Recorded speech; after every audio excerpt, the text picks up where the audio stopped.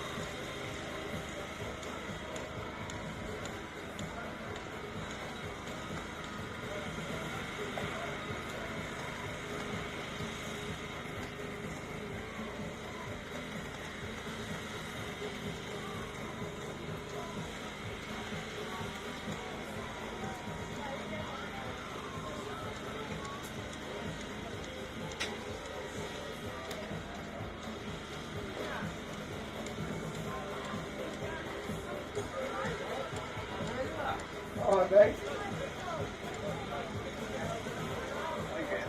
Right.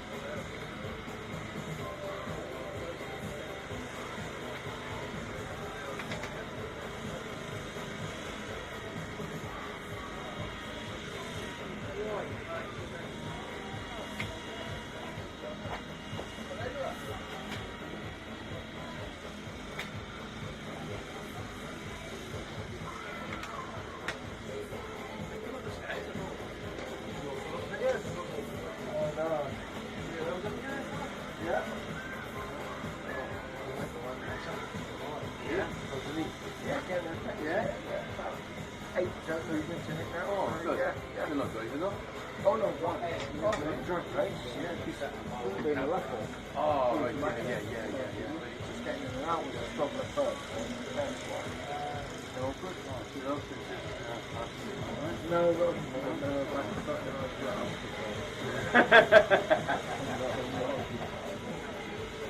very patient.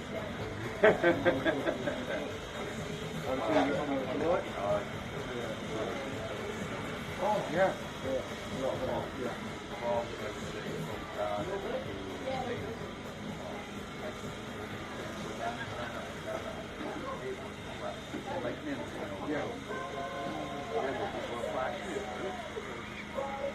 They got to go really there. Yeah, we got to, that's quality Danielle's, recording there. Again, just a lot closer to here. Yeah.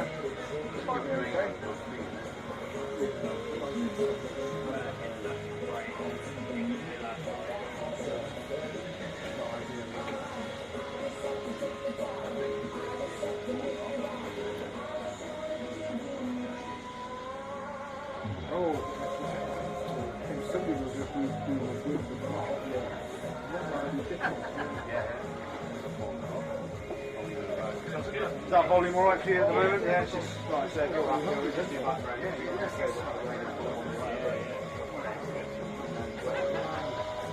It's like me. I can't remember. Yeah. So there it is. The other guy, right? Oh, you know, the bowl's really well up high. Watching it, words literally word you. Yeah, good night.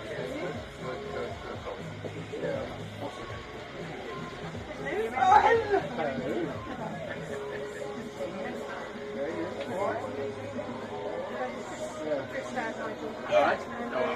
Bring it in. Sorry? Charlie. Oh, alright.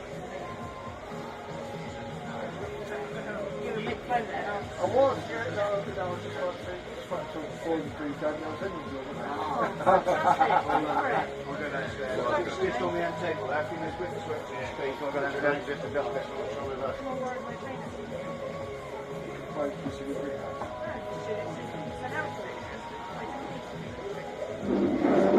She was in the scouts, wasn't she? Be prepared.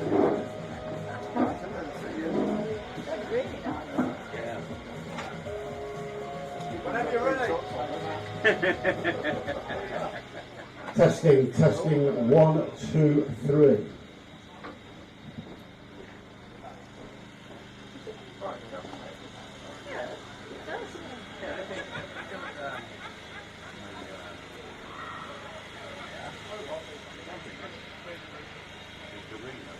Got some more of that?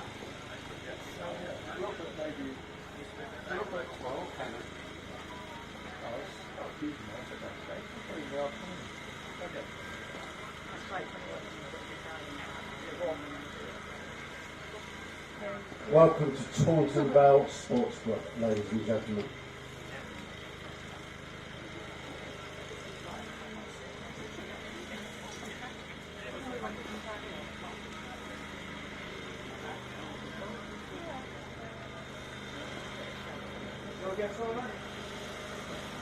Welcome to Taunton Vale Sports Club.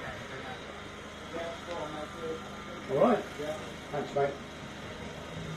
Michael next.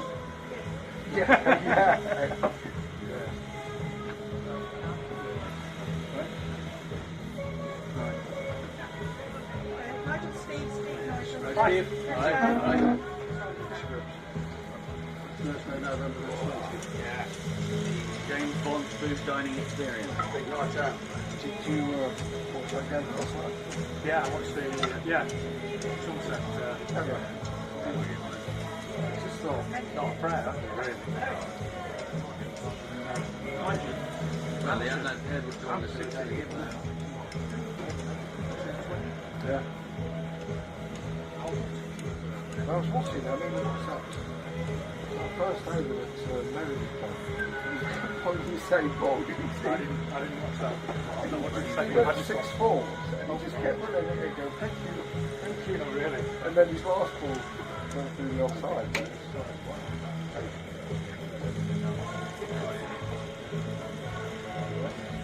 Well, they had little 6 in.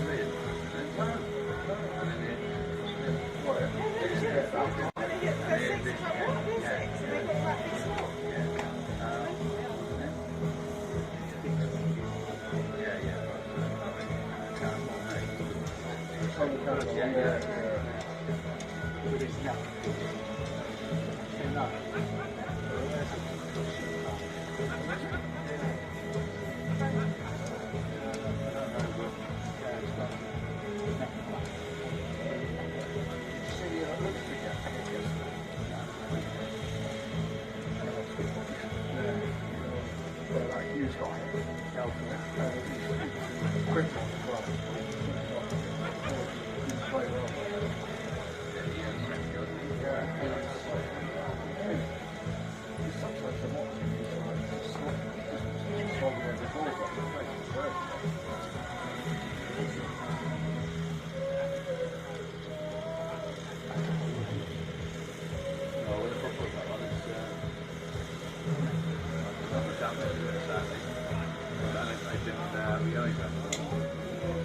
No, I can't get here.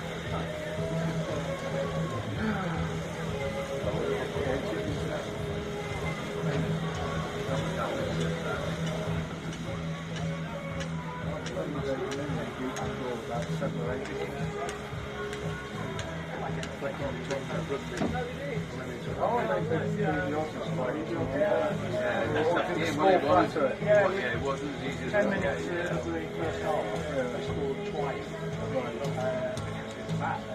7-5.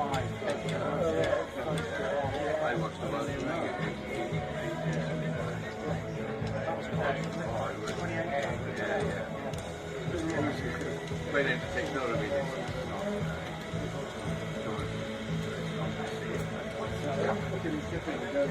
Yeah. But no, as an entertainment, Oh, right, it was a really good game. Yeah. Technically better, right? Yeah. The women, Offloading and because they stuff. do it properly. Yeah. There's so much offside, you know, people on the ball. It's all in the men's game.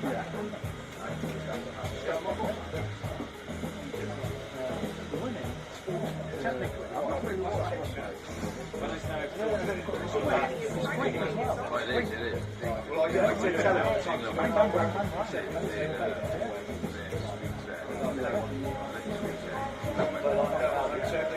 Who's the second best?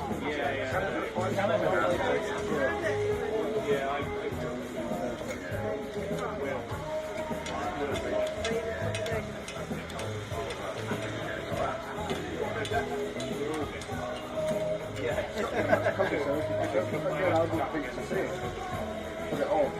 I'm not seeing anything on social media saying what's this. Yeah, 3 games. Yeah, it was 15 goals.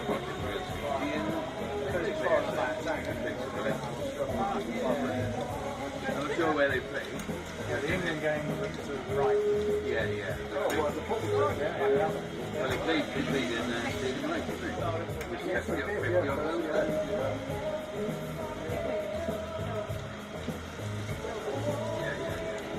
I was surprised that Wales City was over 40,000. Big drop in the middle of it.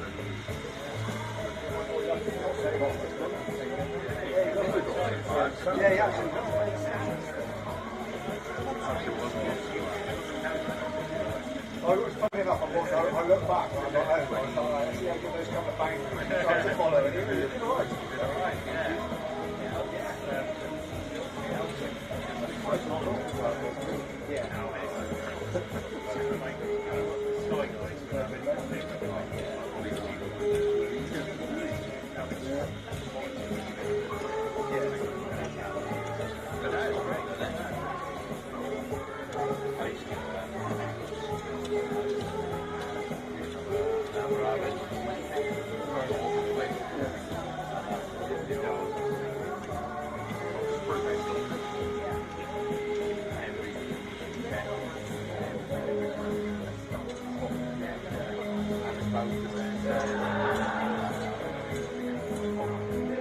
actually get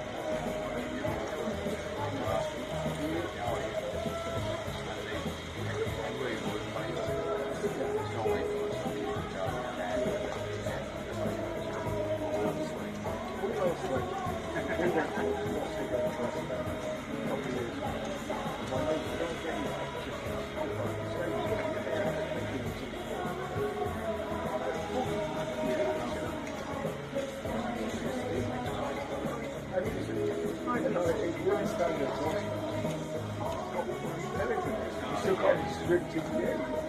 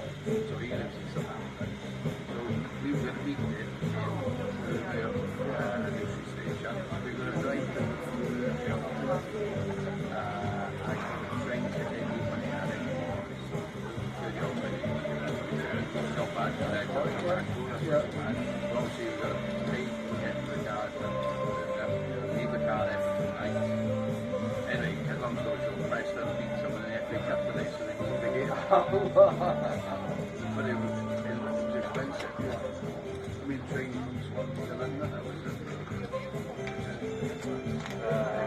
before 9 o'clock. Oh, yeah. Big time. After that, 10, 20 quid.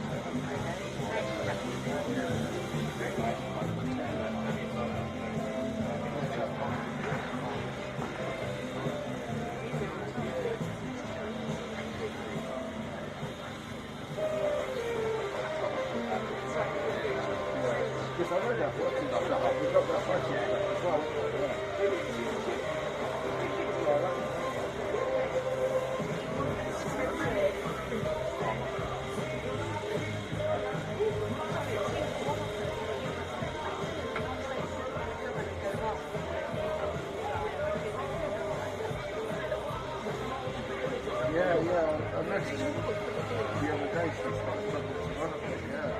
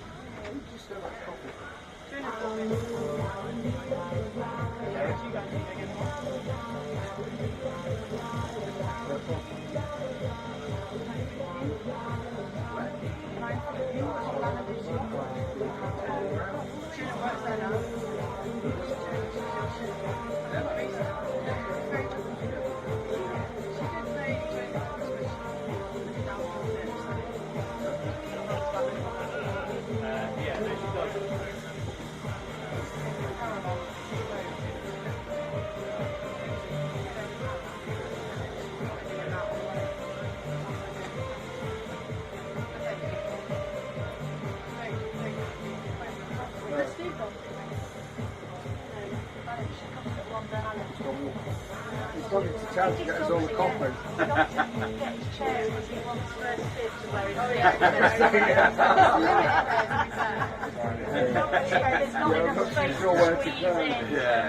Wait till you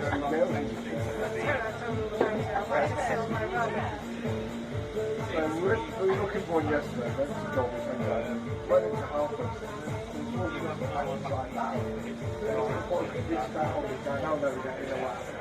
Why didn't you just get a blue one?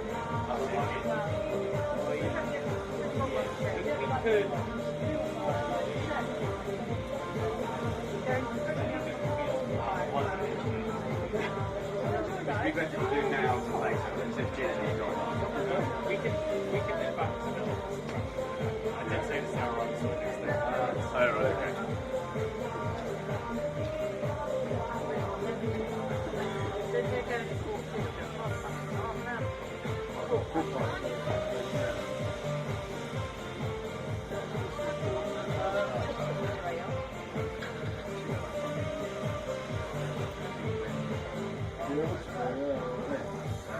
on the first down to you. Sorry,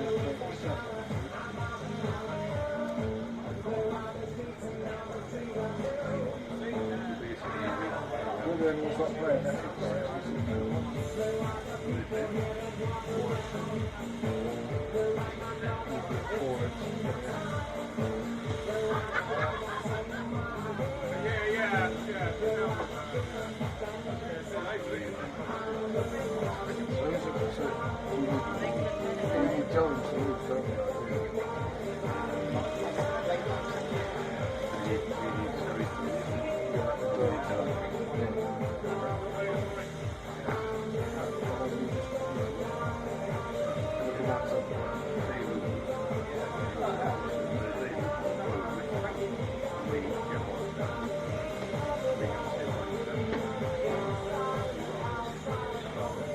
That would be a no.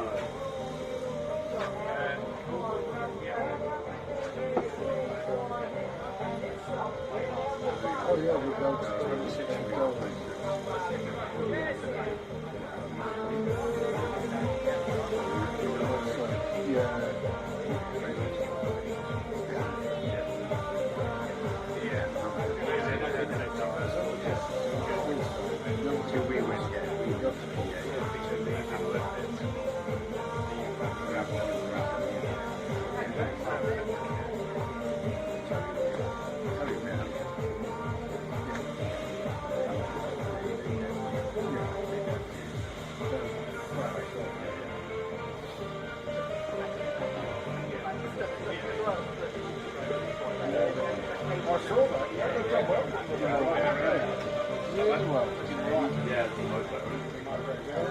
This morning about 8, half 8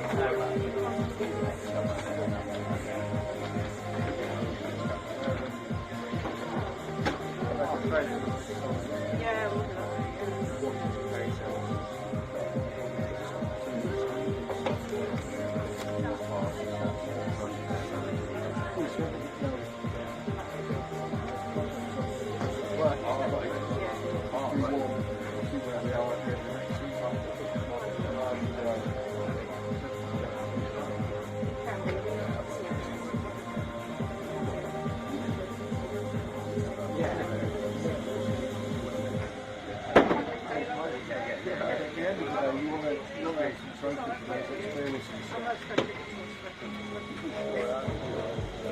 so much time.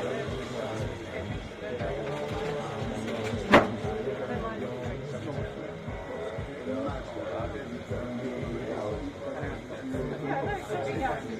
I recognise you, but I was on the roll. No, I'm all comfortable. Yeah.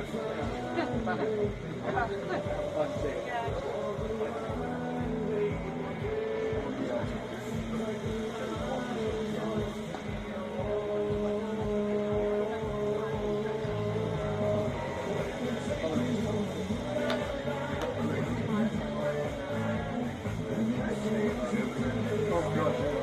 Come shoot for something else, you know. You know what? Yeah, well, that's again, but I'm pretty good. Yeah, you're right.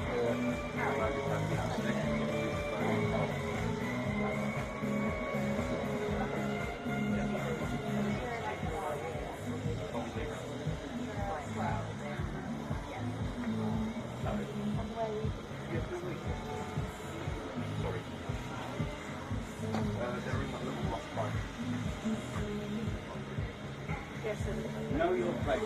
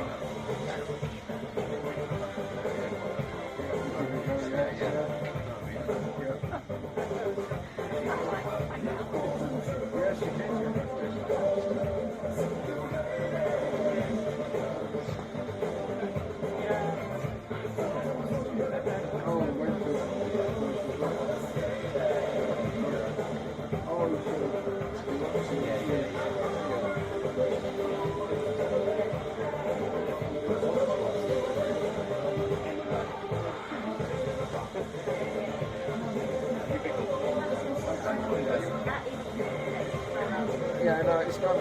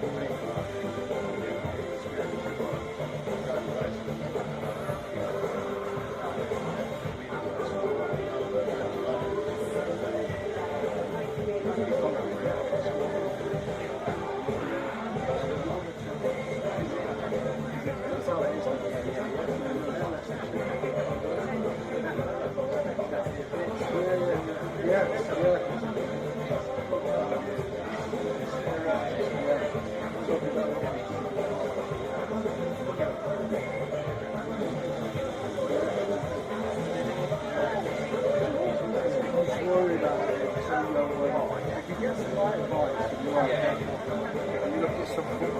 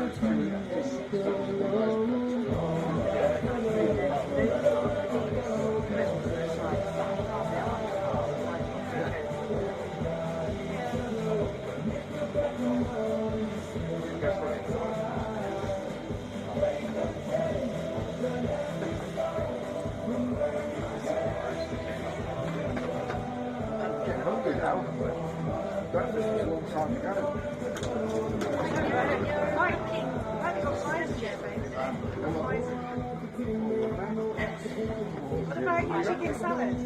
I can have that in tea. I can have that in tea.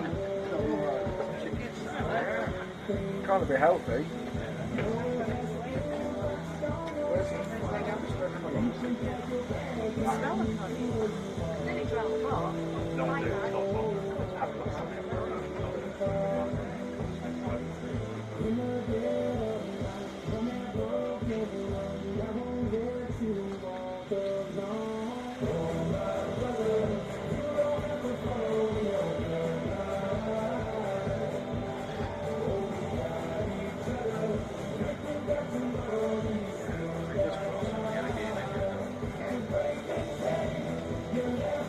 What's the latest word on the tree? It's going to be very difficult to say no to.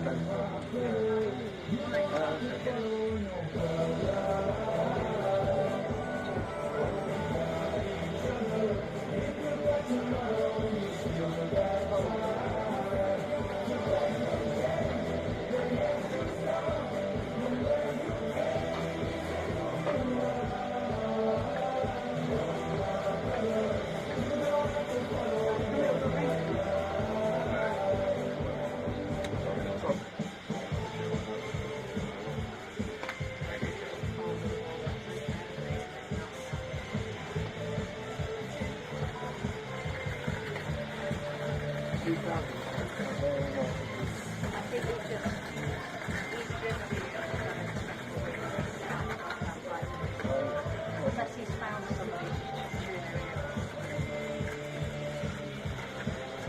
Oh, you're right. She made a day, did she? And it's terrible. She's running away with it. It's calling for when you're in the other 13s. You play capture and you can do it. You play the radio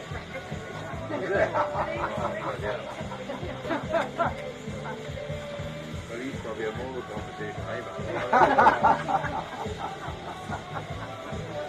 yeah, I gotta go. Alright, okay. Where are they? Then she will fix it. No, we only get to the tick now.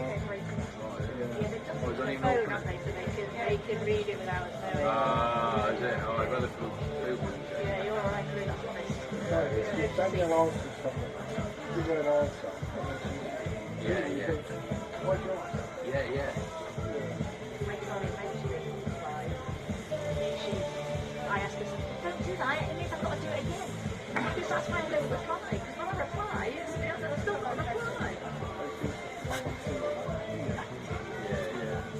I like the ones.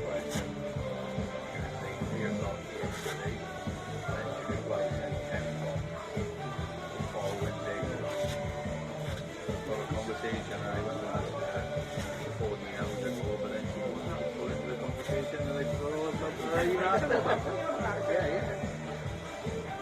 the rock into the phone and it's 14 hours.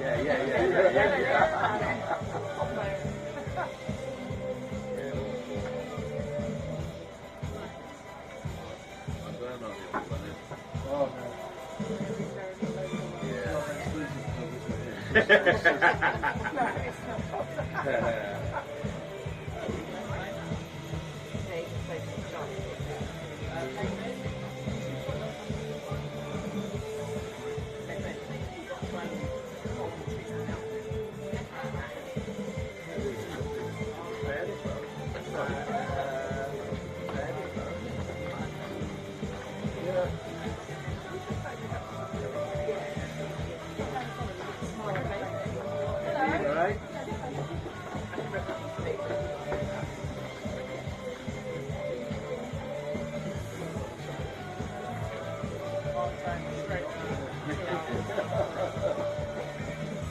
It's 2 o'clock to 4.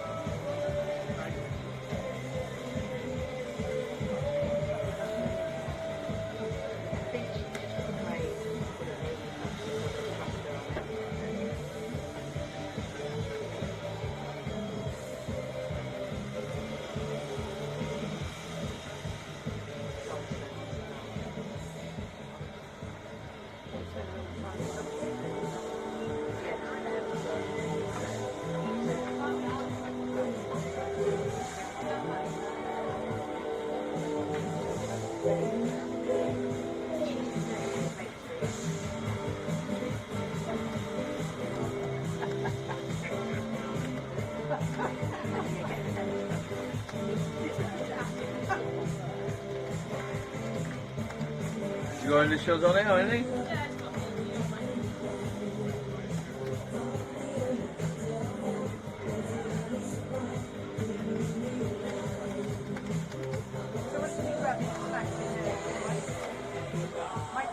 Sorry, Mr. Gibson.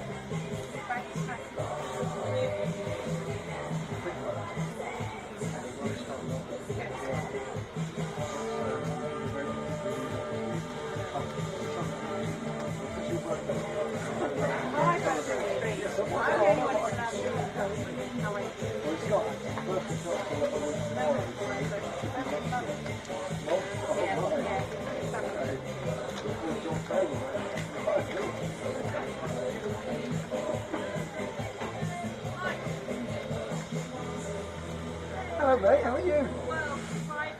What time goes it? No update yet. Thank you.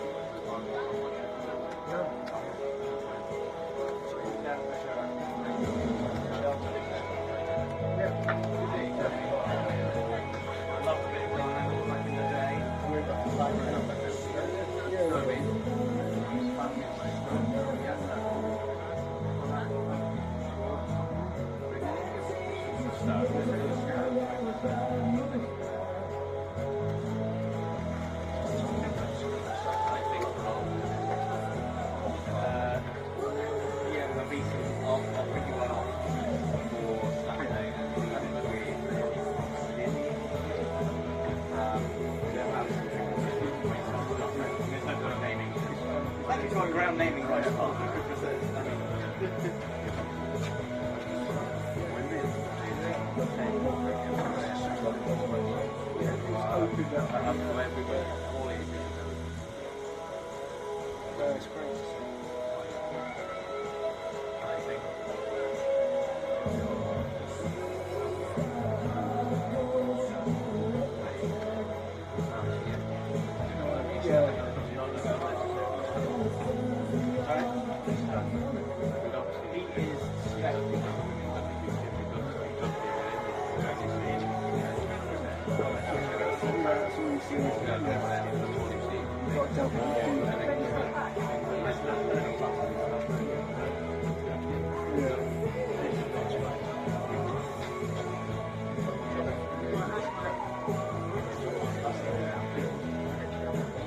I thought he got it. It's last in a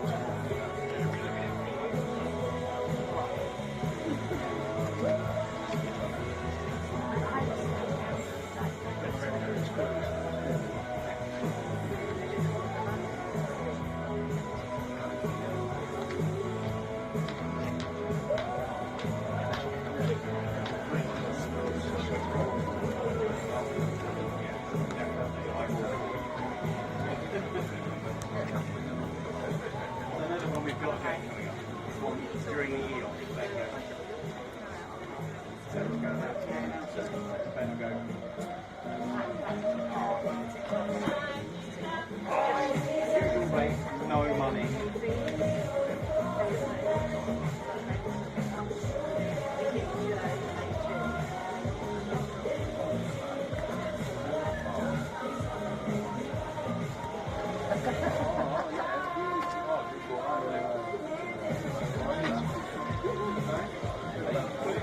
Well, no, I've got 10-year-old. So it's just a case of being exploring. Running around.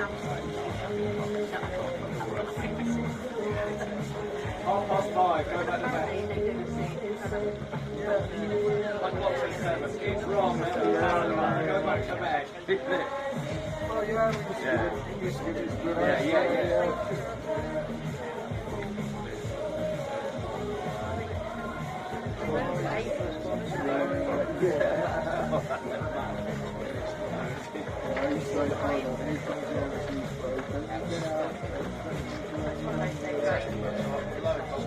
Yeah. certainly in some of the sides of the Somerset players, walk back to it, were about one of the guys in the first Hill trying to cover him, and that's the next one, and the third got the most got the air and come out here.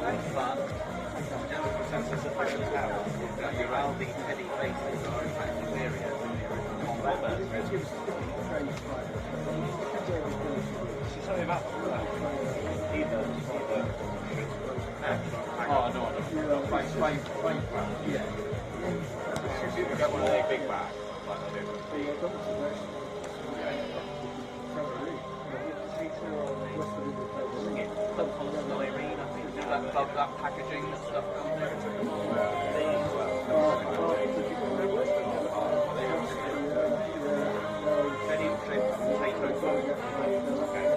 Power's on the way. Yeah, it's currently in transit to Somerset County Ground. Good. Yeah, it's not more wind farm. No. Good. Got a wet patch under the covers.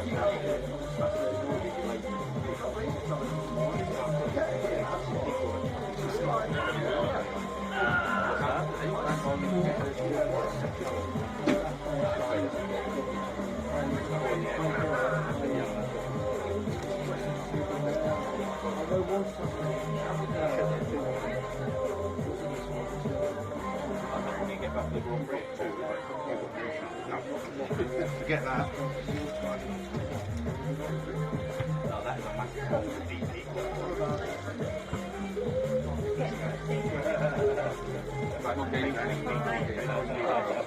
Are you going to get the boss now, are you?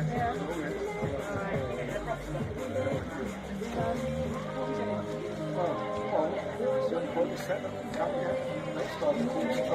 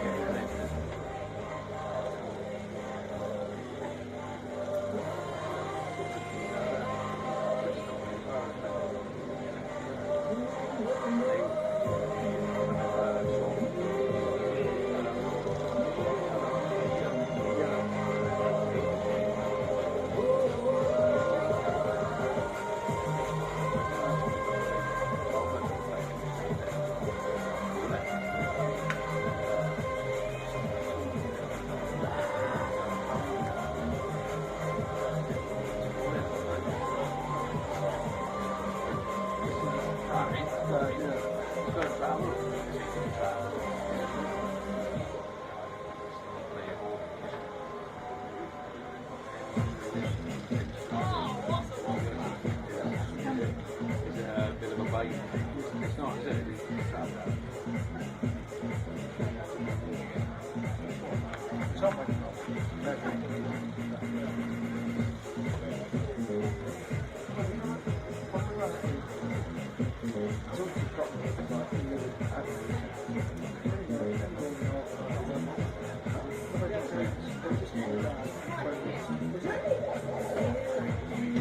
Come out, Daniel's back.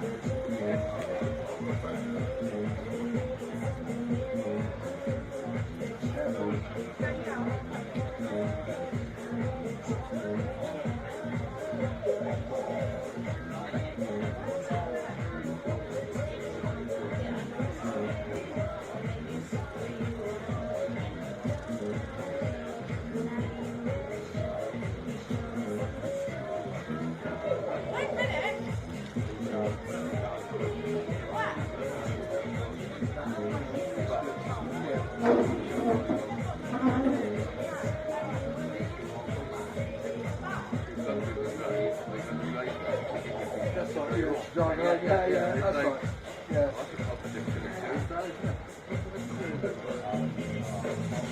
Golden Stones, that's it, yeah.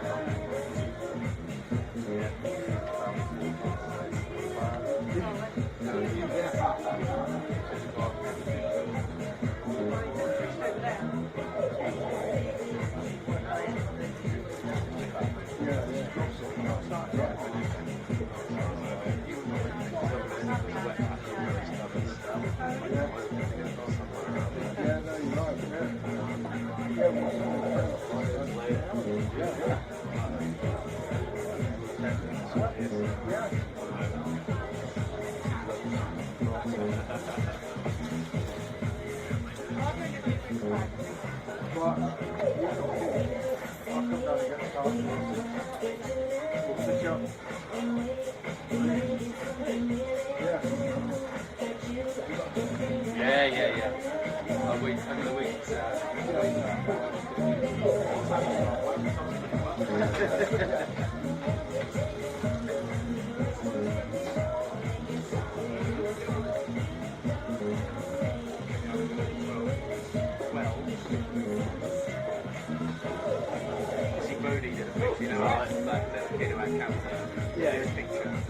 Oh yeah, I saw that. Yeah, I saw that. Thank you very much. Is that going to be? That's a metre short, I reckon. You'll have to move the gazebo now. I think, well, we can't because I'll take the bugger down. What are they? No, it's not much. I was going to say, I've got a spare one downstairs. You can run it from downstairs. Oh, magnificent, sir. Thank you.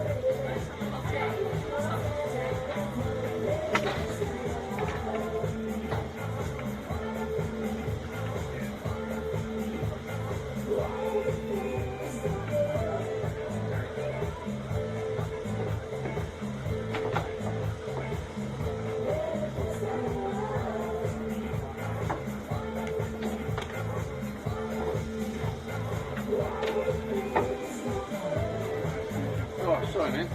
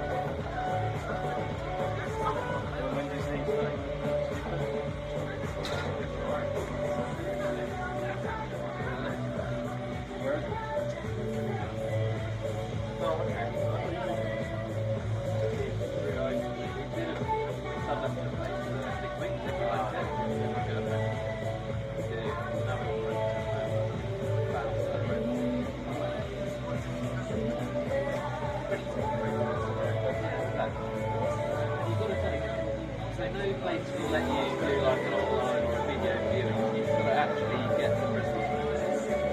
Like for me, this is really good process to get the crystals.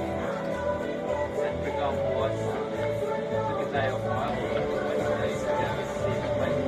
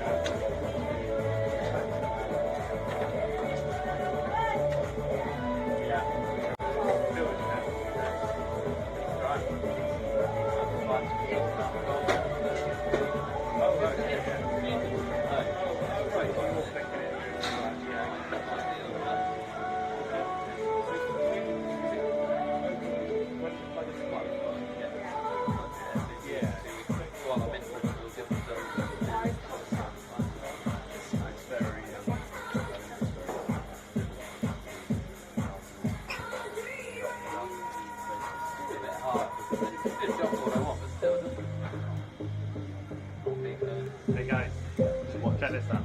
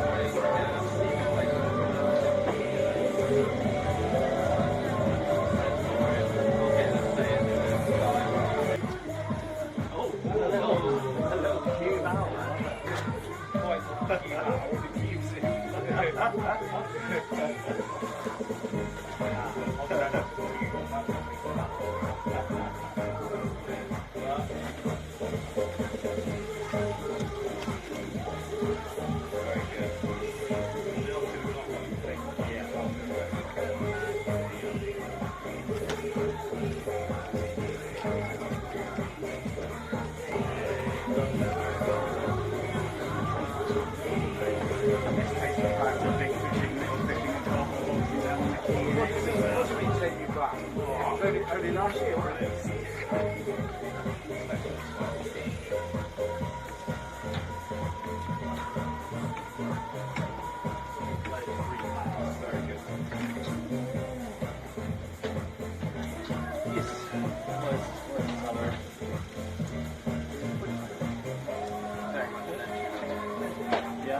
Yeah, I guess that's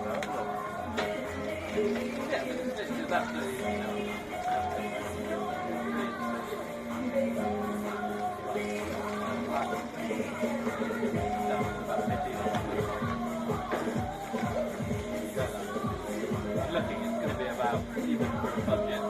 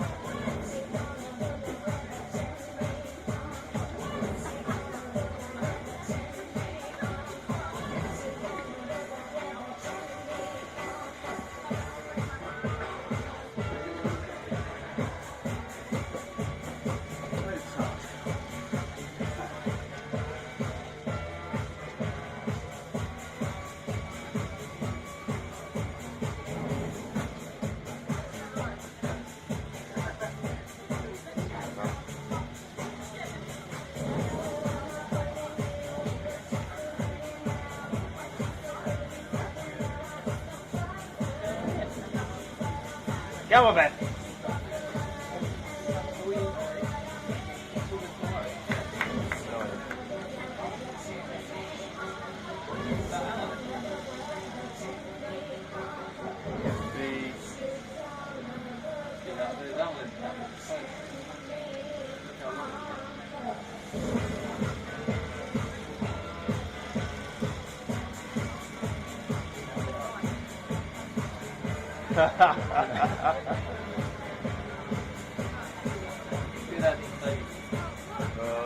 Oh, hey!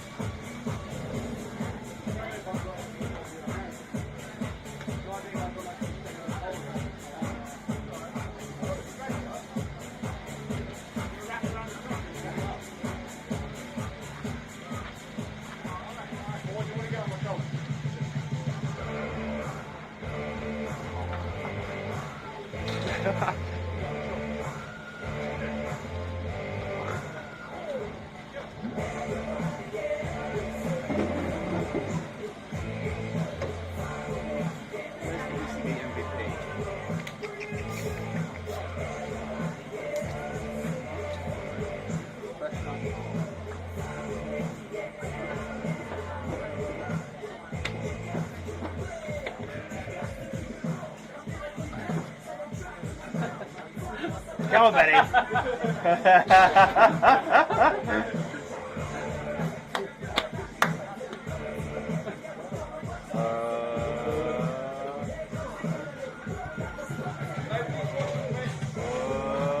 Oh!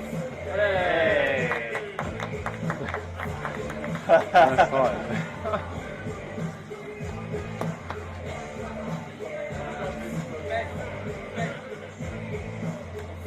You did the hard work there. Yeah. Wouldn't have worked without you, mate.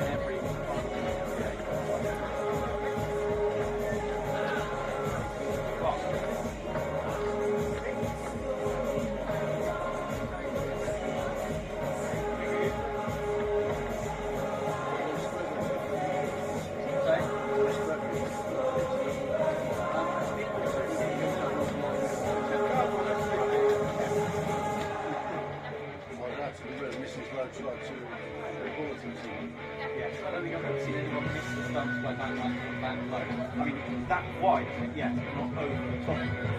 That was quite something to see. The fact that James Drew caught it in the air, thinking it was here, and then just was laughing at it.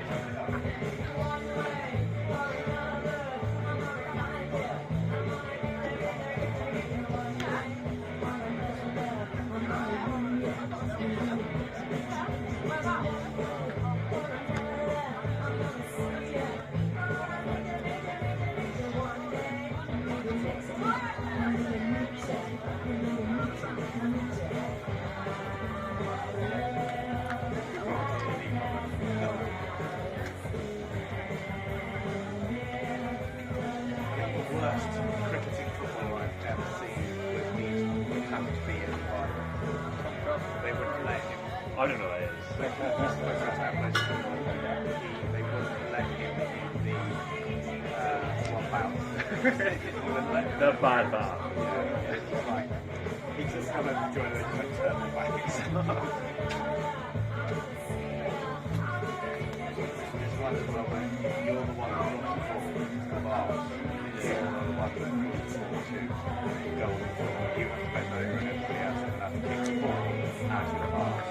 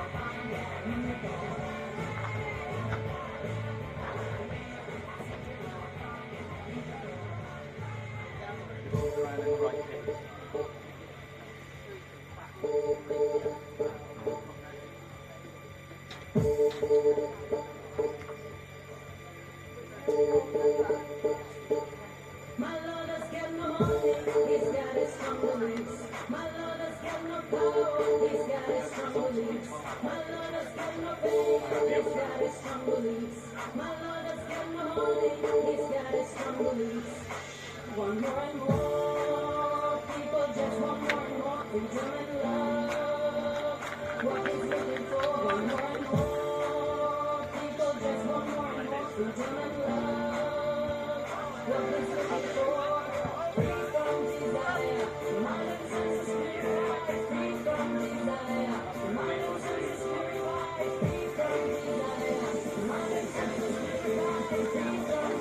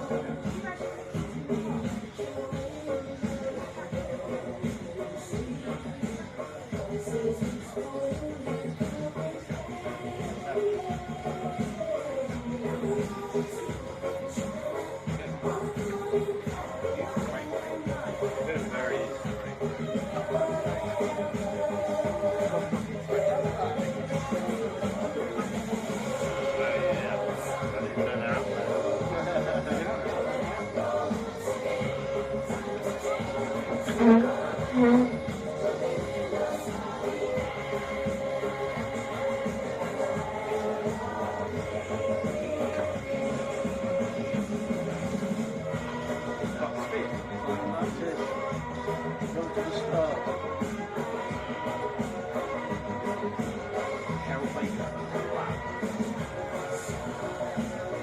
And Bobby Jeans. The band I used to be in, Oakland, Festival, featured Club Spears and Bootleg Weekend. So I've shared a stage with Bobby Jeans. It was on Get Badly known as the Cleveland track.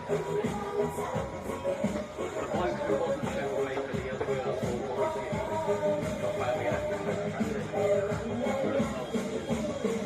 You don't work in radio for about 10 years and not pick up a load of utterly pointless shite.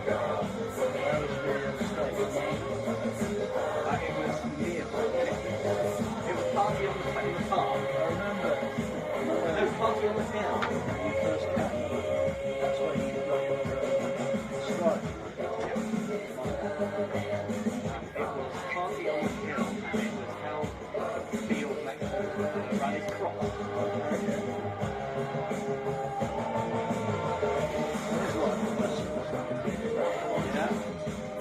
Load of hidden gems.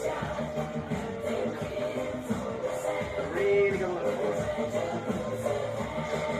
It's alright. There's a couple of really nice pubs to watch it. And they do the annual wheelbarrow race. You've got two of you. We're going for a stroll if you fancy. One cushion. I see it. Doing a lap. I don't think. What's up for a lap? I'm bored.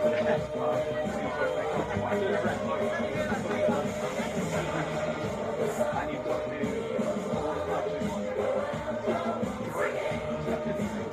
We did it live on air. It was better at the start than it was at the end. Yourself and Drew having for a bit of a mess one.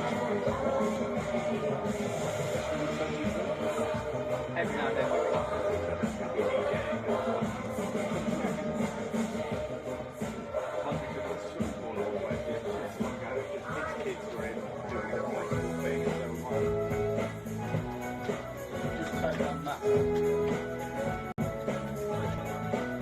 I think what we've done is hang out. It's not raining for 2.5 hours. Basically, just hung around until it starts raining.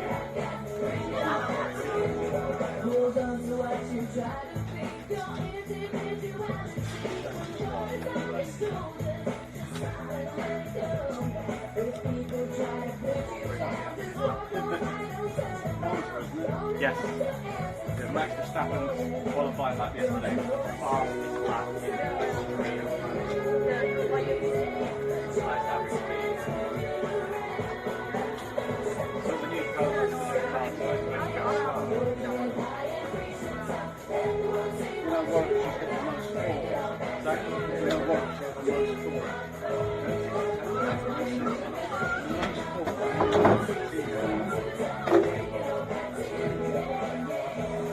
Shame. I love it when the fella took the catch and like this.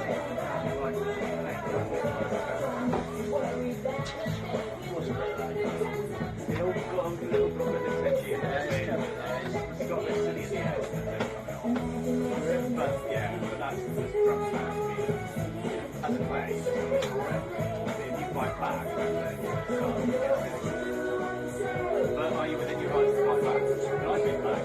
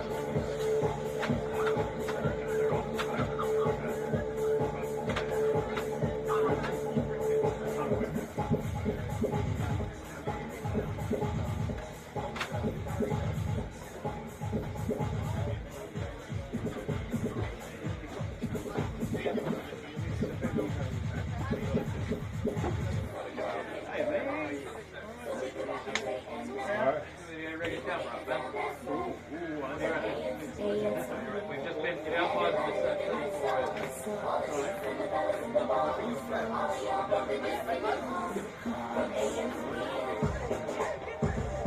you delay it.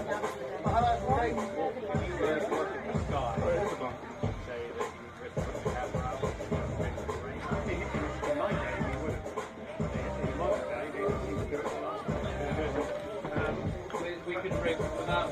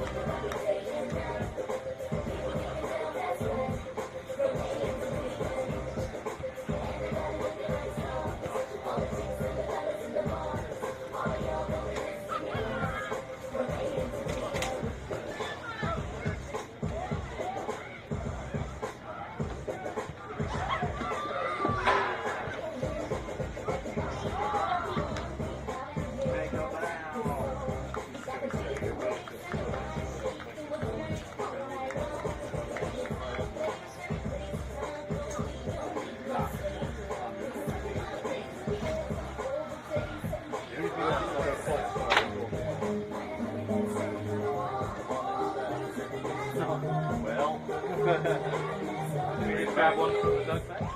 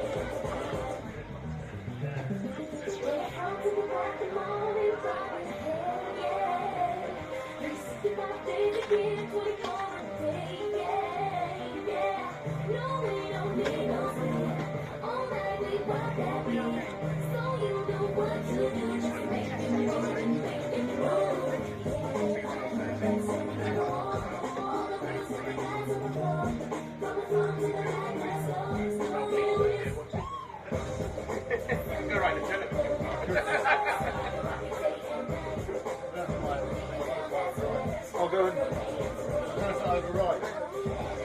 No, that's gone away.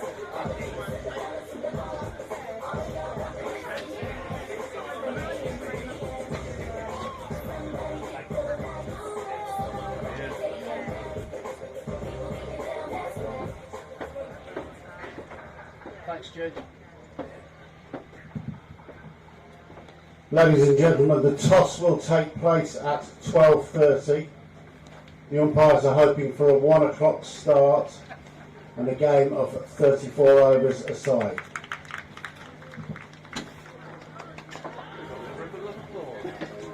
I'm not sure if it's a thing. Let's take it in all.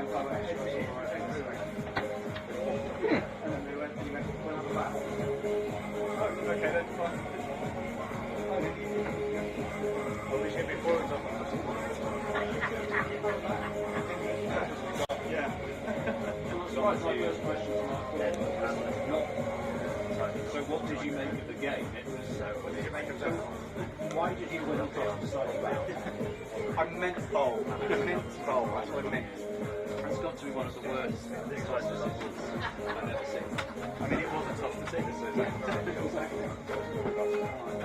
What's happening in the Merseyside Derby?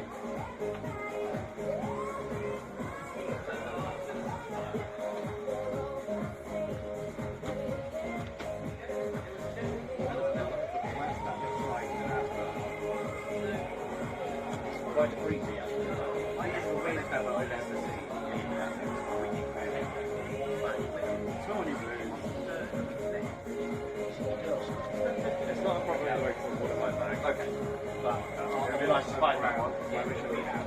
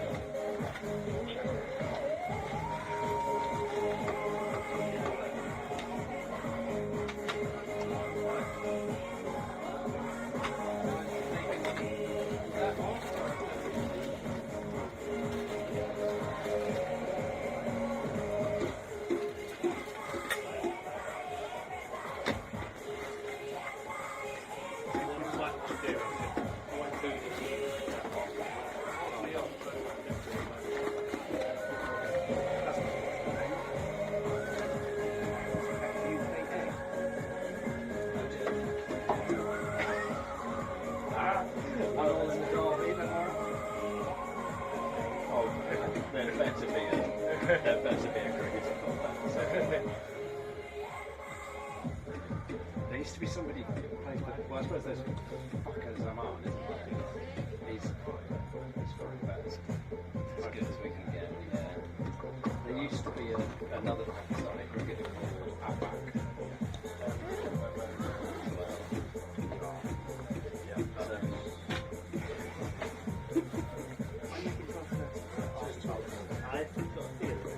It's probably people used to try and do so they don't say trying to go properly. Right, what was on properly another almost sounds rude in that way. Yeah, I think we might have only got one of these, and then we took it back thinking we'd brought two actually. But it's fine, I can find out. Do you still want to about stuff, tying stuff down there? And I'll go grab that one to radio for us.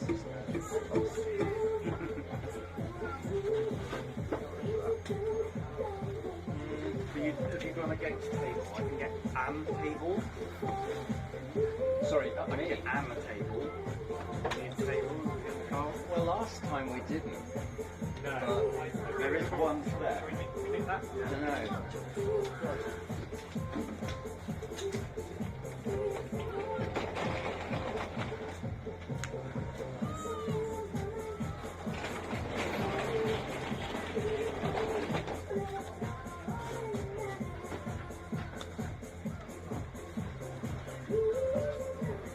Which side? This side or that side? So that camera won't be there for the game. Oh, right. Oh, okay.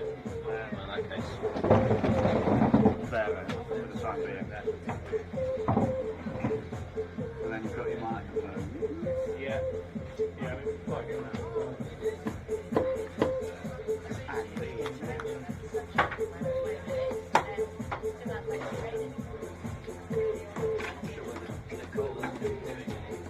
Laptop-related stuff, I must say, after the last game, I just thought I'll bring what's up here. Well, we can get some chairs as well if you want. We can just do a couple of tests once it's Sure. I have, I think it should have made contact with this. It should be in soon.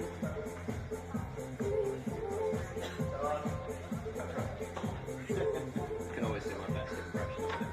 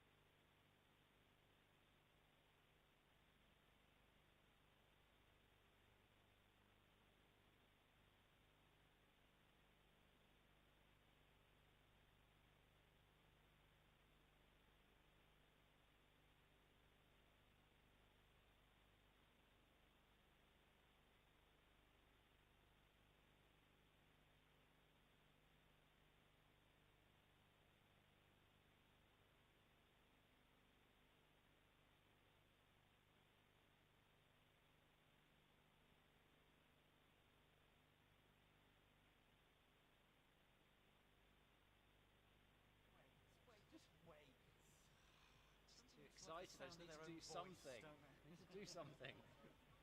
Okay, I'm going to try. Oh, hello. I can see some green movement over there, but it doesn't.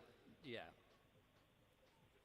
All right. Yes, I'm not going to say anything inappropriate. Good morning and welcome, or good afternoon and welcome to Taunton Vale. It's quite cloudy. It's a little bit wet, but we're hoping to get a start at some point. No idea when that is, but hopefully sometime soon.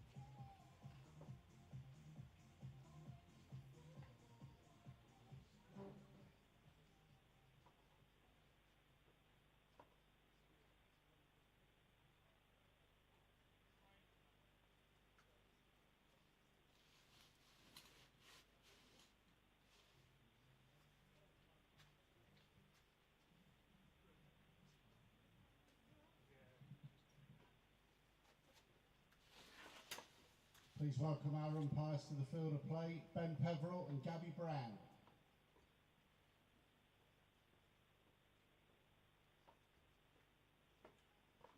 It's going to be a 1:15 start. Somerset have won the toss and field, 33 overs per side.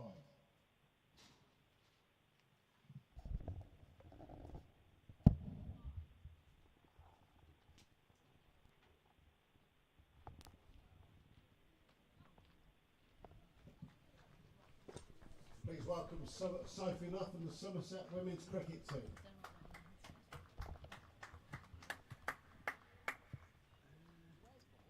And the opening batters for the Blaze, number 8, Sarah Bryce, and number 4, Georgia Boyce.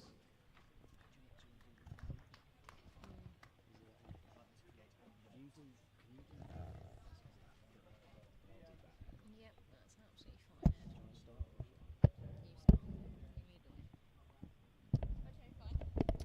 Well, good afternoon, everybody, and welcome to Taunton Vale as Somerset take on the Blaze in this Women's One Day Cup encounter, which is certainly an important one as far as both sides are concerned. Somerset looking to get into the top 4, which they could even do after today with other results pending. But for the Blaze, they're in a great position to qualify for the semi-finals of this competition, and will look to continue the momentum that they have had in this campaign so far. The toss won by Somerset, who've elected to bowl first. 33 overs aside the game has been reduced to, and Somerset coming into this off the back of a terrific win up at Old Trafford, where they claimed 5 points, a bonus point win against second place Lancashire, getting them back in contention very much so for the knockout stages. Ed Seaborn and Nicole Harvey with you for this encounter. We've had plenty of rain, but dry now and ready to go. Nicole, take us away. Going to see Molly Robbins here opening the bowling, and the rain has stopped for a moment. A few sporters in, as I'm sure you might have heard someone shouting. Come on, Blaze. Yes, I noticed somebody in a Blaze top and somebody in a Nottinghamshire top. Robbins in. Oh, that's your end. That's true, actually. I did say I was going to do that end, didn't I? Yeah. The plan's already gone completely to pot before we've even I started. thought that's you. Why are you not talking? Molly Robbins opening the bowling. One change for Somerset, that I do know from the side that took part in the match-up at Old Trafford. Charlie Dean returns to the side in place of Olivia Barnes. After these first 2 deliveries, we are watching from side on. It looks a little bit slow, but we have had rain. Yeah, I mean, it's always quite a good pitch here, so it's quite good for batters normally, no matter when. But we are in September, and we have had, like you say, quite a lot of rain. Don't remind me. I don't want to think about it being September. September's nearly October, and October's basically midwinter. Oh, it's a good delivery from Robbins. And so far, not the easiest start for Georgie Boyce. Boyce, Bryce and Bryce opening. It's quite a mouthful, that. The batting, yeah, it could be easier. But it also could be tougher, because they're used to the Blaze have, what, Graves and Groves, as well as Boyce, Bryce and Bryce. Oh, there you go. Punched away, Nice and that will be the first run just in the singular for the Blaze. A little bit of fumble there at mid-off, but it's just a single. I mean, you would figure this could be quite a decent toss to win. Pitch under cover for a bit, moisture about, potential for it to dry out maybe later on and get a little bit of a batting, but also there's always that possibility, and hopefully we don't have it anymore. The radar looks actually pretty good now that we've started, that hopefully both sides should get an equal number of overs, but there is always that, knowing what it is that you're chasing in a strange over game. Pulled away, that'll be 4. Strong on the pull shot, Sarah Bryce, and just latching onto that, cracking it away through backward square, so the first boundary. Robbins bowling a little bit slow and she's tend to be back of a length, but that was just far too short. So I'll try and rattle through the Blaze side in full at the end of this over. To be completed now by Robbins. Short. Another short one in front of square this time, and 4 more. So an over which started well with 3 dots and a single, has finished with 2 boundaries. So 9 without loss are the Blaze and Sarah Bryce. Strike rate 400. Yeah, I think even if you looked at those first 3 deliveries, they were short, they're back of a length, but I think they were just getting used to the pitch. It was coming through quite slow, and it's just sitting up nicely. To open the bowling from the Hake Hill end, sponsored by the Oakfield Group, number 45, Ellie Anderson. So the Blaze, I mentioned Boyce, Bryce and Bryce, Prendergast, Elwys, Kirk, Claridge, Hyam, Gordon, Ballinger and McCarthy. It is a strong looking outfit. Yeah, they're definitely a strong team, and they have kind of clicked and fired at the right time. So we're going to see Anderson coming in here. Full delivery, flicked off the legs there, nice shot. It's raced away for 4. A little bit too full. That's a confident start from Boyce versus Anderson. Didn't need a sighter there at all. Straight over the top of mid-wicket. It was full, it was angling in on the pads, but you've still got to have the confidence to go straight over the top like that. Yeah, I think she's just got her line a little bit wrong there, just gone a little bit too straight. Straight mid-wicket in there. Well, it's good Yorker though, well bowled. And a dot ball. It's a good comeback. Somerset returning to the venue that they won their first home game at in Taunton Vale, beat Essex very convincingly here for that first home win. Just looking at the field here, we've got deep backwards square. 3rd man on the boundary. Anderson's in, 2 full. Got her line wrong again there, and that's flicked away. A lovely shot, well watched. Flicked away down to fine leg. Boyce moving on to 9. Just a little bit too easy there at the minute. We just hit the wrong lengths or the wrong lines, or both at times, and the Blaze batters certainly have made the most of that. Yeah, he certainly can't be there without a fine leg, and Sophie Luff might. Well, she's not at the moment going to plug that gap. Anderson has been really good with the new ball for Somerset, so she'll trust her at least for now to hit that top of off. Good length delivery, just holding it a little bit back of a length there. Good carry. Yeah, I was thinking back to that game earlier in the season. We did see, I think, certainly at least one catch at slip. I think we saw a couple of slip catches, so there is decent carry. It's good shape there from Anderson, just moving away, just teasing outside the off stump. Could be a chance there. 2 full and a lovely shot. Boyce has just leant on that one, held her shape, barely hit that at all. And that's raced away through extra cover. I think it just shows this is a good pitch. Both for batters and bowlers. There was enough in it, that ball before, there was good shape. But at the moment, like I said, they've just got the line or length slightly wrong. And those batters can just hold your shape on a pitch like this.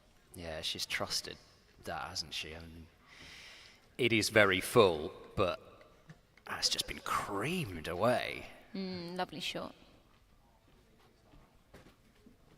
Anderson there, just not quite ready as she comes in on a run up. Just going to turn around and start again. Mid on, mid off. Straight mid wicket, extra cover, cover, backward point in the ring, and a slip in play. Anderson in back of a length, worked off the legs there by Boyce. They might come back. I think that's going to be a 2. Oh no, well picked up there. It should have been. Alex Griffiths just come out of slip and got that. Only come through for a single, and that is the over bowl. 2 overs gone, 21 on the board. Not a great start here for Somerset. A little bit too expensive at times. Just need to rein it in, get the line and length. back on. I think there is enough in it for them. What's the chat when you're approaching a 33 over game? From Somerset's perspective, I guess, in the field, it's maybe slightly easier, is it? But how do you go about deciding what a good total is? How do you pace a 33 over game? Yeah, I think setting is quite difficult in that situation. I think it's not a T20, it's not a 50 over, it's far from. So it's almost just playing the ball as you see it to start with. And it's a misfield out there.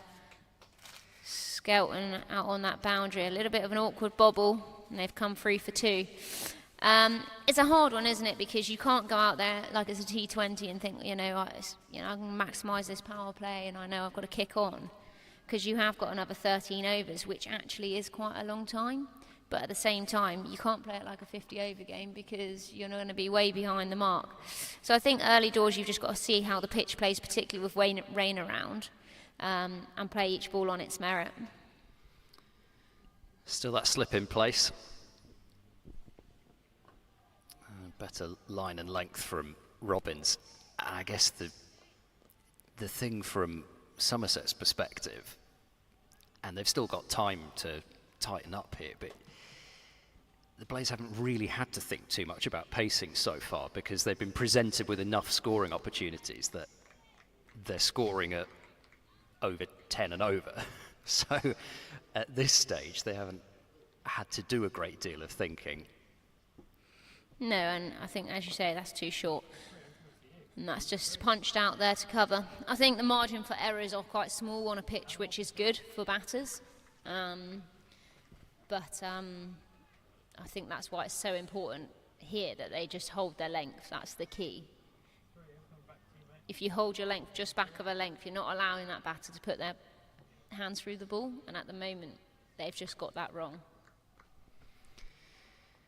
Lots of spin options in this Somerset side when the time comes for that. As mistimed for the first time by Sarah Bryce. He's not had a great deal of the strike so far, but 2 cracking pull shots when she had faced it. Yeah. But Somerset with Dean as well as Wellington and Skelton. Heather Knight took 3 for when the teams played here. Oh, when Somerset played here, I should say, earlier on in the competition. Slower ball there from Robbins, nice. Good option. So you would figure that spin would be a factor again. I think we even saw a short leg in the game against Essex. So on top were Somerset. I think it was Alex Griffiths. I'm trying to remember. I think it was Griffiths who went under there. But they're certainly going to want the Seamers to do a job in the power play. Can Robbins finish what has been a tight over? And it's driven out through backward point. There'll be a chase and a dive and a stop. And they'll come back for 2. So 5 off the over, which makes it 27 without loss after 3. Yeah, a slight pull back from what was 10 and over. But as I say, just a fraction fall there, and Bryce has just lent on that one. Spencer's just dropped a sandwich or something to my right. It's brie, bacon, chilli and wood chips, nice, I think. But it didn't look so nice on the floor. But there we go. 27 for naught.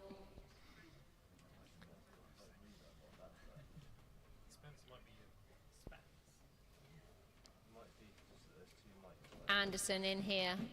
Good delivery from her and good carry coming through. Boyce just on the top of the bat there. So Blaze currently 3rd in the standings. I was about to say, they haven't really got that much of a cushion, to be honest, because of course you can always pick up 5 points. I don't think it looks as though Durham are going to pick up 5 points today, but standings are always a bit closer with that bonus point system. Well, they seemed as though they kind of liked that, but tell you it what, seemed fairly leg-sided. Sure, they've come back for 2 as well. They've run well there. It's hardly gone. It's quite a lot inside the ring there, and Bex Hodges has got nowhere near that. And the batters have run 2 to shorter than the 45. Yeah, and considering that they didn't take a 2 to much further than that in the previous Anderson over, Yeah. they obviously had a little bit of a think about that and actually have decided they're going to push things.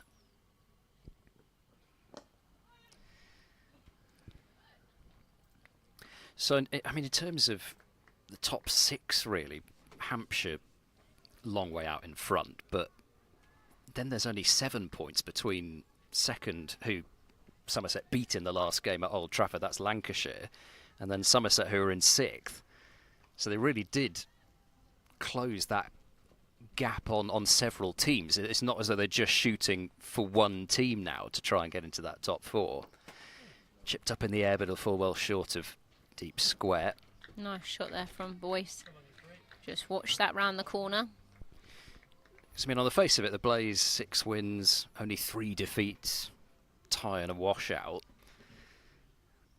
But actually, Somerset with as many wins as losses, not that far behind. But only 2 games left after this, and Somerset do have to make the trip If to they'll go Hampshire. some, yeah. Oh. That's a swatting pull shot, which in the end is only going to bring 1. Quick work from Skelton out there. Bryce, she didn't quite get on that as quick as she normally does. She's very quick. She's got good, fast hands as well, but almost was a little bit of a swat, as you said, Ed. But she did play it down, didn't she? Which Was well is always the controlled. important thing. Yeah, it did kind of get big on her, but still down into the ground. Full delivery, and that's going to go away. Third man there, Robbins, just going to pick that one up for a single. So a couple of better overs for Somerset, but really after the first 2, they would love to pick up a wicket. Yeah, 31 now from 4, a little bit more like it. Just 4 from that over.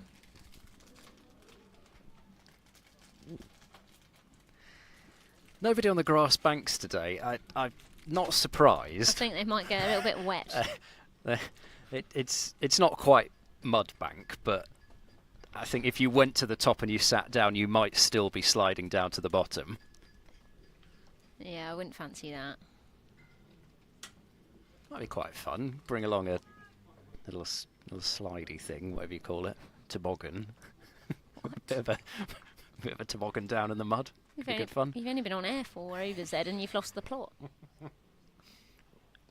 That would imply I had it in the first place. This is true. Dot ball there from Robbins, just defended. Boyce inside edge onto her pad. It is September, Nicole. There, that is true. It's been a long season. Still got another month, probably. Near enough.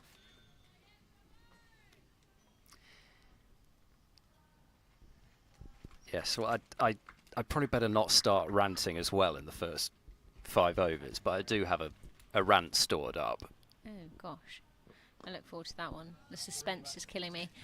Good shot there from Boyce. Driven out and a misfield, looking for 2, but just going to take 1. Probably a good call there not to run on that particular misfield, because Skelton has that ability to recover quickly and get a strong throw in.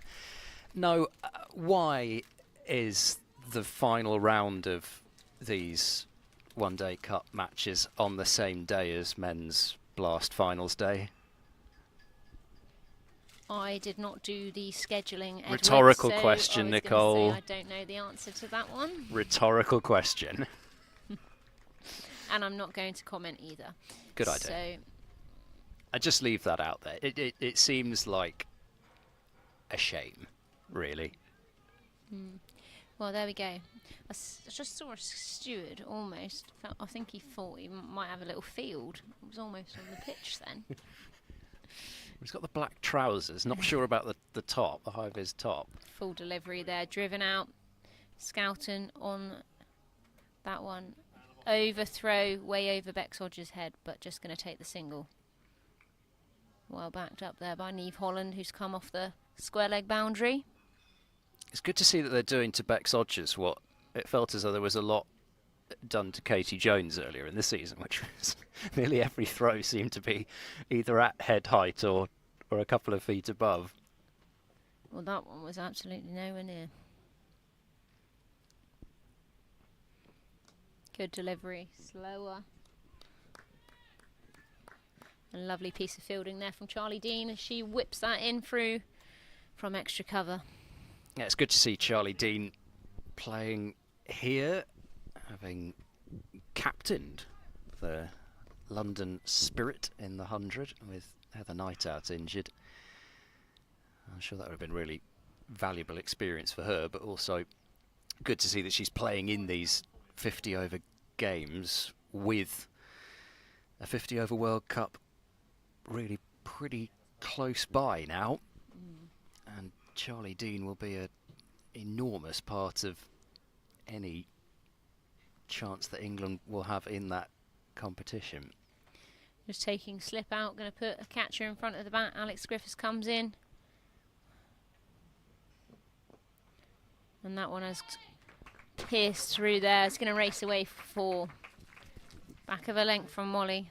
Well played there by Boyce. Controlled through third man. Blaze moving on to 34. 5 overs gone now. Yeah, it's a shame. Last ball of the over. It wasn't too far off from Robbins, but just enough width that Boyce could pick a spot through that offside field. And what a useful player. And I don't mean that in a... So often you say the word useful and it ends up being damning with faint praise. But when you think that at times in this competition the Blaze have had Tammy Beaumont opening the batting, they've got Amy Jones on their books as well. But you've got somebody like Georgie Boyce who can just come in and open in the batting and score big runs when Beaumont's not about, or possibly slide down to 3 or whatever. Anderson continues and driven out to cover. First touch, I think, for Niamh Holland out there. And she did back up that overthrow. Yes, that's true. First touch actually fielding the ball. Still sticking with the slip, and when Somerset have had success this competition, it has often started with Anderson getting them going with that new ball. Full delivery, and that has come back in on. That is going to inside edge down to fine leg, but very unlucky there. Well bowled from Anderson, a great delivery. Just going to watch the replay in a second. Slightly. A little bit of in movement there, yeah. Just definitely. come back in late on Bryce and cut her in half. Really great delivery from Anderson there and really unlucky. Blaze moving on to 38. It's ended up being the perfect shot from Bryce in that she's just got it enough inside edge on it that it's not gone onto the stumps, and then just getting the bat in front of that pad. It's nearly LBW. Pulled away out through mid-wicket, and that will be shot. 4 as well. The outfield not looking that slow despite the rain that we've had. And again, she gets herself into a strong position there, Bryce. It didn't really bounce up massively on her. I don't think you're going to have much joy. I'll be honest, that bowling actually short. wasn't that short. Yeah. It's just She's really just rocked back on it and stayed in quite a low position, yeah. Really well played. You know, you look at Robbins' overs, they have been short balls, whereas that is actually just really good shot there from Bryce. Anderson, I think there's something there with her run-up. That's the second time she's just had to pull out from her run-up and reset. I'm not going to say it's the yips because it's definitely not. She's been bowling quite well, but there's something there. Might be a little bit slippy from the rain we've had. As she comes in, and again, same again. Can't quite get that run-up. Yeah, it's quite early in the run-up, isn't it? It's not even like near the foothold. Yeah, because I was wondering, they are really bare, those pitch ends, but before that, there's a little bit of a slightly more brown patch as she's running in, and yeah, 3rd time now. Tell you what I can see looking out here from this peculiar setup, but quite nice. I can see a little snug, a little brolly, with almost like what looks like a tail. So it drapes around the two people sitting at that table. Can you see it, Ed? Yeah, sorry, I just incline my head round the pillar and I can see what you mean. Yeah. It's Quite a little cute little setup there. Anderson in there, back of a length, defended by Bryce. Have they brought that? They must have done. That's some serious equipment to have just lying about to go It's an to the cricket. umbrella tent. It's good commitment. Yeah. So yeah, I'm going to try and get that a picture of that, and we'll pop that on the stream at some point today, I'm sure.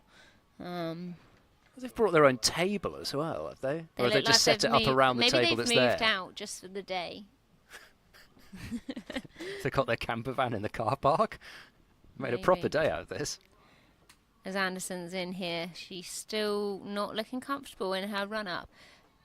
Looks like she can't quite get the tempo in her run-up. And almost just losing her rhythm.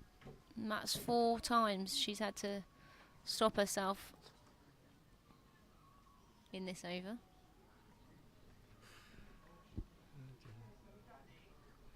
Luckily it's only a 33 over game, because otherwise that would be a long game.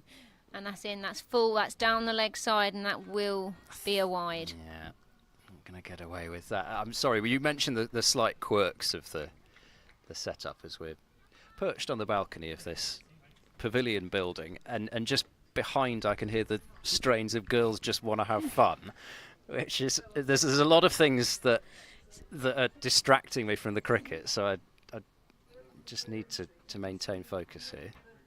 Yeah. Stop distracting me, Nicole. It's not me. I'm just sitting down watching cricket. Anderson in here, defended by Bryce. Good delivery. Poor throw there from Gibbo as she has come in. And Bex Odgers has got that one round her ankles. So that's what pads are for. So it's unfortunate for Anderson, really. I mean, she's almost run in for an over and a half here. In fact, more than an over and a half. And she's gone for 9, but one was a shot played off the top of the stumps almost on the pull shot, and one was an inside edge. Full delivery driven there, well attacked by Gibbo. And a good stop there, cut off at extra cover. And that is over bowled. Plays now 47 for naught from 6 overs. 27 overs remaining in this innings, as we are going to see Robbins come again. So I'm guessing the power play is going to either be at the end of this next over, or it is going to be. So we're not going to have one of those power plays that stops in the middle of an over. Has been known, but we're not going to. One of the benefits of the setup is that I can get the nod from the PA announcer without me having to go into another room. Robbins for her 4th then, so they are going to bowl unchanged in the power play. Somerset slip out and short extra cover in the eye line of Georgie Boyce. Driven off an inner part of the bat. They'll probably take 2 here, will they? No, they won't. Well cut off there by Neve Holland, and Danny Gibson running around, chasing and cutting that one down. Just going to get that single. Does look a bit shorter, maybe towards us. I haven't actually perambulated the ground, I must say. What, I didn't you really come in the... haven't actually walked it and No, taken I haven't steps got my tape or a measure out, I'm measure afraid, out either. then? No. What's a shame, Ed. I thought you would have done that. 9 o'clock this morning. Didn't really bring the footwear for walking about the grass. Oh, boots is a good option. For keeping your feet dry, maybe, but I'm not sure for the boots themselves. So deep cover, deep forward square for Sarah Bryce. Short delivery, and that's going to be punished there by Sarah Bryce. Oh, long barrier from the security guard. What a steward there. That's a fantastic piece of fielding. Sign him up. Get him he in finals day. He didn't quite field it cleanly, but technique-wise, that was not getting past him. Get him a contract. Lovely. He's trying not to look quite pleased as well. There are a few spectators around That's him. quite cute. That is quite cute. He was so delighted with himself. Just a little smirk. Overpitched this time, but driven to backward point. Brilliant piece of fielding there. Fran Wilson. They do have protection in that area, that short third backward point and, well, pretty much point, although still just behind square as well, and a deep cover. So at least they are doing their best to try and protect that drive. But so far, Sarah Bryce has really thrived on that pull shot. Cut in the air, that's going to be over the top. And away to the boundary for more. Robbins has really struggled with her length today. It's either too short or too full. And not on the money at the moment. Quite expensive, 25 from 3.3. She just needs to try and settle in here, but at the moment, like I said, she just looks like she can't quite hit her length.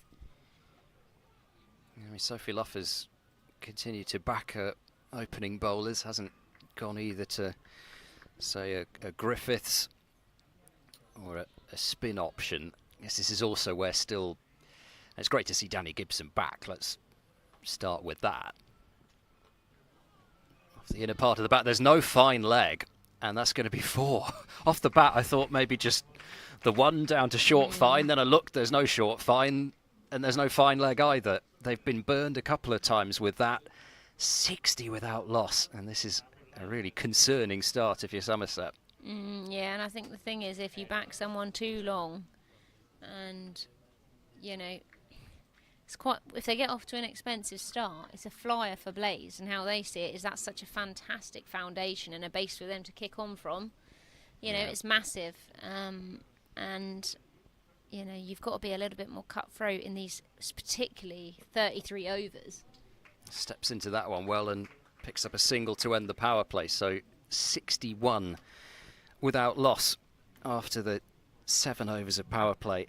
And yeah, I think it is where, I was going to say, if you had a Danny Gibson, you'd have that maybe third clear power play seam option, but they don't. So then they'd have to go to either Griffiths, who has tended to bowl more at the back end, or to spin inside the power play. And I'm sure Sophie Luff would have been thinking, well, there is at least swing out there, so maybe an opportunity to take wickets whilst that's there. But yeah, it hasn't worked so far in that power play, and now there is a lot of pressure on these admittedly experienced and serious quality spinners that are going to come into the attack. But as you say, the Blaze have got this platform. Going, yeah. And they've got 10 wickets in hand, and they bat very deep. The momentum's set and the tone's set. You know, that's my issue. Dean in here, full delivery. Bryce has gone back to that one, just defended there to backward point. I think the point I was making was you almost have to be a little bit more cutthroat. Yes, you might go, I might get a little bit more movement from Molly and movement from Ellie Anderson, you know, but at the end of the day, if they're not hitting their lengths, the movement's irrelevant because it's going to the boundary. So, you know, you've got to be cutthroat in those situations, because otherwise, naturally, your confidence is down and the other confidence is up, you know? That's how I'd see it as a player. I'm thinking, happy days, 62 off 7. I've got 10 wickets in hand. I can really go some now and play it like a T20. I'm liking this ruthless attitude, you know? by the way, as well. But, you know, that's how I'd see it from a playing perspective. 25 overs, let's go. 10 wickets in hand. There's bounce there from Dean off quite a full length, but it's down the leg side. And another and when you've free got options, run. You know? Yes. I didn't mean that to sound ruthless, but, you know, it's professional sport and... Oh, yeah. No, I think you've just got to be honest, haven't you? You know, honesty is probably, you know, the best way forward there. Ruthless. One bad over, you're whipped out of the attack with Captain Harvey. Yeah, you have to be, you know, because if you go for 12 or 13, 14, if you lose by 12 or 13, you think, well, I wish I didn't go for that option. You know? You can always come back. And oh, that's all right. You can always come back as long as you just don't fail again. No, there'll be another 1 over spell for you. It's an opportunity to learn. Let's make sure we have a positive attitude, Edward. Learnings. Exactly. Misfield there from Luff. As Dean comes in here. Well bowled there from Dean, and a good bit of encouragement there from Wellington, just trying to create a little bit of an atmosphere out there, which at the moment looks a little bit flat from Somerset, I think. Yeah, I see Gibson sprinting in as well she's there, creating getting a close nice to the energy. batter, and She yeah, is creating a that nice sort of thing energy. is quite important. Oh, That's a really good bit well of bowling, bowled. yeah. Really lovely ball there from Dean. Good shape, good pace and dip on that ball as that one comes through. Dot ball from Dean as she goes for 3 from that over. Blaze now 64 for naught off 8 overs. Well, she's had about as much of a break as she's going to get pretty much since the start of the season, and then what's going to be quite a possibly innovating World Cup schedule, given that they've stuck those games at just about every corner of what is one of the largest countries in the world. So that hasn't exactly helped from a travel point of view. Although I think it has been pointed out that, surprise, surprise, Eco-friendly India travel. India are staying in Mumbai for, I think, nearly the entire latter part of that competition. But that's just the way it goes.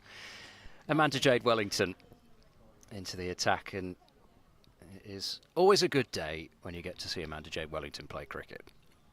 Well, she certainly is a character as she comes in here. She's got her Pokemon tattoos, and she certainly brings a vibrant experience. Are you into manga? He says, sounding like he knows what that is. I was going to say, Ed, do you actually know? And that's I'm hoping that is pad first. It was squeezed with bat and pad quite close together. Good bit of turn here, as you can see on our stream. You saw it from Dean in the last over, bowling slightly flatter than Wellington, who's flighting it up. And a bounce rocking back. And it should just be kept to the single, and will be by Skelton out in the deep. Well, anyway, she's into all that stuff as well. Gosh, it's a lot of interest. Yeah, a lot of interest. Yeah, just probably. Actually, that was the one that went straight on that LBW shout. A bit of turn on the other two. Oh, Leg that's side, missed that's everything. Going to be a wide. That's 5 wides. Costly, that extra ball, and 5 from that. Unlike Wellington, actually, that. Yeah, it is. It is very much so. I don't know whether. I mean, when she was bowling at Old Trafford, she was probably getting turn off that sort of line because it was really ragging that pitch, as it can do at Old Trafford with a used one. Shock. It's where you'd like to be bowling really as a leggy. So it'll just be driven for a single. But yeah, oh dear, that's got away as well. Has just been hit on the leg, was it, from that I think throw? it was, yeah. Unfortunately, Griffith's able to back it up, but they are looking like a side under pressure a bit in the field. Somerset. Just looking to Wellington, as so often, to be the one that provides that spark, but so far 8 runs from a first over, so the bleeding hasn't really been stopped. 2 balls.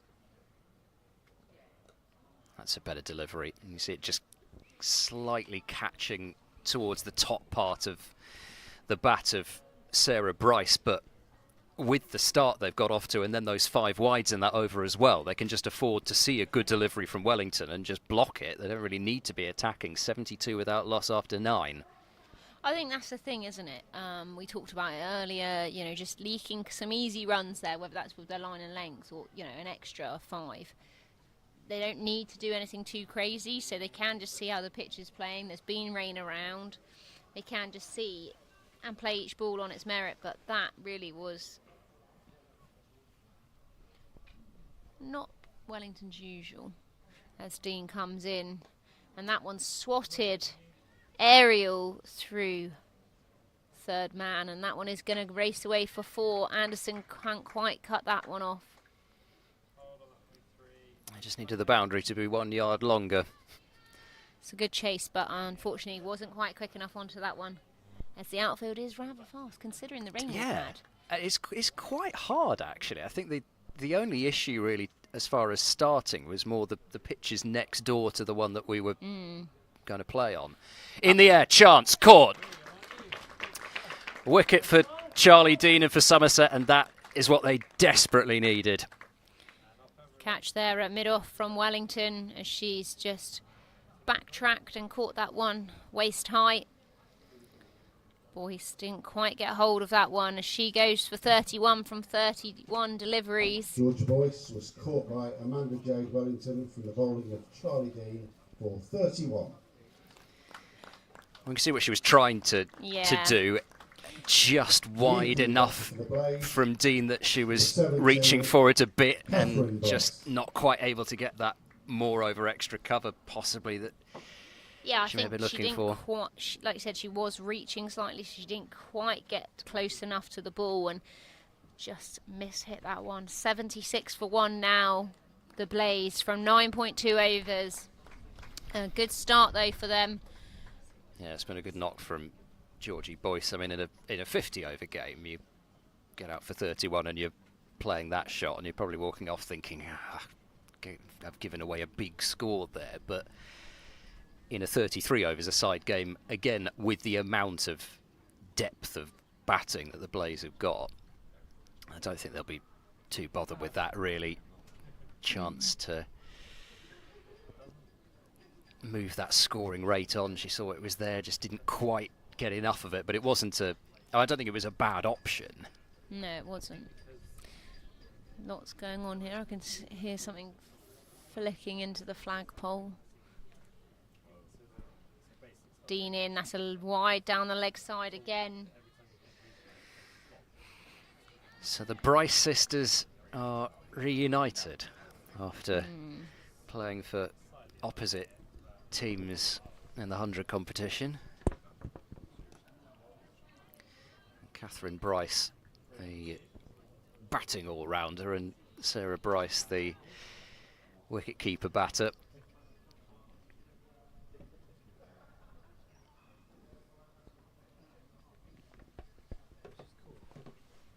Dean in, full delivery, good shot, but a brilliant piece of fielding there from Danny Gibson in an extra cover. He's got absolutely pummeled. Just got to wear those ones, haven't you? What a brilliant stop there. Diving to her left. Saved 4 runs easily, as that one was hit very clean. Dean in, reverse sweep, didn't quite get hold of it, but it's enough for a single. Yeah, she does have pretty much every shot in the book, does Catherine Bryce. I mean, both the Bryces like to play those sweeps and reverses and dinks and paddles. Reverse sweep definitely still an option, even if you're playing against the turn of Charlie Dean. Just a backward point in that area. It goes leg side with the turn. Does Sarah Bryce. So the first wicket for Somerset, but 10 overs gone, 79 for 1. You'd still be much happier in the Blazes' position. This the third game that these two teams have played against each other this season. It was a really good game of cricket, the reverse fixture up at Loughborough, which the Blaze won, but only narrowly. It was a game where over 600 runs were scored in the 50 overs aside, and then in a T20 match it was that slightly damp finish to Somerset's T20 campaign, where they bowled extremely well, but rain halfway through stopped their chances of a victory. So they have played the Blaze well so far this season, but it doesn't count for anything once this game starts.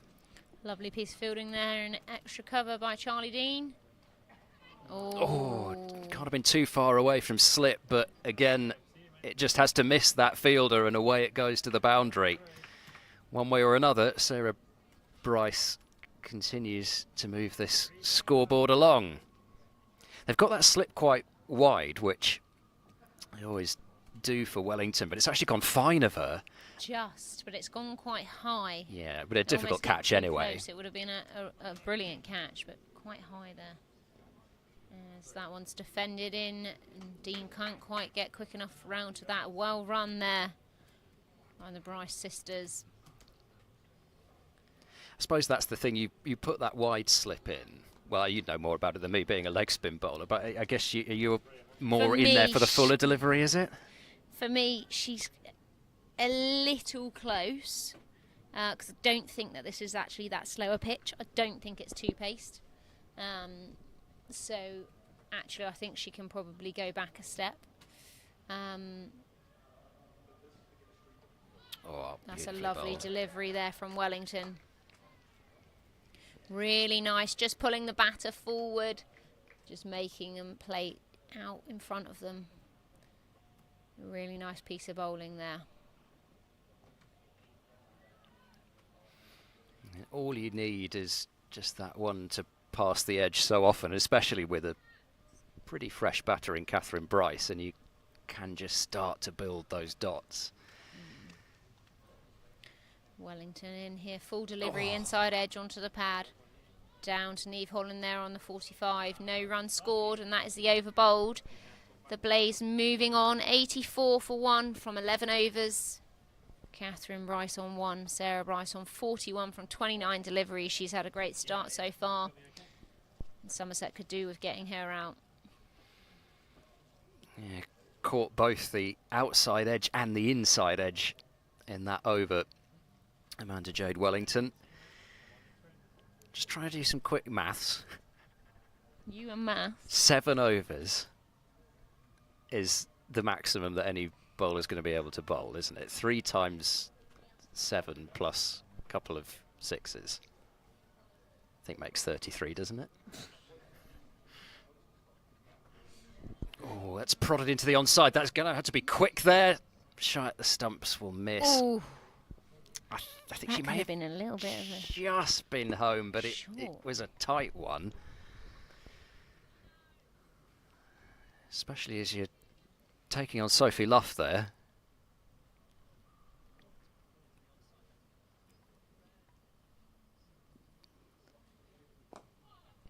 good shot there from Catherine Bryce. Just out here, Neve Holland's going to pick that one up. Just come free for a single.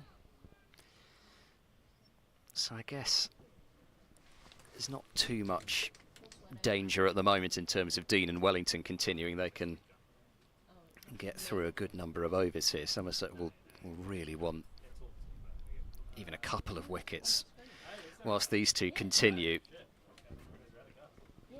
leaning on their experienced players.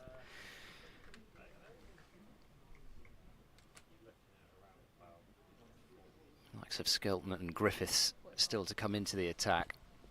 Around the corner, I think the fielder at short fine almost took a step the wrong way there, but I think it was always going fine of her, and that's just using the pace and the angle and picking up 4 more. She's got that line slightly wrong there, Dean, unfortunately, and it's just raced away on that outfield. Enough pace on it. She's bowling around 46, 47 mile an hour. Whereas Wellington's slightly slower, she's flying up more. Dean's bowling flatter, Wellington bowling at about 44 mile an hour. Dean looking around the 47, and she does, her trajectory is flatter into that into the pad. Oh dear, I think we're just getting a little bit of rain blowing across the ground. Hopefully we'll be okay. Dean switching back to over the wicket now. Nice shot there from Sarah Bryce as she hits that out to cover. A little bit of a misfield there from Holland, but she has recovered that well, as there's just a little bit of rain here, as you say, and it's gone quite dark all of a sudden. People are starting to put their brollies up and get out of their chairs.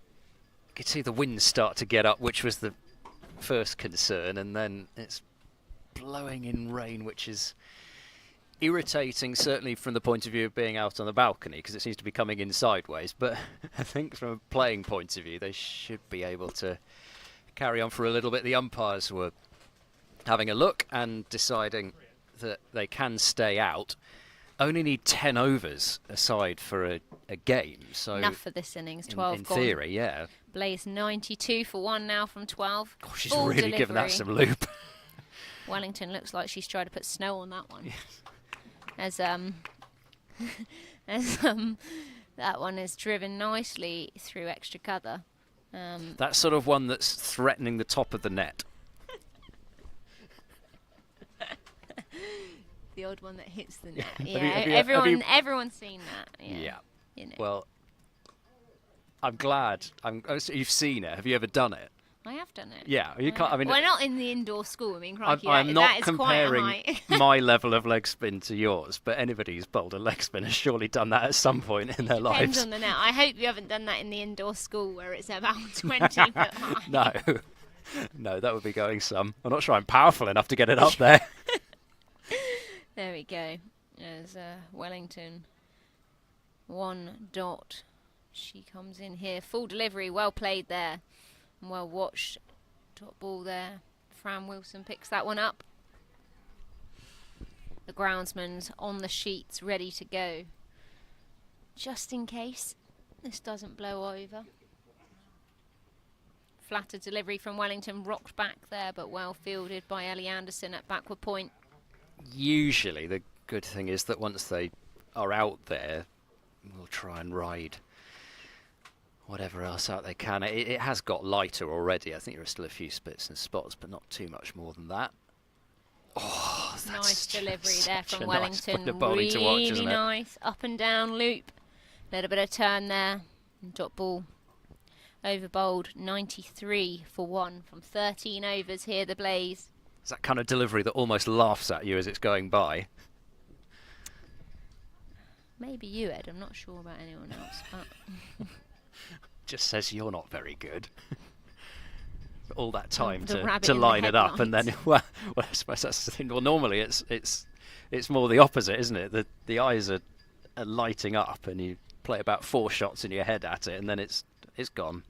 It's turned about past you. Dean in reverse sweep there, Ooh. missed by Bryce. It's a tempting option, but she's not always the easiest bowler to reverse sweep. Charlie Dean with Yeah. those pace variations, and we have seen some bounce out of this surface as well, which they are going to move that backward point a little bit finer, so it does bring the top edge into play if she continues to try to play that shot. Dean in, short. short, down the leg side, single. Robbins throwing that to the bowler's end. Not out. Not out. Close, though, as I don't think Catherine Bryce was quite ready for that single. That could be a little bit of an awkward drive home, isn't it? Sister runs you out. I wonder how many times they've done that. Yeah, I'm not sure. I'm quite glad I never had a sister, because that would have been very awkward. I did see Catherine Bryce involved in a run out of Beth Mooney, rather an important one in Nice. August. That's a lovely shot, just laying back on it and guiding it away. Really And that's a lovely 50. shot. 50 for Sarah Bryce.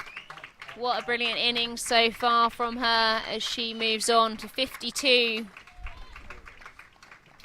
And what a fantastic innings so far for her. Not too sure about the whistles down below. It didn't quite get the volume on it. 40 deliveries for that 52 as the Blaze move on. 298 now for 1 from 13. Back into a careful defence next ball as well. Every ball on its merit, and she hasn't played a huge number of shots really in anger. 10 fours in that 52. A really good innings from her, and it just shows that this outfield will race away. You put your hands through the ball, you don't even have to hit the ball hard, just time it well and you will get value for shots here.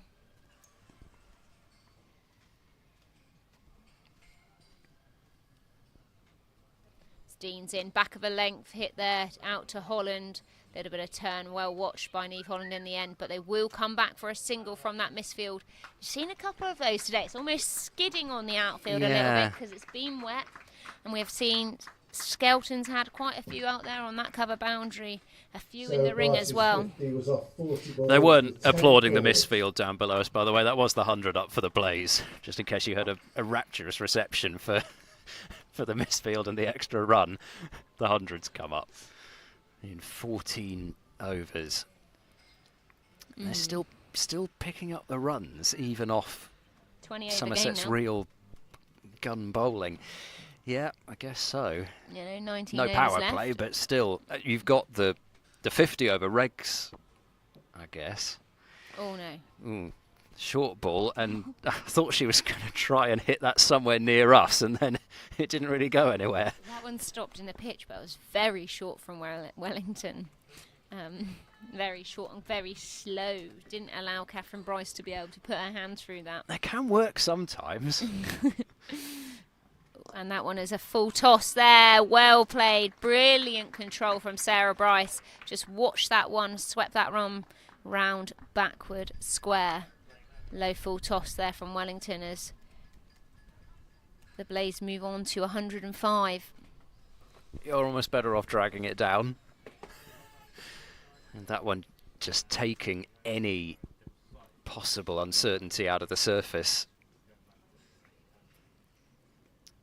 And as we mentioned, she is very strong on that sweep shot, Sarah Bryce.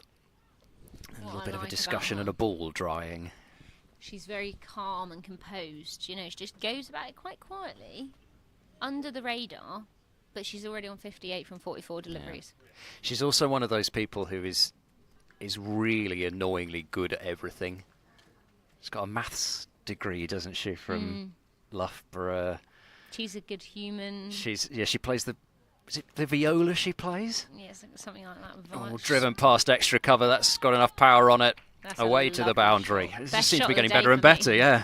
Best shot of the day there as she has driven that powerfully through extra cover. Chloe Skelton absolutely nowhere near that one. Wellington just gone too full. And Sarah Bryce is just textbook extra cover. Seen a few moustaches here today as well, can I just say. Not from any of the players, I hasten to add. Thankfully not. I have seen a few moustaches, even sported by Somerset and the Blaze. The S&C coach is sporting a moustache for Somerset.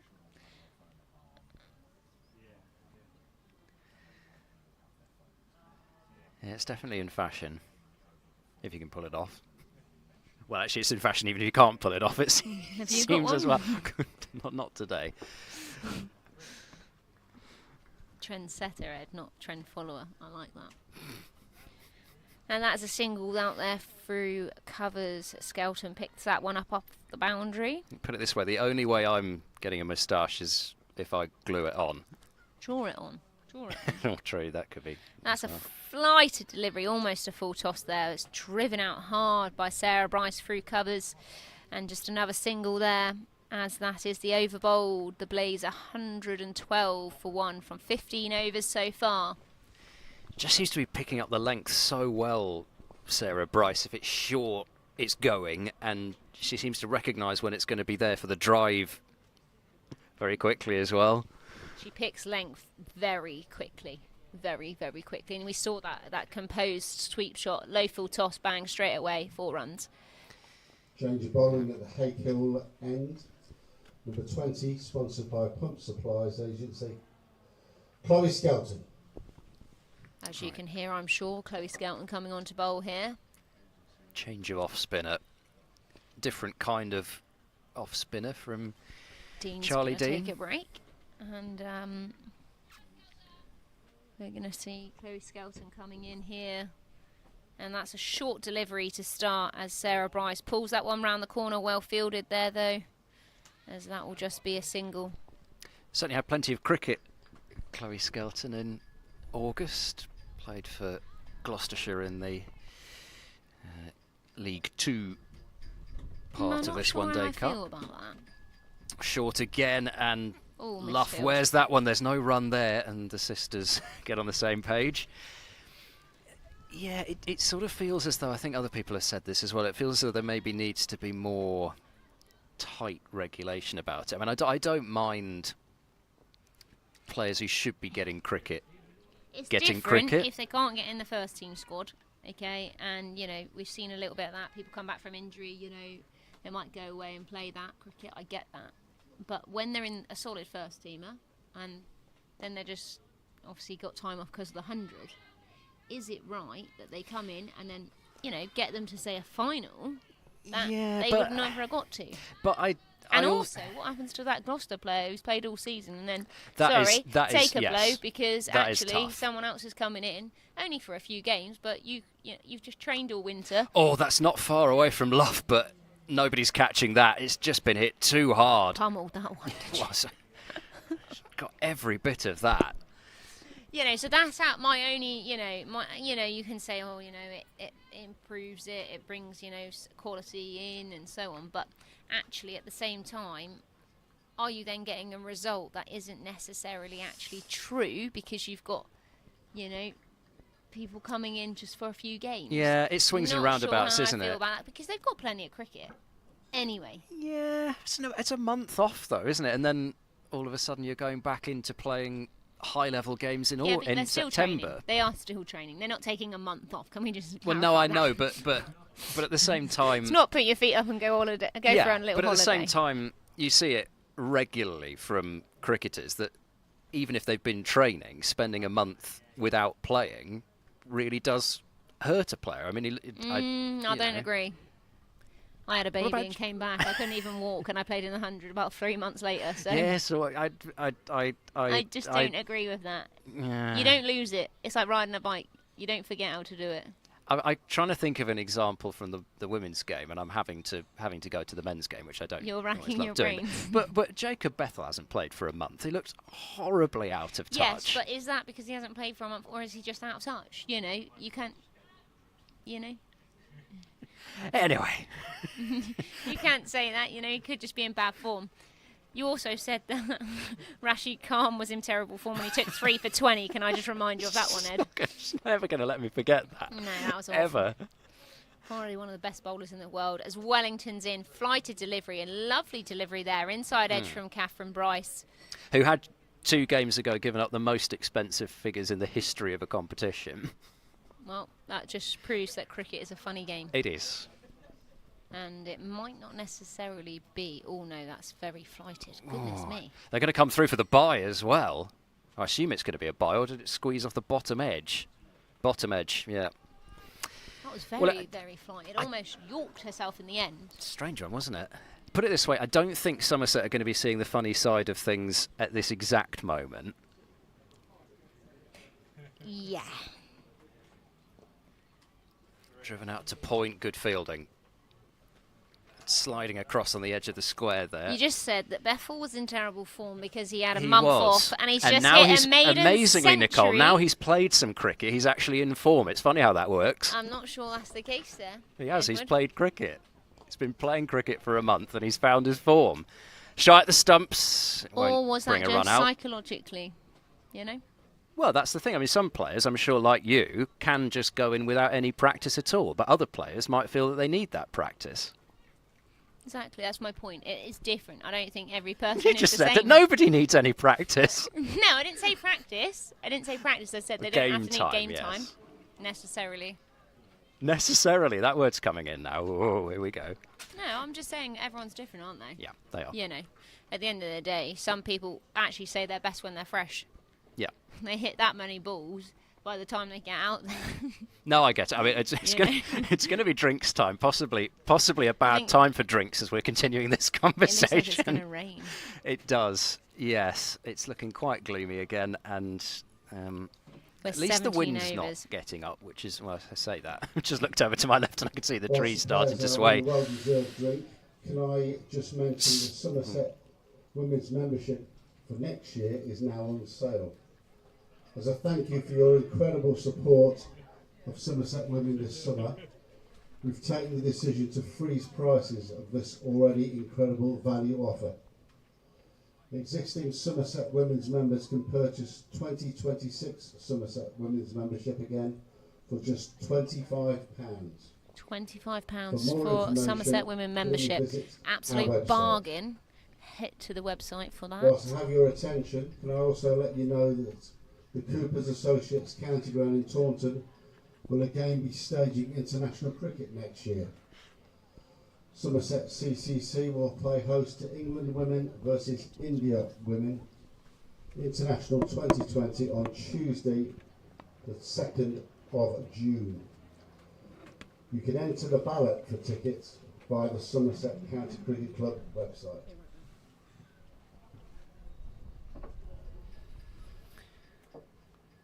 So whilst we have this brief break in play, I'll bring you up to date with what is happening elsewhere in the one-day cup today, because there are some fixtures which have a serious bearing on this one. Perhaps less so Warwickshire against Essex, being the two sides below Somerset, but Essex 76 for 2 in the 13th over. There's been some rain in that game. That match taking place, I think, at it's Edgbaston, but it's not that Edgbaston. It's Edgbaston Community Sports Ground, but off for rain. I think they have been for some time, so not the ideal thing, I'm sure, for them. Durham 224 for 9 from their 50 overs. That is certainly a score which Somerset supporters at least will be keeping a bit of an eye on, with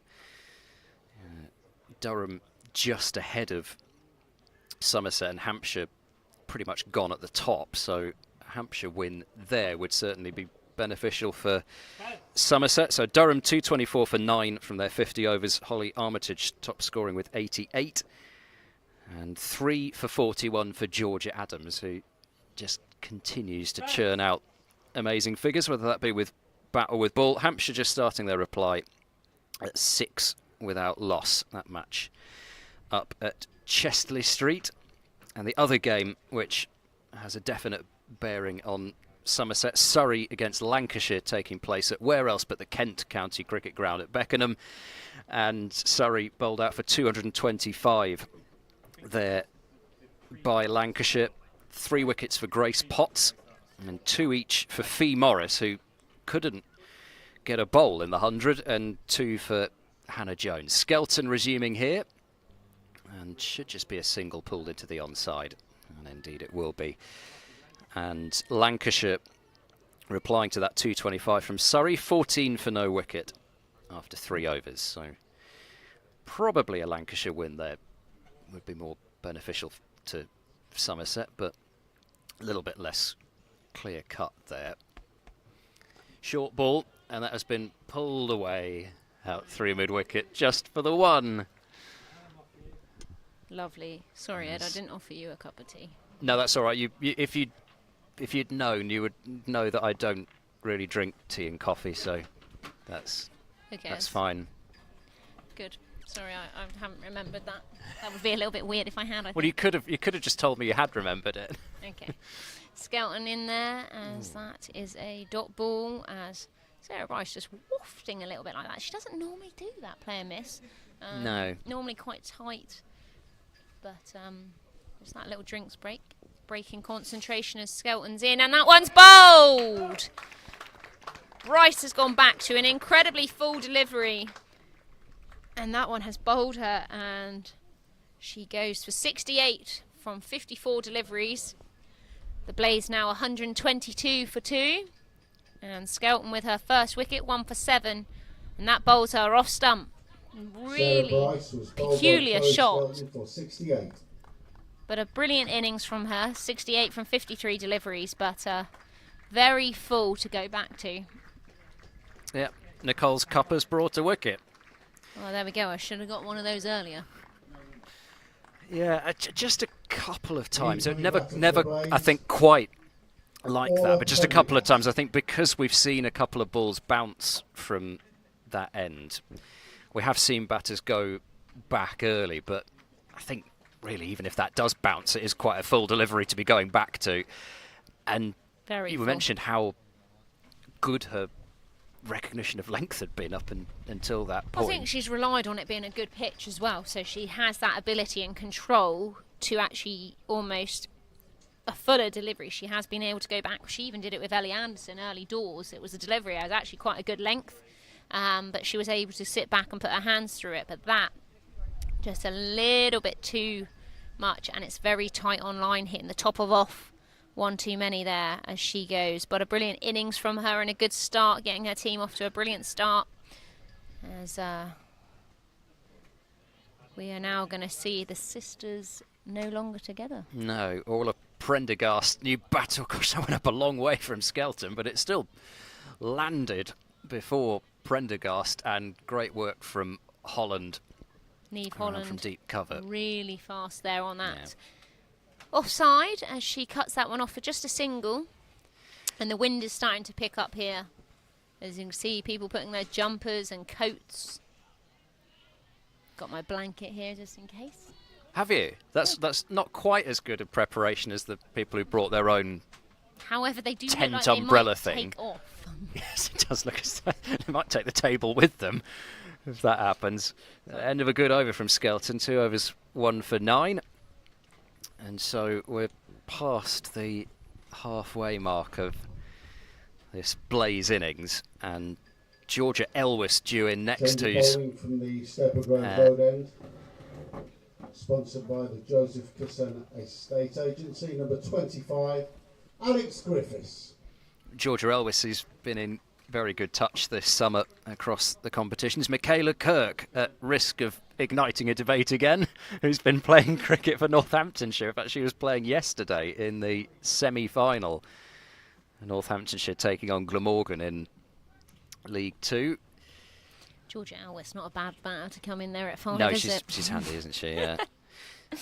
I mean, just sometimes, and the Blaze were in trouble in their last game, actually, about 60 odd for 5 against Surrey before the rain came. Just sometimes, because they have so many all-rounders in this side, just sometimes they can be a bit vulnerable to a few early wickets, and then the middle can fall away. But when they get a good start like they've done today, this lineup is so dangerous because those all-rounders just keep coming at you. They've got the security of knowing that you've got Lucy Hyam down at 8. Kirsty Gordon has scored important runs at 9. Griffiths returning, and a good delivery is treated with respect by Orla Prendergast, a former teammate of Alex Griffiths and many of this Somerset side. Overseas player for Western Storm. Scored a phenomenal 100 for them at Cardiff that I still remember well. Heavy rain coming in here by the looks of It's it. coming in sideways again, isn't it? As Alex Griffiths bowls that one, it's hit out to extra cover just for a single. This is where it's an incredibly good time to pick up a wicket, because DLS calculations always favour wickets. They've just taken one. If they could grab another, although I'm quite surprised that they're not going off here, but the umpires are determined to try and keep them out, see if it can blow through. Doesn't seem to be at this stage, and Sophie Luff having a chat with Alex Griffiths. Just thought that might just present the umpires with the opportunity to decide to come together, but no. Almost a York herself there as that one goes down to third man for a single. The rain was quite heavy there. It just looks a little bit dying down, but that wind could actually help the rain, could keep it off. So almost, 40 mile an hour wind wouldn't be too bad. Yes. Tricky to The bowl rain in, falls but- out of the sky somewhere about 30 miles south and ends up on Taunton Vale. Prendergast cuts. They'll think 2, and they'll get it. Just that little bobble from Skelton enough. They come through. As we mentioned, it doesn't look the easiest outfield to field on, and I don't think it's going to get much easier for the Blaze in the second innings, so expecting the odd little bobble as long as you don't concede boundaries from that. Nurdled away to backward point. Good pitch fielding there, Fran Wilson. Yeah. One of the best there in the business. Backward point, reads it so well, anticipates it. She's had a couple of balls fly past her, but so far not a huge amount of action there, but always like a panther, ready to pounce. Short and worked out to cover Chloe Skelton, picking that one up just for a single. As that one finishes the over, and the Blaze moving on to 128 from 19 overs now to 2 wickets down. Yes, and also, speaking of League 2, I believe the second semi-final in that competition is going on. Middlesex bowled out for 194 by Yorkshire, who are 7 for 1 in reply after 3 overs. You've already caused them some problems this season, Middlesex. Some trophy-winning problems. I don't think that was in the game plan. Is that No. one short by Skelton, worked out to Neve Holland, and they will come back for 2 there. I will admit that our broadcast position in August at Headingley was in one of those rooms on the top floor of the pavilion at Headingley, and on it was a wall chart of Yorkshire women's season. Full delivery there from Skelton, gone back again there. I'd like to see possibly come down the wicket, hit that straight back over her head. But it's fair to say that the knockout games of every, or both competitions, let's say every, slapped away through the covers for one. The knockout games were very much in permanent marker on that calendar. They would not have been entertaining missing out on them, which it didn't come that far off doing, although... Rain and a reverse sweep there from Bryce. Lovely shot as that one raced away, and Ellie Anderson can't quite get hold of that one as that one goes for 4. Bryce moving on to 17. Yeah, it'll help the Blaze, especially, as you say, if we are going to get any interruption at all, they'll be rewarded for that run rate, which is high enough anyway in a 33 over game, and then the wickets in hand. That one not so high risk because Skelton's gone sort of 5th or 6th stump line there, and there's no short third, just a backward point there. Full toss there from Skelton. And Bryce has gone again for a reverse. He's actually got away with that. So I bet, thankfully for the reverse, really. yeah, exactly. As that was a waist height full toss from Chloe Skelton. I bet Skelton's thanking her lucky stars she decided to play that reverse sweep again. So that was a long way up there. It did dip a bit, but yeah. Shorter delivery there, and that one will be a dot ball straight to Danny Gibson at extra cover. And the overs bowled there, 20 gone. The Blaze now 136 for 2. And again, that one there, Prendergast is back and trying to play that slap and then rehearses the drive. I mean, that's just where it's about halfway up the stumps. It's a bit higher than that, but not much. Dangerous delivery to be exposing your stumps to and trying to swat it. But she is another really exciting cricketer to watch, all of Prendergast, and it's good to see some of the Irish players coming over and involved.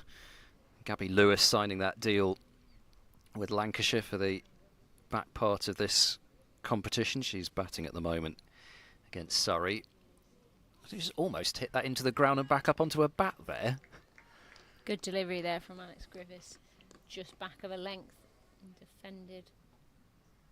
They need one of those Griffiths spells where she just comes in middle to latter part of the innings, doesn't miss her line and length very much, still gets, even with the white ball, just that hint of in shape, and can be a tricky prospect when batters are trying to clear the front side and swing, although they're able to step into that and drive.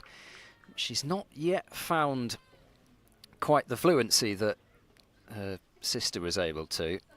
19 off 27, but she will know roughly from the feedback as well as what she's feeling how the pitch is playing by now, and I'm sure there'll be something like a number in mind. Again, the rain is coming down sideways as Prendergast tempted into a drive that she couldn't quite execute, and the bail's whipped off by Bex Odgers.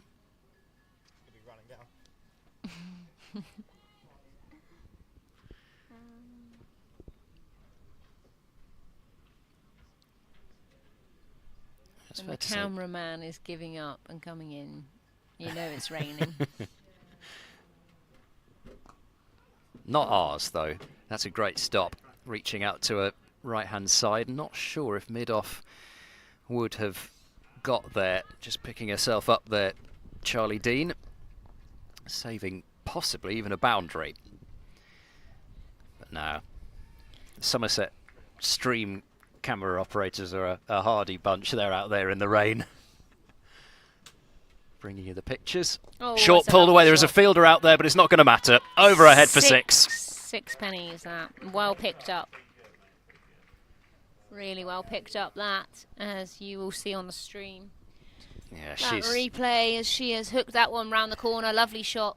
she's one of the bigger hitters of a ball, is Orla Prendergast, and presented with a ball which was short, but it was also on her hip and leg side-ish. Just swiveled on it. Able to help pull it, really. She's barely swung at that, but Watched it round the corner. yeah, when you see what will happen when you get that real crack off her bat, we're in danger, even as far away as we are. Griffiths in full. Great delivery. Nice stop there. Oh, it's a by terrific hand. Charlie. Yeah, it is. That's a terrific hand, because off the bat, you heard the noise and you just thought 4. She's got down so quickly on some of those used pitches as well. 8 runs from the over, and just a sign that after a slight bit of circumspection in the start from Catherine Bryce and Prendergast, these two are really now looking to attack the latter Just 12 had a overs. fly in my tea. Frazzled as well as drowned. How hot was the cup of tea when you got it? Because I can't imagine it's very hot anymore. Why are you saying it's cold outside? Well, I think it's cold enough that the tea will have got chilly. 12 overs left in this. As Skelton's in. Lovely shot. Great feet there and great power. Brilliant shot there as she's used her feet up and over extra cover. Absolutely smashed that one. Oh. Yeah, she's a scary batter to be around when she's middling them all. A Prendergast, See long on the levers, replay as she is just one bounce 4 there. Brilliant shot. targeting the blotter. The blotter's nearly got... Blatted. Yes, good word. Not sure if it is a word, but it works in this situation. Skelton's in here. Shorter delivery, and that's worked out. Neve Holland there, attacking that one. Just going to come through for a single. Good piece of fielding there. Neve Holland really working this offside boundary. So I'm not picking on Georgie Boyce at all, but it was quite a similar delivery that Boyce got out to. But Prendergast, just those levers. She just sees that flight, and she just, soon as it's up, oh no, misfield there, but got away with that one. As soon as you see her, she sees that little bit of flight just go above her eye line. She's straight down. If couple it's of up, feet. it's off. Well, there we go, Ed. I think You that's what they said say. As, One of those made-for-TV type bits of commentary. Skelton's in, shorter delivery, reverse sweep there. Lovely angle she's hit there at pocket, and that one's raced away for 4. The Blaze move on to 153 for 2. Yeah, nice way to bring up the 150. That reverse sweep, she's going to continue to play it, Catherine Bryce, because she's hit she that knows pocket it's- really well. Yeah, Backward points moved finer, and then she's just hit it in front of her, just teasing. Neve Holland's now moved a little bit squarer, so could she drive now one if it's up, if it's fuller, drive it straight through extra cover. And Neve Holland. Oh, that's what she was trying to do, but it's off a thick edge and it'll work anyway. And sometimes if you just swing hard enough, you'll get good results like that. And really starting to go on the charge now. The Blaze have just had a few overs whilst the wicket fell, but now they've assessed that they've got these wickets in hand. It's time to go. It would have been gobbled up by a... Well, I say would have been gobbled up. Would have been a chance of a catch for a slip, but you're not going to have one at this stage. That is for sure. 13 off this over so far, as Luff's just having a chat there with Skelton. Where can they go now? Yeah, it does start to feel as though your options are narrowing in terms of where to bowl when batters are executing this number of shots, but that's bounce from Good bit of Skelton, bounce which she there, always does and get. dot ball to finish the over. Blaze 157 for 2 from 22 overs. Oh, that run rate up over 7 again for the innings, and climbing. A little bit of turn there for Chloe Skelton as well. So in terms of juggling these bowlers, Luff at least does have overs up her sleeve from all of them.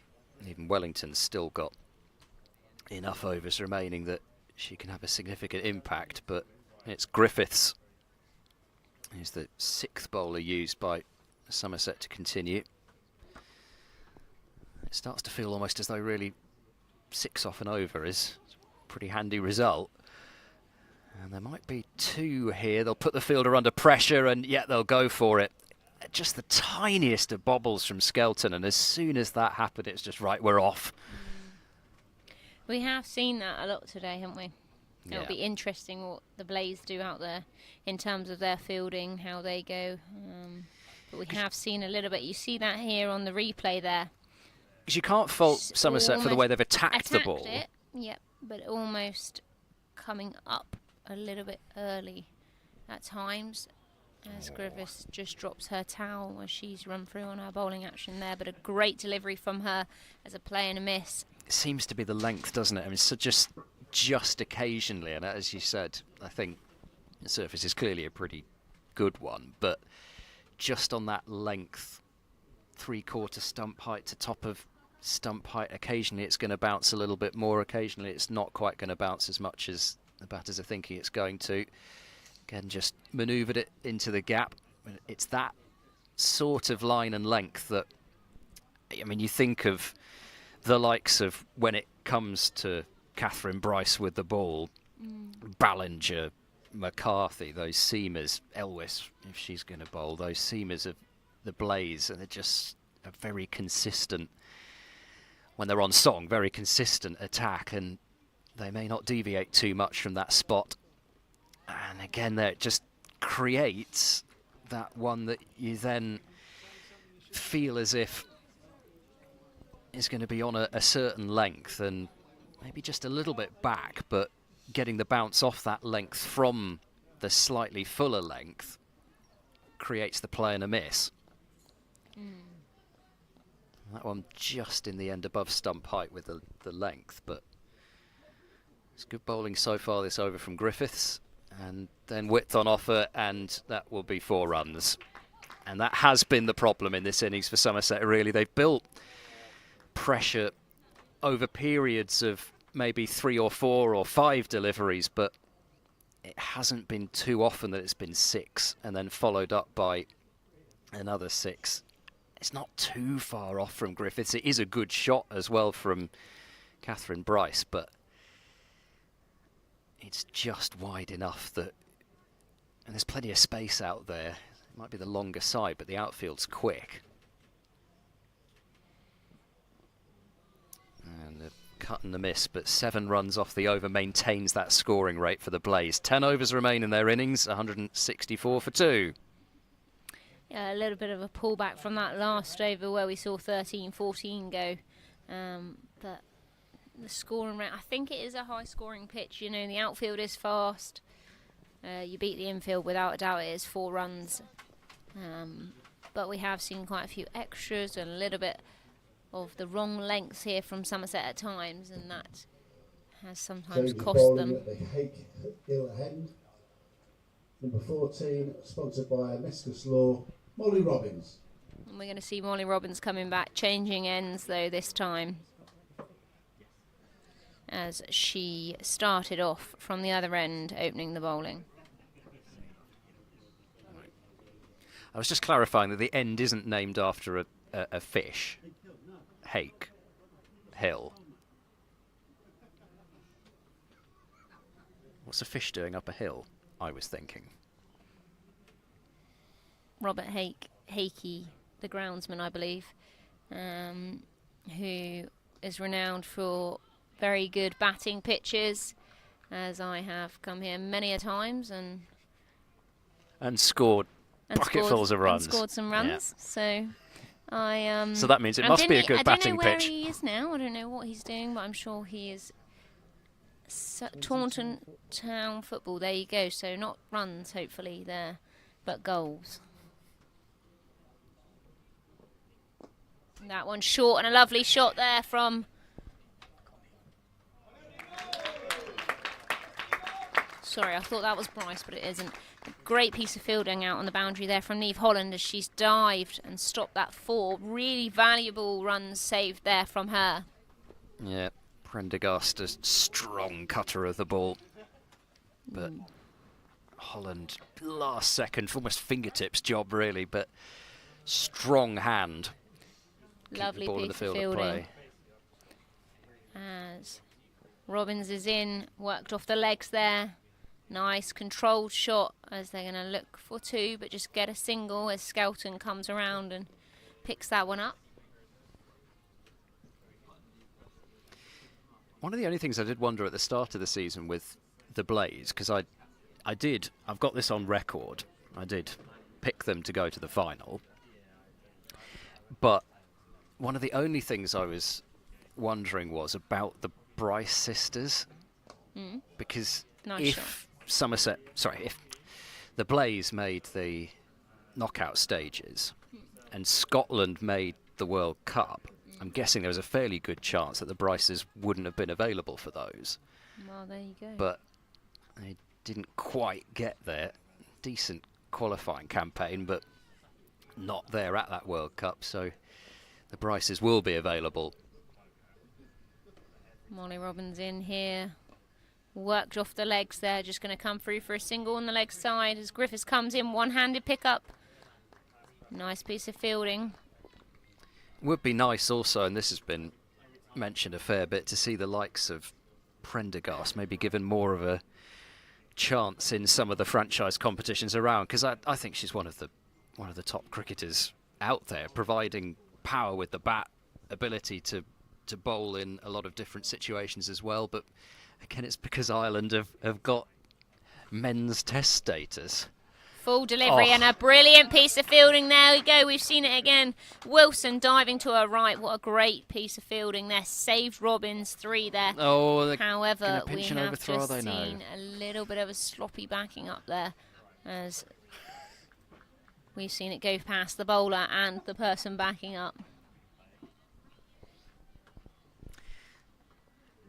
Yes, that very nearly undid some of the work of an incredible piece of fielding. Thankfully, from the Somerset point of view, the ball was travelling slowly enough after 2 fielders dived past it that it didn't end up in that extra run. Just see that replay. Fran Wilson diving to her right. Neve Holland also with a brilliant stop in that over. So 2 fine piece of fielding there from Somerset. As the Blaze now 170 for 2 for 24 overs. But it is a bit rough on Ireland when it comes to women's cricket, because they're not playing test matches. And yet, because they have test status, Prendergast counts as an overseas player. Which Griffiths in there, just a single out to cover. Is that rain again? Yes, it is, yeah. It's that sort of, yeah, it's mizzly. It's a bit more than, I think, what's Stephen Finn's categories of rain? Is that heavy drizzle, so it's hizzle or something like that? He's got lizzle, hizzle, mizzle and lizzle. Yeah. Oh.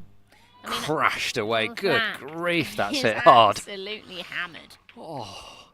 And again, it's clearly the sort of pitch where if it's up there you can drive it, but not everybody can drive it like that. It's just zipped across the turf between extra cover and mid-off. I mean, you can see how far that's travelling off. It's gone nearly all the way up the bank after it's gone over the boundary. That's a long way away. Griffiths is in. Cut out there, 2 extra cover. Chloe Skelton on the boundary there, but they will come back for 2. That's halfway onto the Lydia Greenway Road.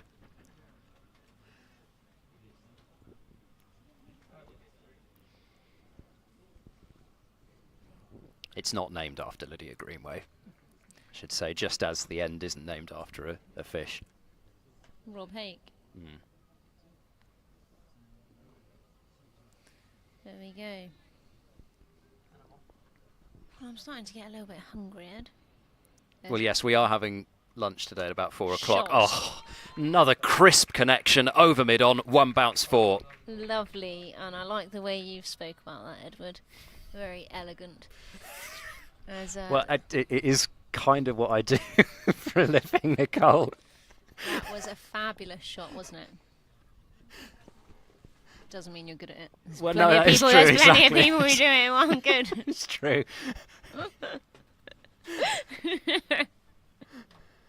There we go. What a lovely shot, though. She's just timed that up and over.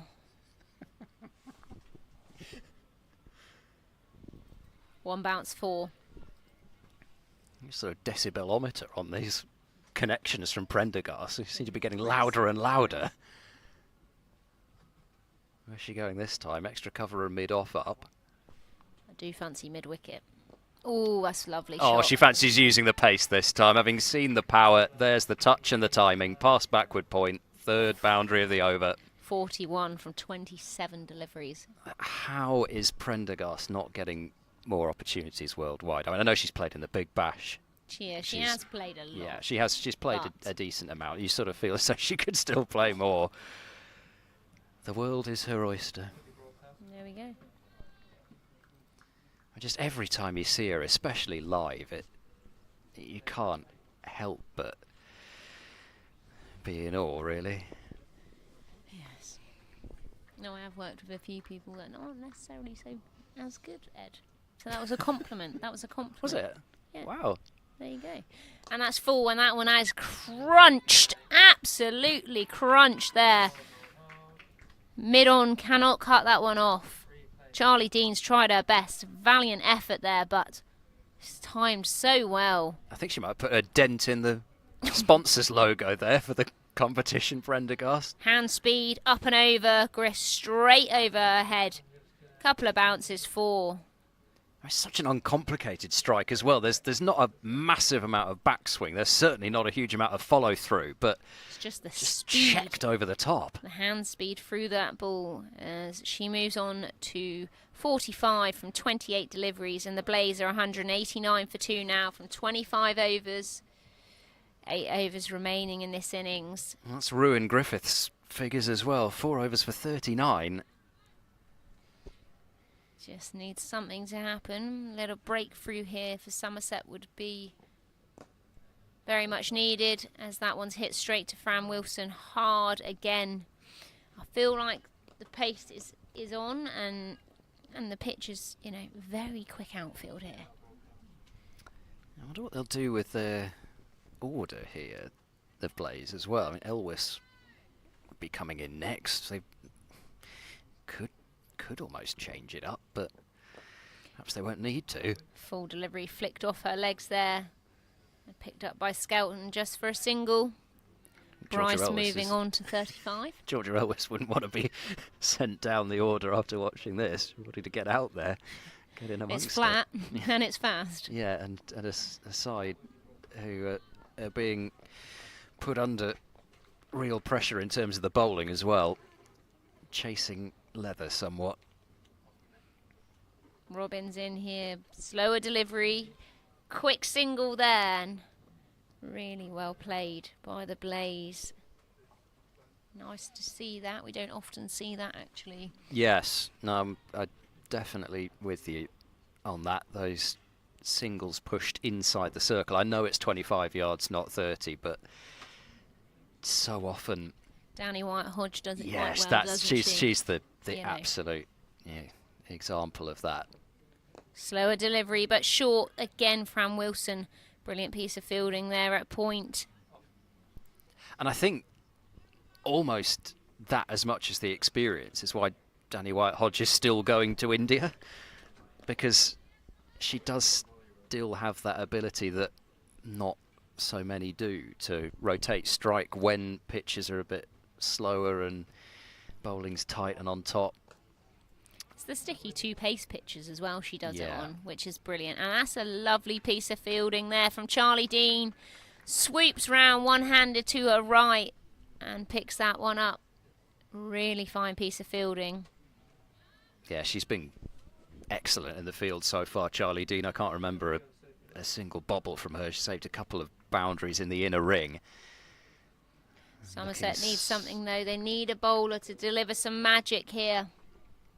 She's looking lively, which is good to see. Robbins in. Slower delivery. And that one's hit out to Neve Holland just for a single. And that's the over bowled. Now the good Blaze over. 194 for 2 from 26. They need more of those sorts of overs. Well, they need wickets, really, because that's the only thing that's going to even slightly limit this Blaze score now. Because, to be honest, even if they scored at a run a ball for Staple Grove Road, the... number 10, sponsored by Rotec Hydraulics, Amanda Jade Wellington. even if they scored at sixes for the rest of this, they'd still have a pretty imposing total. Absolutely. Wellington coming back.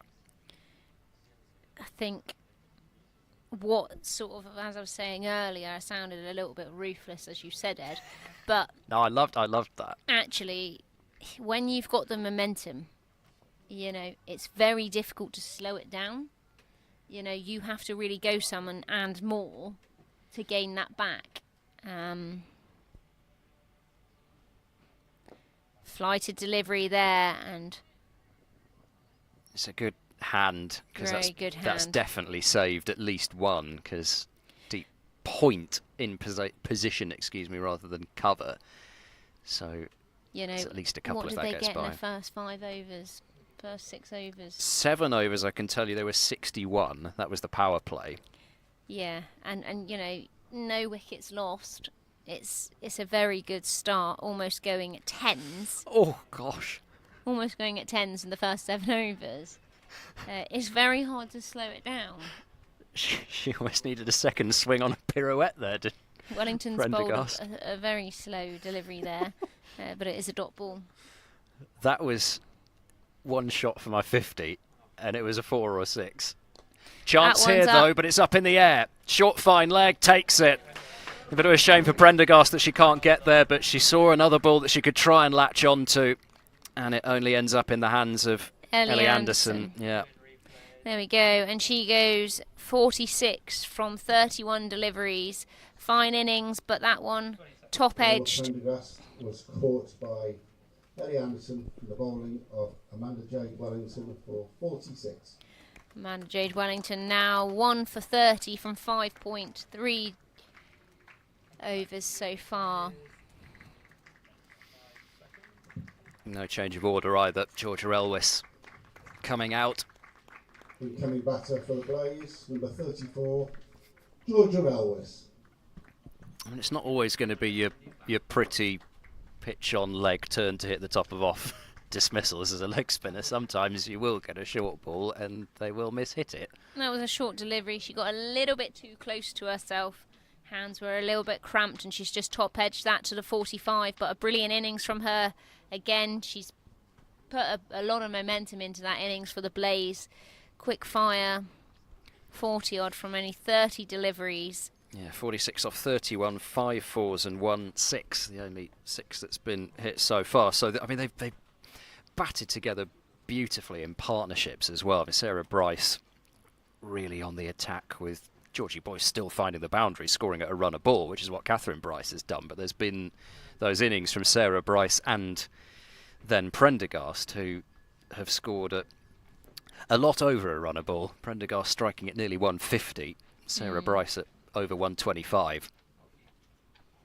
Wellington in, very flighted delivery, almost a low full toss there. Elwes just taking a single as she's hit that out to Chloe Skelton. on the cover boundary.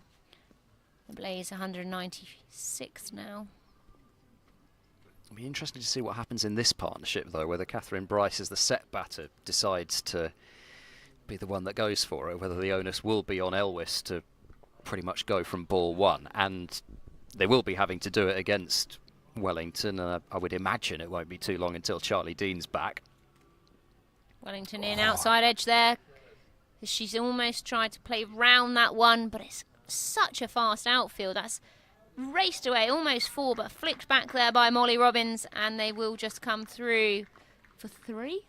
Yeah. There have been, it has to be said, quite a few of those, which Somerset are going to want back in terms of those almost literal slices of fortune, but You got to take them some days, haven't you? You're going to get them, yeah.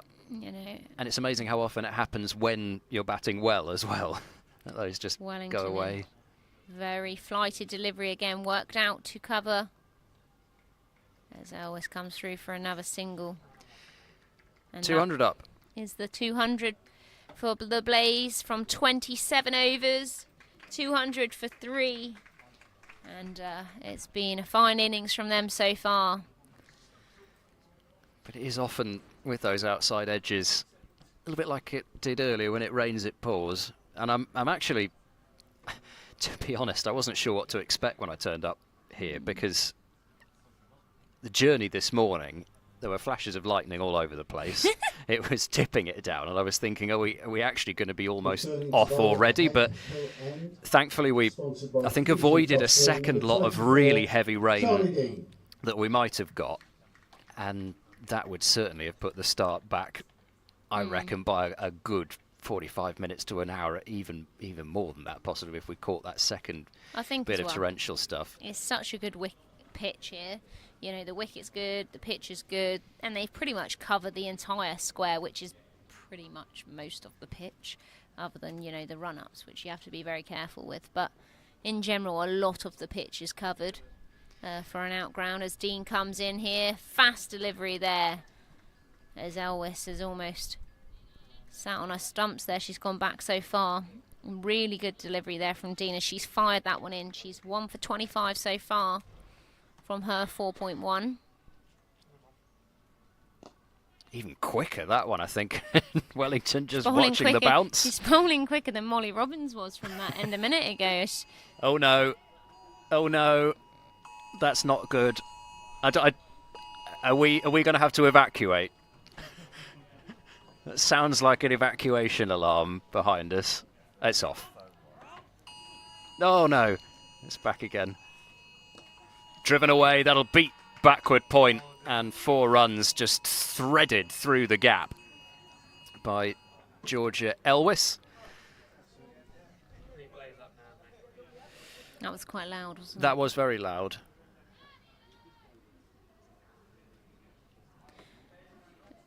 Well, good to know that works. 204 for 3 now. The Blaze. As Dean has just hit for 4. Dean again in, and that one's bowled. What a lovely delivery.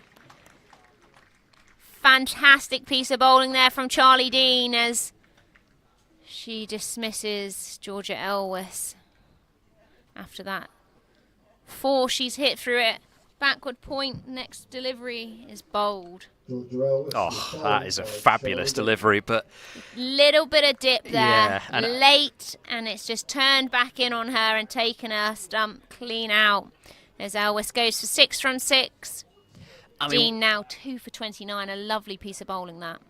Were it not for that delivery that Chloe Skelton bowled against Hampshire earlier this season, were it not for that delivery, that would possibly be up there in terms of off-spinning delivery of the season. But I don't think it's quite going to beat that Skelton one, but it was a fantastic off-spinner's ball to a right-hander. It doesn't get too much better than that, but it does show you, if you're, for example, Lucy Hyam, who may come in and bowl some off-spin herself, if you see that, you're thinking, actually, okay, it's not going to happen every time, but if I can nail my lengths and lines, there's there's just something in there. I'm not going to say I told you so, Ed, but I think in about 4 or 5 overs in, I did say there's something in it for the batters and the bowlers. And I think that is right. You know, we've seen shape from the seamers early. We've seen spin from the spinners, but we've also seen value for shots when batters hold their shape and the ball is in the right place. So I do think there's enough in it. It's a really good pitch here, and it's not just, you know, a complete flat one where you're like, you know, there's absolutely no chance as a bowler here today. So I do think there is something in it for everyone here. But a lovely piece of bowling there from Charlie Dean. So far she is 2 for 29. One delivery left in this over. You just want to get out of this over now against Catherine Bryce as well. That will be a single as the Blaze move on to 206 for 4 from 28 overs. 5 overs remaining here. So Claridge is in now, which is a luxury for the Blaze. What do you think is going to be a good score here, Ed? From 205, 5 overs remaining. 250. 45 from this last 5. I think they'll be targeting it. Well, I think you're right. You know, they've looked at sort of, you know, they're going at 7.36 and over at the moment, but they've had overs where they've 13, 14 easily taken. The only thing that Somerset would hope still, I think, to restrict them to under that would be the fact that it is Wellington and Dean who've still got, well, they've not got too much left. Wellington's only got the 1 over left, and Dean has a maximum of 2. I think they're going to look at, they've got a new batter, Claridge in, 1 from 1. She's only on 1, so it's going to be a little bit harder for her. So possibly Somerset are going to look at 130, 135, 235, sorry, 230 if they can. With Dean and Wellington having a couple left. And a new batter in. Either way, it's a lot of runs for Somerset to chase, but got to do what they can to give themselves some sort of a chance. And you'd imagine in this sort of a chase that the person bowling, Amanda Jade Wellington, will have some sort of a part to play. Somebody who can really push that rate on to what is going to be required here. Oh no, that is a low full toss from Wellington. Danny Gibson there just picking that one up. Just for a single though, so she's got away with that. Yeah, worked out pretty much okay in the end, especially fresh to the crease. Claridge maybe not quite in the same frame as Prendergast might have been if she'd seen that coming. Reverse sweep there, picked up nicely by Bryce. She's going to move on to 45. 48 deliveries faced, really well batted. Yeah, it has been. Be okay with that at the moment, Somerset. Singles from Bryce. See if they can try and trap Claridge on strike. Still got extra cover, well actually a couple of extra covers in pretty close. Oh, that's come off maybe a little bit of bat and pad. Just the single, so no boundary yet from this Wellington over, but that will be her done after this. Blaze moving on to 210 now for 4 from 28 as Wellington comes in here. Shorter, flatter delivery from Wellington, just worked out. Backward point, Chloe Skelton picking that up nicely just for a single. So only 5 off that one, so that certainly helps in terms of if we're pulling a random round number out of the air, which we like to do on commentary. Don't know if it really... Does it have the same effect out there in the field? You're not exactly putting your heads together and thinking, oh, I'd love to keep them to less than 250 here, having a chat in between overs. You're just playing the game, I guess. But we can sit here and speculate about what the score may or may not be. I think you've always got to have a target that you want to keep them under, because at the end of the day, you've got to go out and chase them. And so I think it's good to have some sort of whereabouts on it and some sort of goal, target, whatever you want to call it. Otherwise, it could easily race away from you quite fast. As Dean comes in here, full delivery, fast feet there and quick hands. A little bit of a misfield there at mid-off, but well recovered. Just going to get that single. And it's also that thing if you're not quite certain of the bounce that you're going to get, even if you get a smooth bounce, sometimes you're still going to get that bobble. But again, keeping it down to 1 and getting Catherine Bryce off strike. Oh, that's got to be close. That's yeah, done. gone. We're looking at it from square on, and I think we gave that one. that. Yeah. You could just tell that it was quite straight, and she'd gone back to a delivery which was full enough that it wasn't going over the top. And Charlie Dean, Straight third back, wicket. Straight back, brace back leg. If you look, you should see this on the replay. Brace back leg straight in front. And I think that's the easiest decision she's going to have today. Yes, I think so. So Claridge comes and goes, as can happen at the back end. But, you know, even just from the point of view of a couple of wickets at the end of an innings, even if it's not been the bowling performance that Somerset would have been after, just sometimes that little bit of something to carry positive into that halfway stage, and that little bit of momentum that doesn't leave the batters going out there thinking, oh gosh, this is a really not even stiff but impossible task. And it certainly isn't impossible at this point, but Somerset are going to have to bat extremely well. Most of their batting is going to have to come off. You'd think they're going to need a good start from the likes of Odgers and Holland, and they have been getting Somerset off to good starts. Dean continuing then off the mark straight away. Probably just be wanting the 1, I'd have thought, really. Well, they certainly want the 1, given that it's a short throw. So Michaela Kirk, who comes out to the middle and has been, as we mentioned, somebody who's played across both tiers of the One Day Cup this year. Big part of why Northamptonshire made the semi-finals of the Tier 2 competition, but playing for the Blaze as well. Just nudged away for 1 more, so Dean not quite being seen off here, but possibly so. There's a tiny bit of blue sky, and Nicole's gone for the sunglasses straight away. Yeah. Oh. And then smashed herself in the mouth with the microphone. Little bit Are of those glare. sunglasses prescription? A little bit of glare, I was about to say.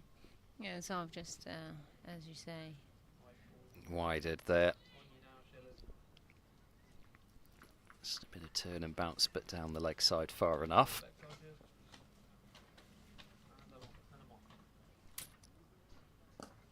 Well, that's drilled out through the covers. Long off tries to get there. I've no idea whether she has or not. She hasn't. There was a marquee which was slightly obscuring the view. You probably saw it on the stream. I didn't. It's 4 runs anyway. I'm not surprised she didn't get there, because that was right out of the screws. And we saw in the T20, the curtailed T20 between these two sides, how hard Michaela Kirk can hit the ball. Oh, another one. It's very little that Charlie Dean can do about that, and it's, yeah, going to be 4. Valiant attempt down there on the boundary, and that is another 4 runs off the outside edge. If it hasn't been out of the middle, it has so often worked out for the Blaze, and it turns it from what was going to be another good over for Somerset at the back end, with Dean picking up that wicket and then singles, but it turns it into an expensive one. I mean, it's almost actually off the toe end. She squeezed that away. Snooker cute. Yeah. Road end. Sponsored by Miscus Law, number 14, Molly Robbins. Ran away across the felt.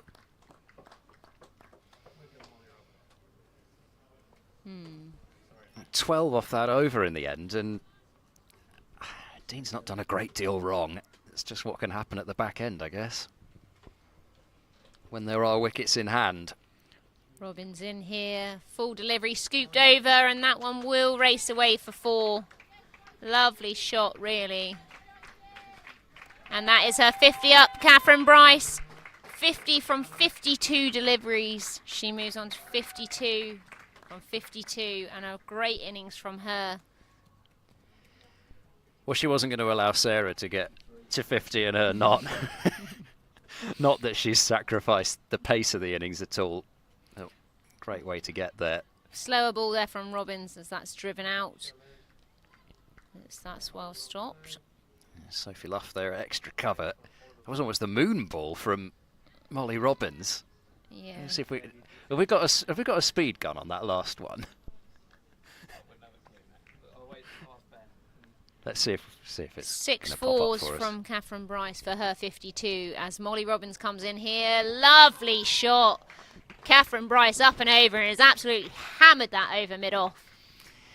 Yeah, it's the length, isn't it? It's just that length that is full enough that the batters at this stage of the innings looking to get underneath the ball, looking for those big shots down the ground. They can access it, but I mean it wasn't absolutely slotted, but she could free the arms and it was slotty enough. It was fifth stump, you know, it's given her that width as well as the length. That one's shorter. Bryce straight on it has pulled out to Danny Gibson here, just going to come through for a single. Yeah, I think, as we say, it was the line as well allowed her to throw her hands through it. And just as things were being pulled back and Somerset were looking for that momentum towards the halfway stage, it's 4 boundaries in 5 balls before that single.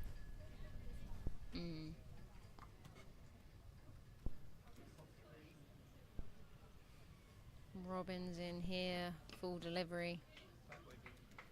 Just one again to Danny Gibson.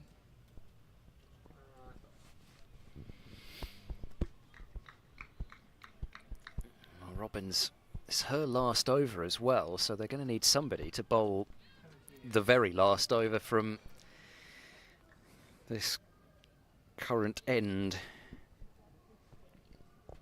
Anderson's only bowled 3 overs up front for 24 and hasn't come back. Skelton's only bowled 4, Griffiths 4, so there are options there for Sophie Luff, but in terms of limiting the Blaze to under 250, it's not looking likely at this point. Certainly not with another shot like that. You're not catching that, even to the longer side. Just really great connection. Driven on the up by Catherine Bryce and 3 boundaries in the over. 52 balls with 6 fours. Yeah, it's 2 full there and about 6th, 7th stump line. Giving her that whip, she can throw her hands through it. As they now move to 237 from 31 overs. Very much in sight of that 250 target you were talking about, Ed. Yeah, it might have been slightly underdoing it. Unless Somerset can finish extremely well here, whilst Catherine Bryce is still there. Dean's last over here. She's currently 3 for 43 from 6. Kirk on strike, and that's a full delivery. Just worked out to mid-wicket there. Danny Gibson straight in with the throw. Just going to come through for a single. Still not taking the liberties off Charlie Dean that they are off other bowlers, and she continues to bowl a lot of quicker deliveries, but have to sort of respect the one she takes pace off. Oh, that's a fantastic ball. It's nice Yorker there. So it would be a crowd catch, but nobody's fallen for it, which is a little bit of a shame. I was quite hoping somebody would cheer there, but you're not doing anything with that. Dean's in here. Quick delivery again from her, as that one's just going to be a single out to Danny Gibson. And that for once was a little bit of a hack from Catherine Bryce. We haven't seen a great deal of that. It's been timing, placement and keeping their shape with these boundaries, the Blaze. Dean in almost a full toss, but she's yorked herself there, and a good stop from Dean, as that is another dot ball. These are crucial dot balls at this point in the game, as she is bowling a lot faster than she was earlier. She was looking around 46 mile an hour. That one's coming through at almost 53. She's bowling darts really at the end here, as that is a lovely shot though, just to the right of mid-on. As she's diving to her right and can't quite get there. What a lovely shot though from Kirk. I think even there you've just got to say, I mean, I don't think there's masses wrong there from Dean. Maybe, again, just a bit on the full side, but I think she took a bit of pace off thinking that she was going to get the miss hit, and Kirk has just played it with enough control to find the gap. Back to block hole for that last one, and just a single. So Dean complete, and in the context of this innings, especially considering that she came in basically having to put the fire out. 50 runs, 3 wickets. 3 for 50. I'm sure she'd have loved that economy rate a little bit lower, but as I say, it's that thing that if you just come into the attack and that tone has been set in terms of boundaries flowing, then you're always gonna be hurt a little bit there. Yeah, I think actually though, Dean has bowled quite key overs. Yeah, and exactly. really well, considering at times, we're having overs go 14, 15. Yeah. Yeah, I think it is saying that in the context, I think those are really good figures. Griffiths in there as that one is hooked round here to Neve Holland. And just for the single. Catherine Bryce on 62, Kirk 16 from 8. The run rate now 7.6. Dean, actually, she bowled a ball 39 Was that mile really an that? hour. Is that really that slow? 53. Surely it can't have been that slow, can it? So quite a difference there as Griffiths is in. Oh, and that is a good delivery. Almost a Yorker there to Bryce. Really good bowling here from Alex Griffiths in what is a hard over to bowl. They've got 5 wickets in hand and they're pretty much in full flow here, the Blaze. Especially coming into it, not completely cold, but this is the only over that she'll bowl in this spell. Oh, and that's a chance. That's up. Sky, Ellie Anderson under it, and that one is taken. Alex Griffiths taking her first wicket today. She's 1 for 40. And it's going to see Lucy Hyam into the Blaze attack. Well, she's just going to be going for everything at this stage. Michaela Kirk, a mighty swing into the onside attempted, and I suppose it did just about go into the onside, just a long way away from where she was intending it. But it's an unselfish innings from Michaela Kirk. Be fairly easy, you would think, to finish with a red inker and look as though you're trying to hit the ball very hard but have it go along the ground out into the deep. Has been known to be seen, but she was looking for that powerful hit into the onside and just straight up.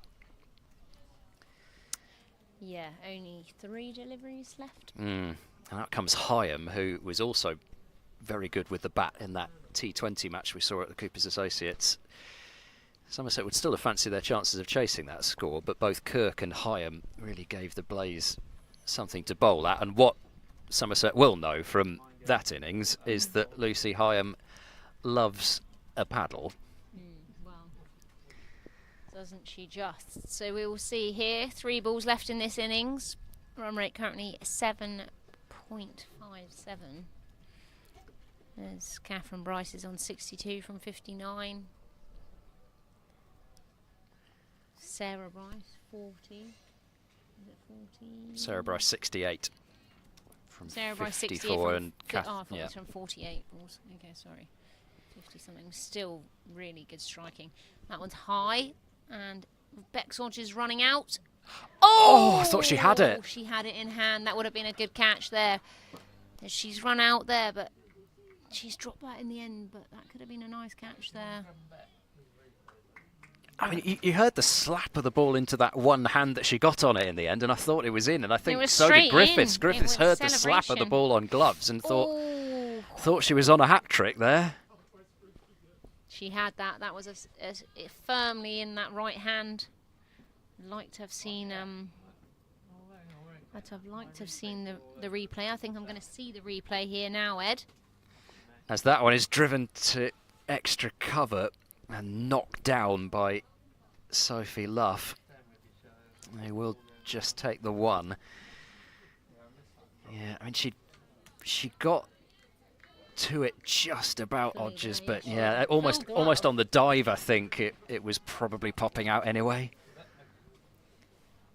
It was a hard slap. Yeah. Last ball, I think now. Hyam to face.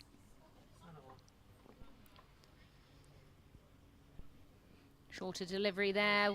Pulled round the corner and Neve Holland can't quite get there, and that takes the Blaze to 252 from their 33 overs.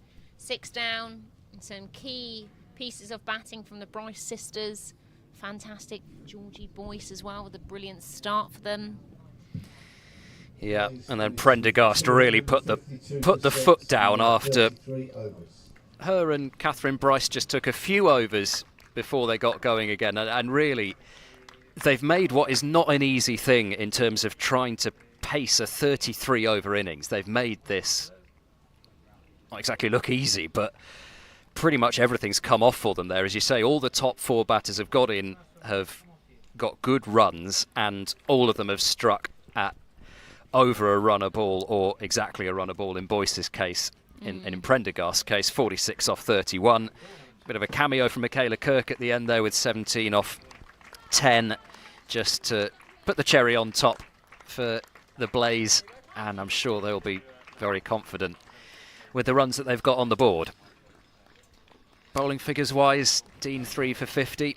Yeah, 7, Wellington 1 for 40, but again but that's a good rate, 5.7 from Wellington, whereas you look at Robbins and Griffiths obviously going closer to 9s. Interestingly, Molly Robbins actually bowled 14 dots, so almost as many as Dean and Wellington, but she has gone for a few more there. So yeah, 9 look fours. At the breakdown there, 9 fours has been very costly for her.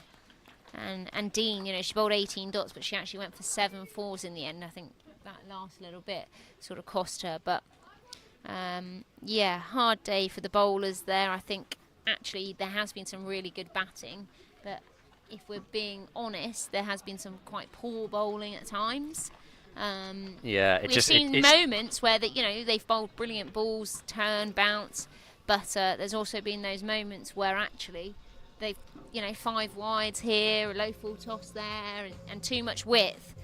And that has been quite costly for them. Yeah, it took them a little bit of time to settle into this innings, probably too much really, to allow the Blaze that sort of fast start in the power play. 61 runs off the first 7 overs. Power play really was always going to set them up extremely well with the depth of batting that they got. They knew that they weren't really going to be bowled out, so they were able to just pace the innings at whatever pace they wanted, and that was a pretty ferocious one. So Somerset will need 253 to win from their 33 overs. We're going to have some 3:30 lunch, Perfect. Nicole and I, and we'll be back with you for the Somerset reply, as they will need that 253 to make it back-to-back wins in the competition. There's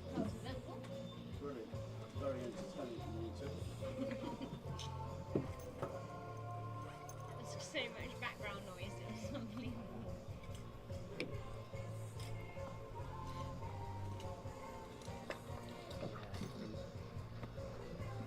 Do I need my pass? I just like it where I can see it.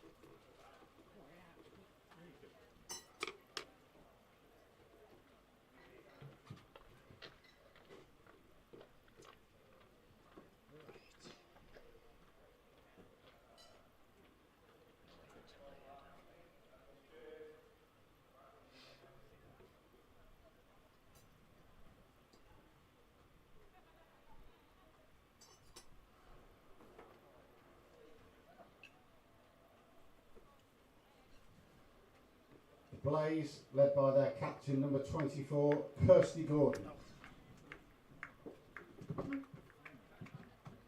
And lastly, the Somerset Batters, sponsored by Glastonbury, Abbey, number 18, Bex Odgers, and number 27, sponsored by Sports Rooms, Neve Holland.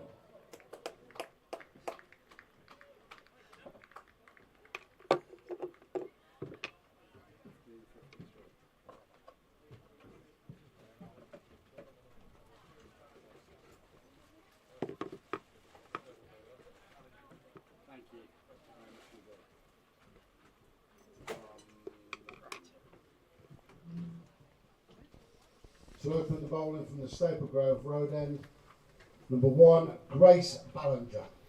Welcome back to Taunton Vale, where we are ready for the resumption as Somerset begin their pursuit of this fairly sizable total that the Blaze have posted. 252 for 6 from their 33 overs.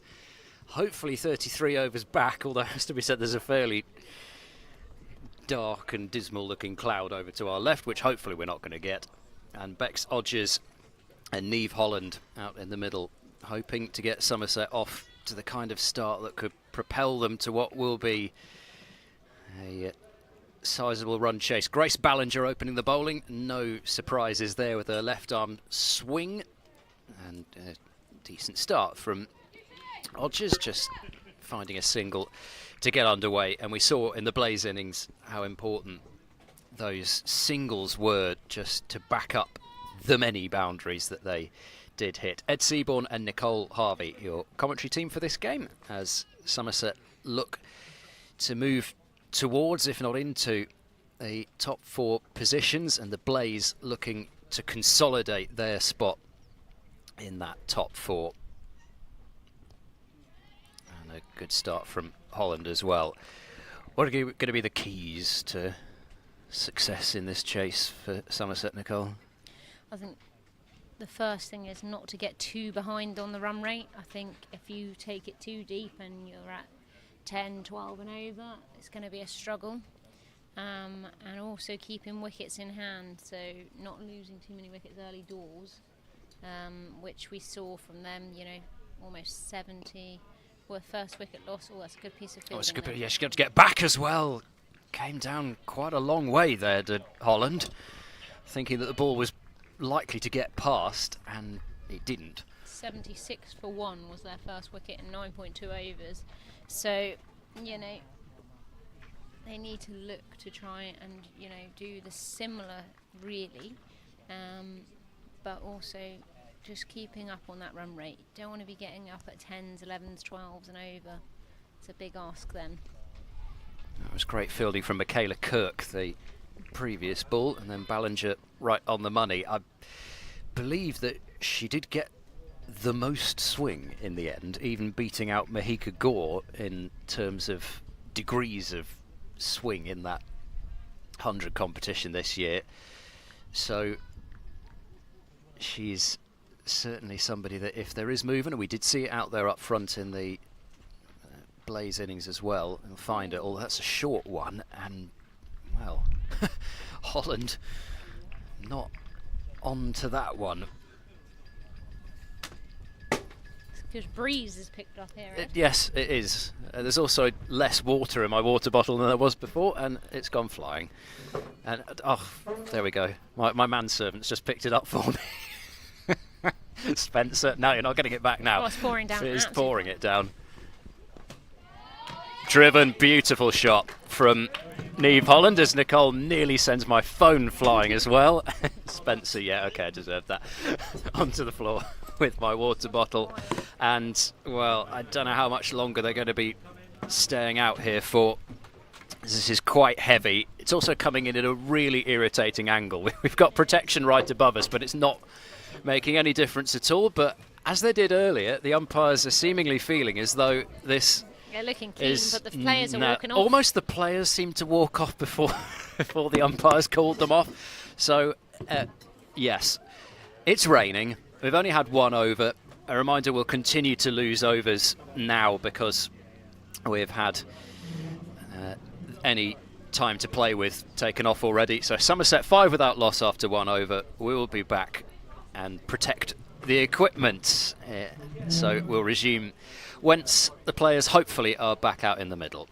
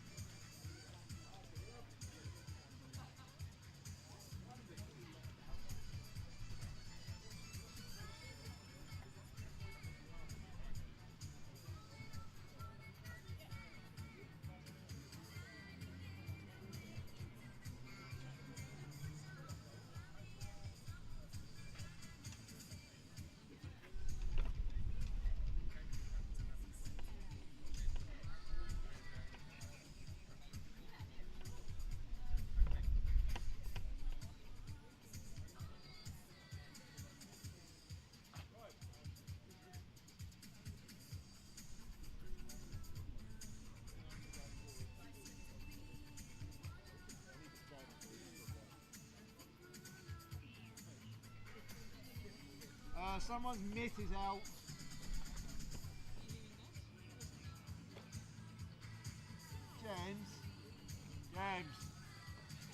James, is that your mitt? That's Kate Nichols.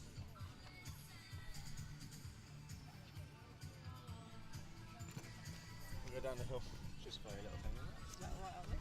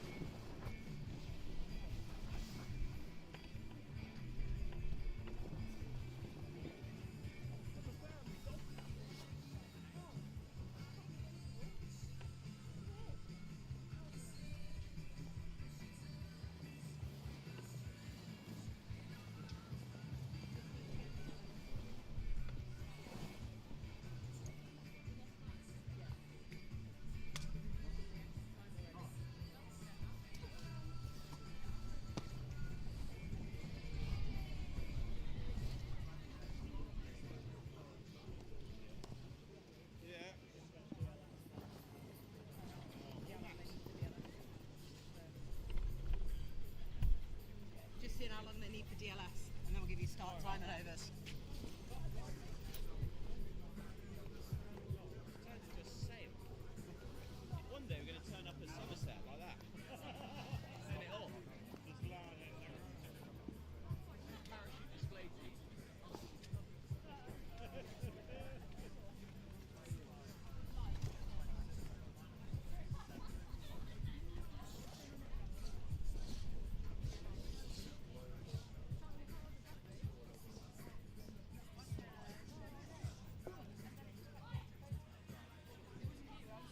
Right, 27 overs. 27.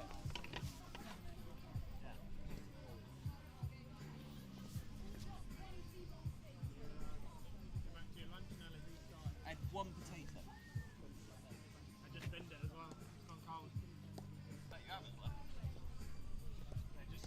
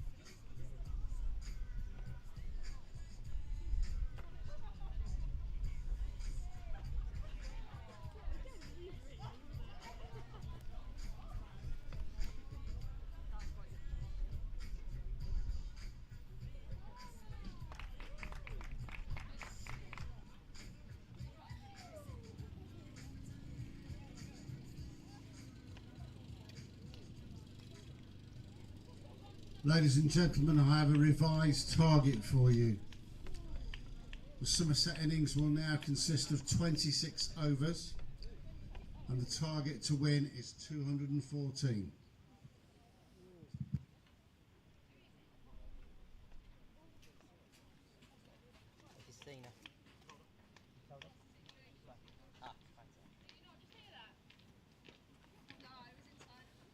Fran, you are going next. Yeah. And it's 214 to win with 25 overs remaining, so it's 8.2 runs in it. Yep. Are you allowed your phone on you? Yeah. Well, I'll send you the other. Yeah, email it.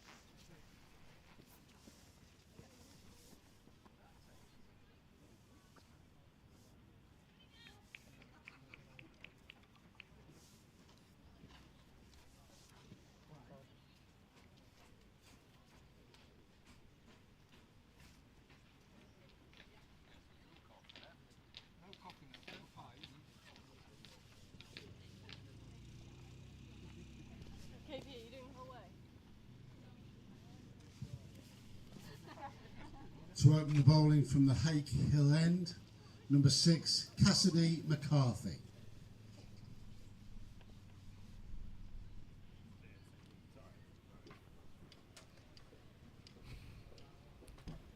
Live. 26 overs to be played here. We've had one so far, so that's 25 overs. Target 214, I believe. 5 on the board, so a long way to go here for Somerset. As Bex Odgers is on strike. Short delivery straight to mid-wicket, and that is out. Not the start Somerset would have liked, as Bex Odgers has miscued that one straight to mid-wicket, unfortunately, and she goes. Now 5 for 1 Somerset. Yeah, well, it's tricky, isn't it? You have to try and restart your innings after a break. You don't really know exactly how long it's going to be, and then you're out there so quickly again, because rightly so, because the umpires want to play as many overs as is possible to get in. But it's tricky as a batter when you're going out there, and I could see her doing a few ball bouncing exercises. You try and stay sharp in terms of the hand-eye, etc. But at the end of the day, you then basically got to go out there and score a pretty high rate from the off. And you see a short ball, you think it's there to be hit, and one of those days it goes straight to a fielder. Yeah, I mean, it's a tricky situation when you know you've got to go in there and probably going at near enough tens, almost. And like you say, there was a break in concentration, there was a break in momentum due to rain. And we're going to see Fran Wilson joining Niamh Holland at the crease. Obviously an experienced batter, who I'm sure will look to rotate the strike straight away and get some momentum going here for Somerset. Yeah, so Fran Wilson in ahead of Sophie Luff.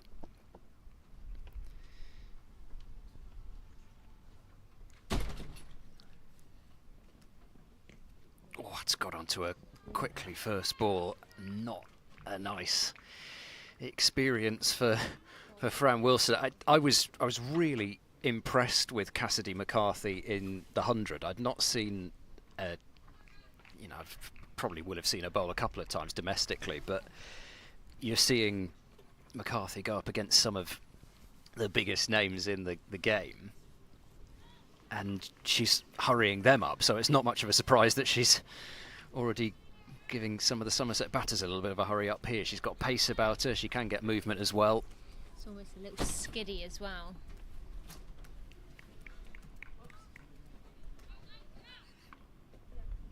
A lot going on here. As she comes in here, full delivery and driven there by Wilson, but straight to the fielder, no run scored. I mean, you sort of... As Georgia Alwas picks that one up. You tend to think, well, there tends to be the blanket statement that DLS favours the chasing side, but I'm not sure it really does when the side batting first has got a huge volume of runs. I'm not sure that really makes a great deal of difference. Nice shot there again from Fran Wilson, but no runs scored as that's straight to backward point. There is that pressure of, right, you've got to come out and you've got to score it above 8 and over from the very off. Which, if the Blaze get it right, they can make that very difficult. Yeah, I think, you know, if they had... Oh, that's really well bowled there as Wilson has edged that. Straight down to third man, he's swooped round. Grace Ballinger just cuts that off for a single. Really well bowled there. Fran Wilson off the mark. 6 for 1 Somerset now from 2 overs. Yeah, they've gone with the gully rather than the slip there, which was interesting. A little bit of glare, but I can see a blue sky, which is nice. They might be able to see your sunglasses Oh. at the moment. I'm just trying to peer over to the right part of where we are in the building. Hello, everyone. So yeah, we've got a long way to go here for Somerset. It's Grace Ballinger is going to come again with her left arm. Fran Wilson on strike. No catcher in the slip gully region. Short delivery just worked off her hip there. Fran Wilson, quick single and a misfield there at mid-wicket. A little bit slippy possibly out there. Yeah, you have the difficulty of what it's going to do in terms of bouncing off those pitch ends, and then you get a bit that's a bit more lush in terms of grass, and then the feet can get taken out from underneath you. It sort of looked as if she was going for something quite spectacular. Ended up being so, but not in quite the way she was hoping. Oh, is there a nick there? Yeah, thought I heard it. And Niamh Holland's got to go. Ballinger strikes now as well, and pretty much everything that the Blaze touch seems to turn to gold for them. And after a first over, which was a handy enough start, 5 runs off it, Somerset have now lost both openers, and Sophie Luff will be joining Fran Wilson at the crease very shortly, so there won't be any shortage of experience. But in the bowling of a Grace Niamh Holland going for 4 there, and looks like a good delivery that's got quite big on her. The incoming batter, Somerset captain, number 63, sponsored by Clark Wilmot, Sophie Luff. I think the tricky situation here is, Ed, that we're currently going, Somerset are going at 3 and over, and they need to be looking at going at 9. I think the run rate required is approximately 8.7 or 8.75 to be exact. So, you know, they realistically need to go at 9s. And as I said, I think when it gets tricky is when those run rate creeps up on you very fast, and it's a big ask for those batters coming in. And also, your overs of power play are being eroded very quickly as well. You know, you hope to try and get a little bit of a jump start with the required rate with the field up as well, but Somerset are pretty much in a position now where they're thinking defensively and just trying to get through the early stages, and Ballinger a tricky customer to come out and face first up, left arm in swing, and then you've got to score at a good rate right away.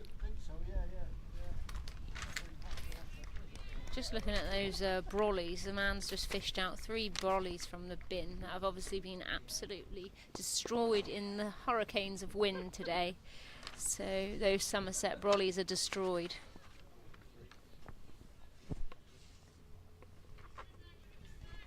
It has picked up, but it's quite chilly. It has, yes. It's also blowing absolutely everything, including even my phone seemed to be in danger of blowing off. So I mean, it's not quite gale force blowing the phone off, but if you are trying to tie your book down with it as well, the book's going.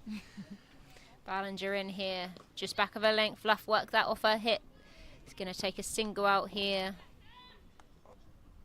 Just 1 scored from that one. Yes, I did ever wander down to have a word with some of our written and statistical colleagues down in that orange marquee in front of us, and I had my sleeves rolled up. I was thinking, this is all right temperature-wise. There in sort of fur coats and hats and all that. Good delivery there as that one's defended back by Wilson to cover. It's amazing how quickly September hits you in the cricket season. It doesn't seem to take more than about 3 days of September for it to start getting dark early. And September's the best month, that's when I'm born. coming up. Is it really? What about you, Ed? July. Wow, shame. Midsummer. Definitely not the best month, but there we go. Ballinger in. Well played by Fran Wilson, who comes down the track, just defends that to mid-off. And that is no run scored from that delivery. 8 for 2 now, Somerset. And they're going to have to do something fairly fast to go up through the gears. Make the case then for September, other than just it's your birthday. Why is September the best month? We actually do get some beautiful weather in We September. do. Give you that, yeah. Okay, so there's normally quite a nice amount of sunshine. Okay, and if you live in a tourist area, there's less tourists because the children have gone back to school. So you can enjoy that sunshine and it's quieter. And it's just a nice time because it's starting to become almost, going into that winter which everyone likes, and a nice bit of cosy. Trees are just starting to change colour. Exactly. But you can still enjoy some of the beautiful flowers. So there we go. Okay, you made a good case. I mean, you're completely wrong, but it's no. I've made a brilliant case. I think And you there's made a very still good case. cricket for pretty much the entire month. So there we go. September's sold. McCarthy continuing. Oh, that's come off pad, I think, down the leg side. You can hear a noise, but oh no, it hasn't. It's been wided. Wide. Sounded like there was a noise there, but I think it might have been glove onto pad. yeah. Anyway, I'll take them any way they can get them at this point. Well, Somerset. No, I just don't like the cricket season ending. I get your... Oh, bowled! McCarthy's got another, and that is Sophie Luff gone. 3 wickets down. Somerset. And that is an impressive sight if you're Cassidy McCarthy. Stump uprooted and lying flat on the deck, several feet back from where it should be. Look to be coming forward to that one. Cassidy McCarthy. Sophie Luff, but obviously it has snuck through the gate. The incoming batter for Somerset, number 28, Danny Gibson. Now, Danny Gibson needs to play an absolute blinder here. I hope she does. I really hope she does. And it's great to see her back out there. And obviously after her injury, it's been a tough time for her. It's good to see her out in the 100 and her infectious smile back out on the pitch. So I hope she pulls something out the bag here for Somerset. That would be quite a remarkable innings, as they're currently 9 for 3 from 3 overs, chasing 214 here at Taunton. And it would be quite a remarkable innings. So Fran Wilson and Danny Gibson here to take on the challenge. Yeah, and Gibson did play a big part with the bat in Somerset's last game. Oh, bowled first ball. McCarthy's on a hat-trick. And this is an extraordinary passage of play since the resumption. Somerset were 5 without loss. And now they are 9 for 4. I just wanted to see the replay of that one because it almost looked like it skidded as Danny Gibson went back. And it skidded and kept quite low. A little bit of a rush on here as Charlie Dean has got her coat still on. Danny Gibson was bowled by Cassidy McCarthy. She's just taking her coat on, no helmet on yet, so probably wasn't obviously in the game plan, but that's how cricket goes sometimes. The incoming batter, sponsored by Fusion Fostering, number 24, Charlie Dean. Well, I must say I was really looking forward to watching Cassidy McCarthy bowl today, from just the point of view of being somebody who has that little bit of extra height, bit of extra pace, and you like to see those sorts of bowlers coming through.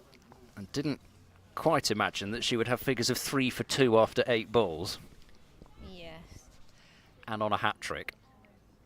And 2 top quality batters in Luff and Gibson, both bowled as well. You could not get much better in terms of a hat-trick if she were to get it, with Charlie Dean, another international batter, coming out.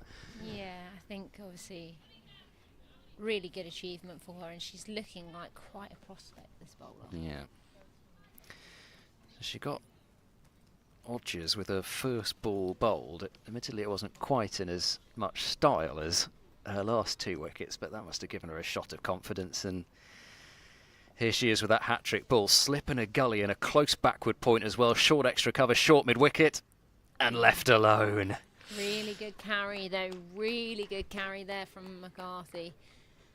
I'd like to see the pace. I will in a moment have a look on my screen, but she's bowling quite nice. Good carry. Bowling at around 70 mile an hour, which is definitely by far the fastest we've seen today. As that one's driven straight into the ground. Georgia Boyce just picking that one up. Charlie Dean's definitely got a big challenge on her hands here, isn't she? Crikey. Yes, 205 runs to find. Still some batting to come, but yeah. Ooh. Oh, she's come down late on that as well, and you can see the pace and then the length that McCarthy's bowling. Dean's sort of hanging on the back foot as a little bit, and it's understandable. It was her first ball. Gibson may have been a bit as well, and you just get a delivery like that first up at that pace. It's tricky to negotiate. Good shot there by Charlie Dean. But no run scored as she's hit that to mid-on. Somerset now 9 for 4 off 4 overs. I'm going to have a look at that 2 and 2 again from Cassidy McCarthy from a different angle. And first one straight through the gate of Sophie Luff. And Danny Gibson, stump removed again.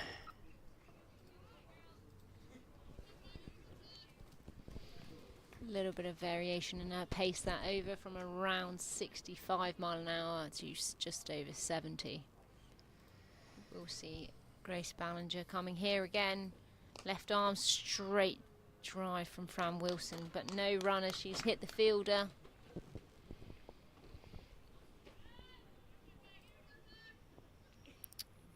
Difference in pace here, 20 mile an hour.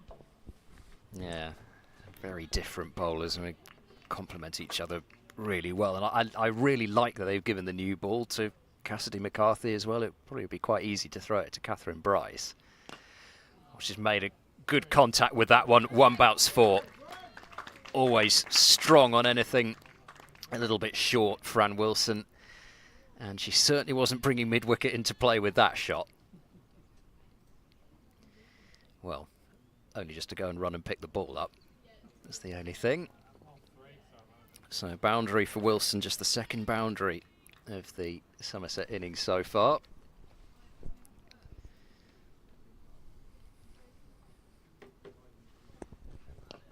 Good drive there by Fran Wilson. Square drive. That's going to race away for 4. 17 now. Somerset moving on to.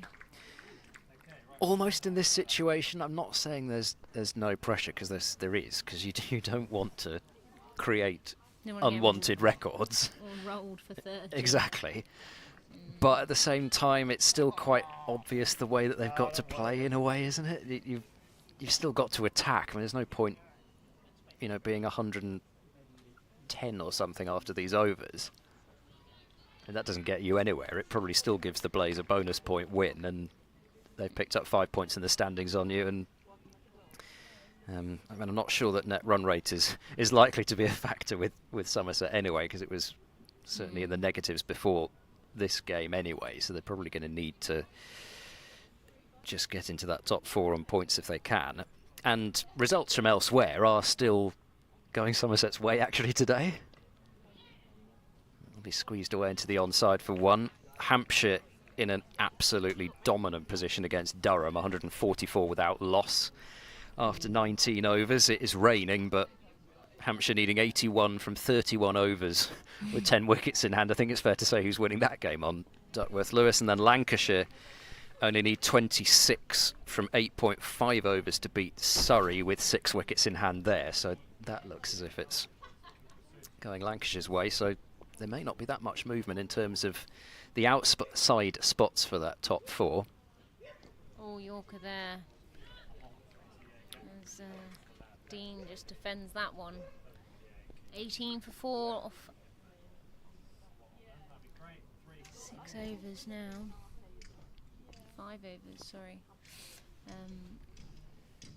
Quick on that board. Not very promising at the moment. No, I think it's fair to say there have been more promising positions. 196 needed. However, 21 overs or 20? Oh, we're playing 26. Yeah, 21 overs remaining. Yeah. However, you've So still got to try. Trace. Yes, it would be a good chase with 6 overs of power play and 10 wickets in hand, and unfortunately Somerset will have neither. But at the moment, Wilson and Dean are looking to find the middle of their bats, even if not immediately moving on to scoring at 9s and 10s and over. You guess still got to start somewhere. Still Griffiths, Wellington, Skelton to come, Anderson and then Robbins.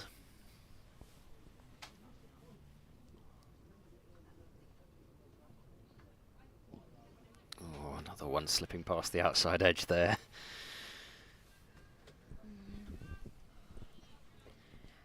Just need a few boundaries. Wilson finding a couple off Ballinger, but Cassidy McCarthy at the moment seemingly pretty much unhittable. She's only gone for 2 runs and approaching the mid part of her 3rd over. Yeah, that one's square driven though by Fran Wilson and will race away for 4. Targeting the opposite number at backward point. So 3rd boundary.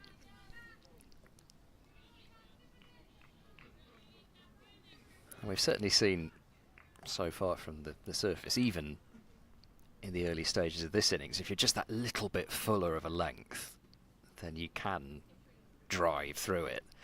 Shorter ball. That got big. Yeah, and again, you know, that is a shot that Fran Wilson does play very well, but McCarthy getting that bounce, carry through to the wicketkeeper. And there'll be no let up in terms of the Blaze attack either. The accuracy of Catherine Bryce, Georgia Elwis, Lucy Hyam with her off spin. Oh, it's a brilliant Yorker there. Yeah, it's been right on a metal to keep that one out. But there's just really no obvious weak links in the Blaze bowling attack. Somebody's going to have, you know, even in terms of this run rate, forget the 4 wickets down, somebody would have to go about the park that doesn't go about the park very much. It's not even that. You can't just target 1 or 2 people. I mean, often every game you've kind of got someone in your sights who you're aiming for. Yeah. But you've almost got to target everyone because the run rate's going up and up and up. You don't really have the option because we're at 10 and over. Cover dropping back and a lot of ground found. You know, the likelihood of taking someone for 20 and not having to target the other end is quite slim at this point in time. Yep.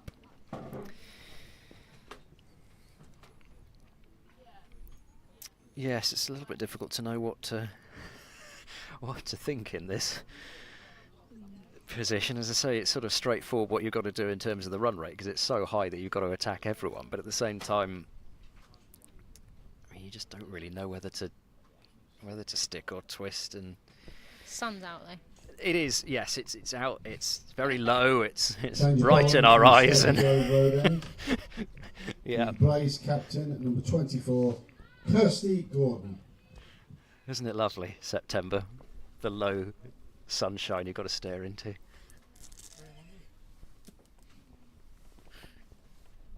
Yeah. Beautiful. prescription specs. They certainly are, or my commentary would be even worse than normal. Because you wouldn't know when the ball was being bowled. Exactly. Well, I'll be able to see some orange blurs moving about, so I'll be able to tell roughly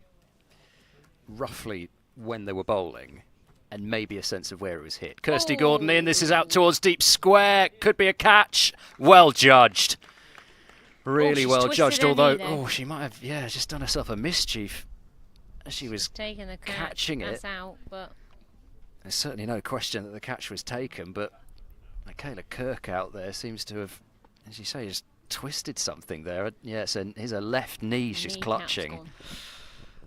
Oh, it's not pleasant, but she did well to hold on to it, given that she was then moving it around in pain. She will hobble off to the huddle. No, she sent the physio straight off, so I think she's don't need right. that. Don't need anything at all. Was caught by Michaela Kirk from the bowling of Kirsty Gordon. Well, it didn't take Gordon long. Don't think I actually mentioned her when I was going through the attack somehow. I'm not quite sure I forgot. By Rotec Hydraulics, number 10, Amanda Jade Wellington. Not quite sure I forgot the captain. She could take a blow. Is that what you were trying to say, Ed? No, definitely not. I don't think Kirsty Gordon would be the first person that I would. There's a lot going on today. There's a lot of background noise. There's people walking behind us, in and out, up and down these stairs. There's wind. There's a lot to take in. So I'll give you. I'm not sure Kirsty Gordon would be at the top of my list of people I would tell to do anything. The excuse that actually. She would be telling me to do things. I mean, it's a fair hit from Dean, but not long enough. And well, at least we're going to get plenty of Amanda Jade Wellington if she sticks out there for any length of time. Really well bowled there. There's a little bit of a taste of her own medicine there. She did that a couple of times in the Blaze innings. Gordon just bowling that a little bit flat. Good bounce and carry there. Reverse there from Wellington. Oh, and that would have been a blinder there. The way it's been going, I thought that was going to be taken off the bat. It looks close. I'd like to see the replay on that. She does go very early sometimes with that reverse sweep. I don't know if Gordon saw her coming there, but sometimes if you do just get a ball like that, it's not the easiest to play that reverse too. But anyway, she's off strike. Drop and run, which is well guided into the gap by Fran Wilson.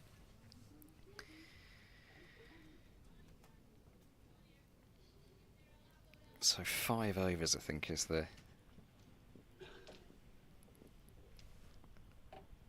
mark. Is that swept? Oh, gets past short fine leg. Outside the power play, and yeah, I think the spin's done her there. She will continue to sweep, she will continue to reverse sweep, and if she's out there for any length of time, she'll pick out quite a few boundaries doing so.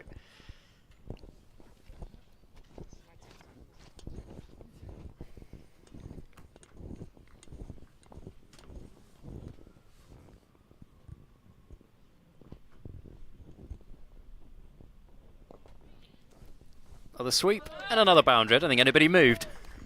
Short fine leg, statuesque and backward square as well. I suppose that we've got our we've got our man, the security guard out there. He's absolutely not going to allow anybody else to field that ball.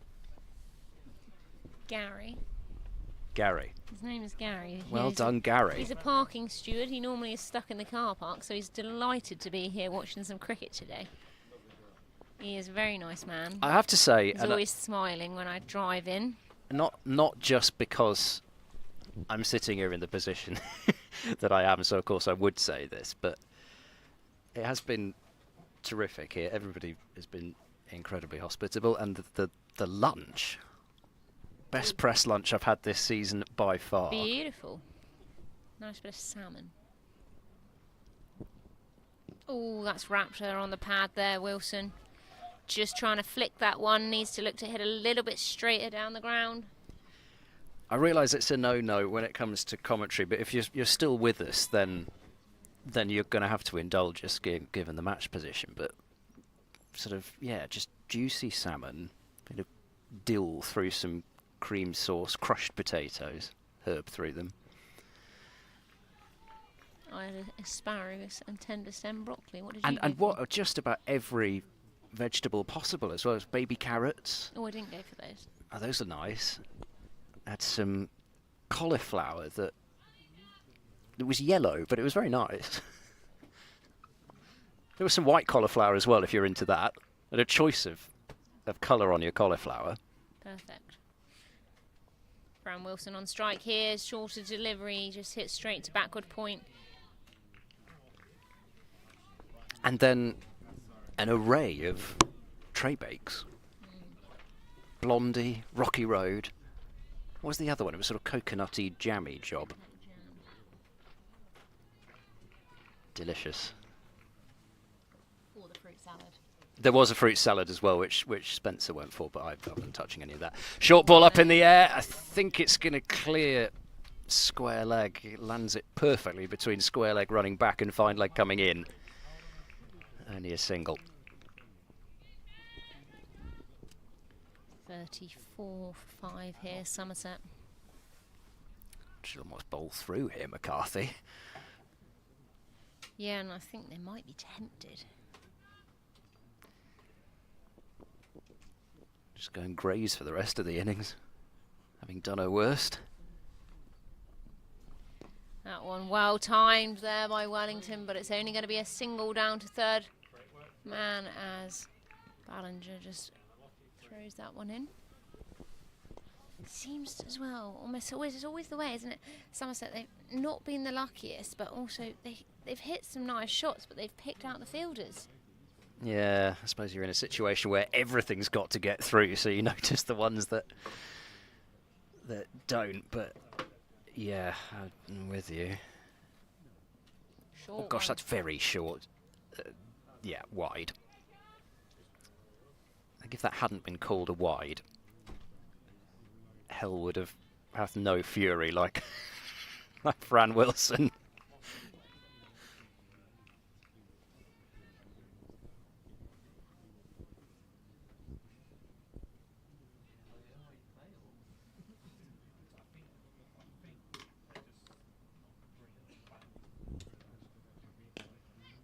Shorter delivery there as Wilson cuts that out to cover, out on the boundary, and just takes the single there.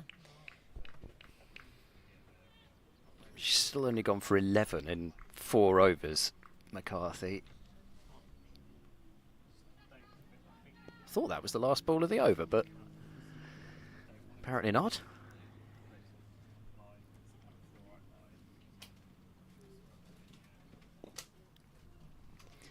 Perhaps my system here is Mr. Wide.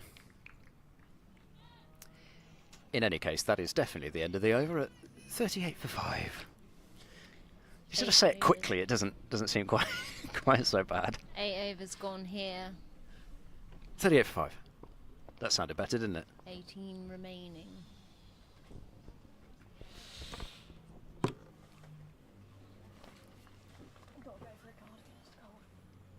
Wellington certainly made a bright start with 10 off 5.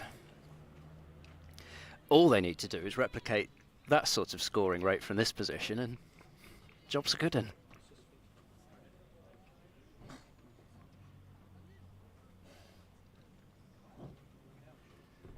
I like the enthusiasm, Ed. Some of the murk's starting to return as well. I'm freezing. Well, it's got 2 overs to rain to save Somerset, potentially.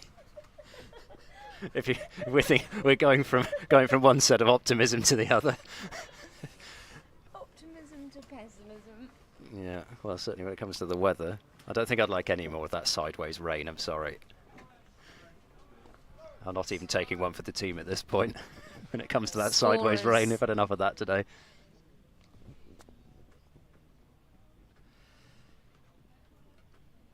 Ah, the ball has been flung to umpire Peverell. Why is he running Wow, that's a serious sprint on. I Oh, think the S&C is absolutely dashed out there. yeah. Speed of light. Oh, we've got a concussion check here. Well, It looks like one. I've completely missed that that's taken some helmet, but I think that's what's going on. It was quite a late decision that one was needed. I wonder what a concussion check with Amanda J. Wellington would be. should get that on cam. That S&C speed, very impressive. Or is it the physio? I think he might be the physio. Yeah. It's going to do well to beat that Sri Lankan physio, men's physio they had a couple of years back. Well, that's played beautifully late, and we've seen the outfield's plenty quick enough that you can just play that ball down fine somewhere, whether that be offside or leg side, and if there's not a fielder back there, which there hasn't been for most of today really, you could just lay back and take a boundary. Wellington already has 3 of those. And again. Well, I didn't want to go for 4 again, do they?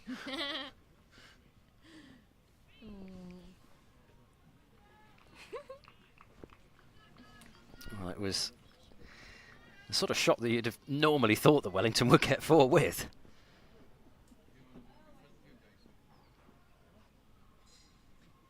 Down the pitch this time, but Kirsty Gordon, even if she didn't see her coming, it was a really fine bit of bowling to defeat her. She is a... Well, it's often a cliche used about spinners, isn't it, when it comes to sort of wily and all those sorts of adjectives, but she certainly is. Oh, just a bit of bottom edge to save her. The ball, I think, is just going to win that race. It is. The fielder ends up sprawled all over the boundary, despite the fact that the ball, I don't think, has completely crossed the rope, but it's certainly 4 runs, and, well, maybe not quite in that regard, but the Blaze definitely did have a few boundaries off edges, and Somerset are clawing back a couple here.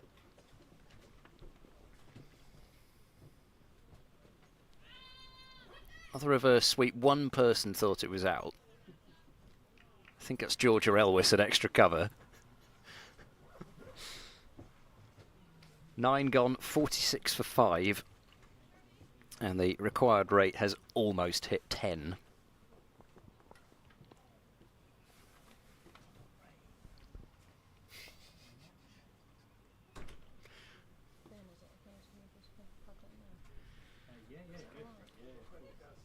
Thank you very much.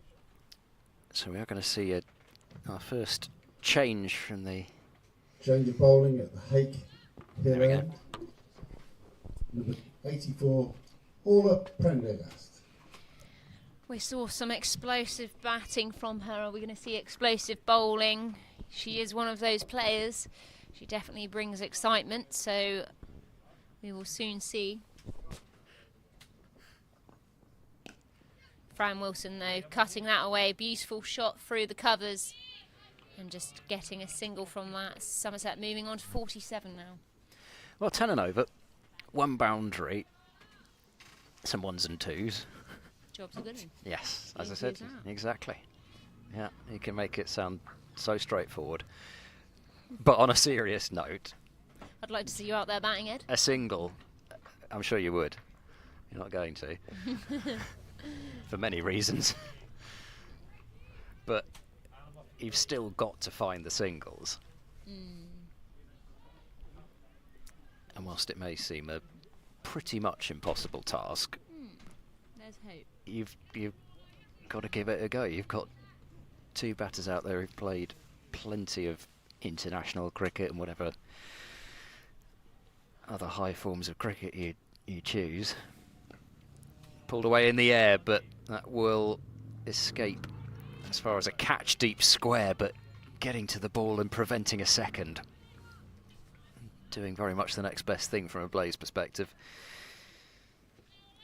But yeah, I think it's fair to say these two are going to have to do a lot of the work. There is still Alex Griffiths to come as well.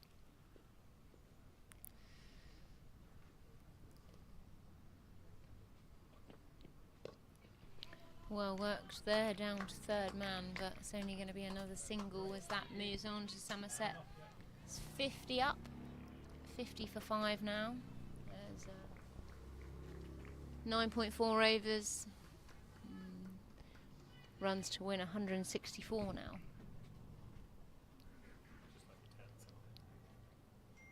And they found the gaps in this over. Now they need a boundary. And there it is! Over the top of mid-wicket.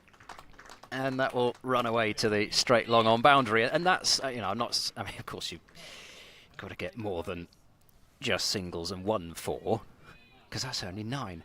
But if you start with 9s, then it's a good start. And you do only need to take, as long as you're executing, and it's such a long period of time to demand that for, but you've only really got to take 1 risk and over, and that was a calculated risk, but it came off. Then of course you get the odd dot ball, which you're bound to get, but then also you'll be hoping that there's an over or 2 where you maybe do get multiple boundaries. So they've got to score 160 from 16. And we also do now have a game, so Blaze supporters who might have been slightly concerned about what is again some gathering dark cloud. With 10 overs completed this Somerset innings, there will be a result here. Change of bowling at the Staple Grove Road end. Number 34, Georgia Elwes.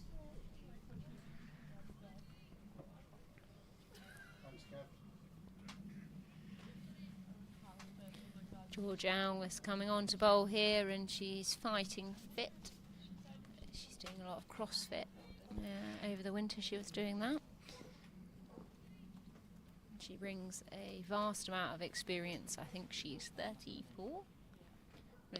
Look that up for me, Ed. Okay. Yes, Nicole.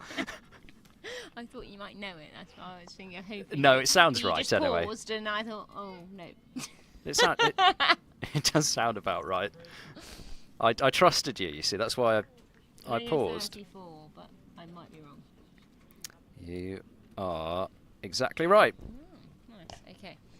That one aerial up and over, but it's going to be cut off. A great piece of fielding here. Just 2. Fran Wilson trying her hardest there to hit that pocket. Born in the great city of Wolverhampton. Good fact, that. Well, she is a massive Wolves fan, I believe.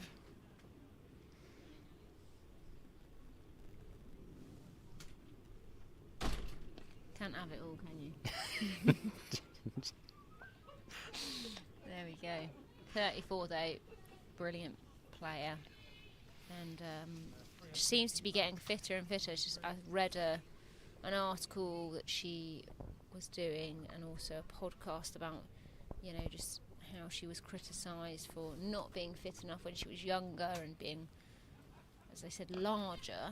And she actually wasn't that large at all, to be honest. No, I didn't know that part. I knew, like you said, I'd heard that she was, you know, really into that sort of CrossFit type stuff. But yeah, and I didn't know that first part. It had really affected her. How you know, I think one of the reasons at a time when she was younger was she wasn't selected because they thought that, you know, she was too big and not fit enough. So that's really what spurred on this fitness journey for her.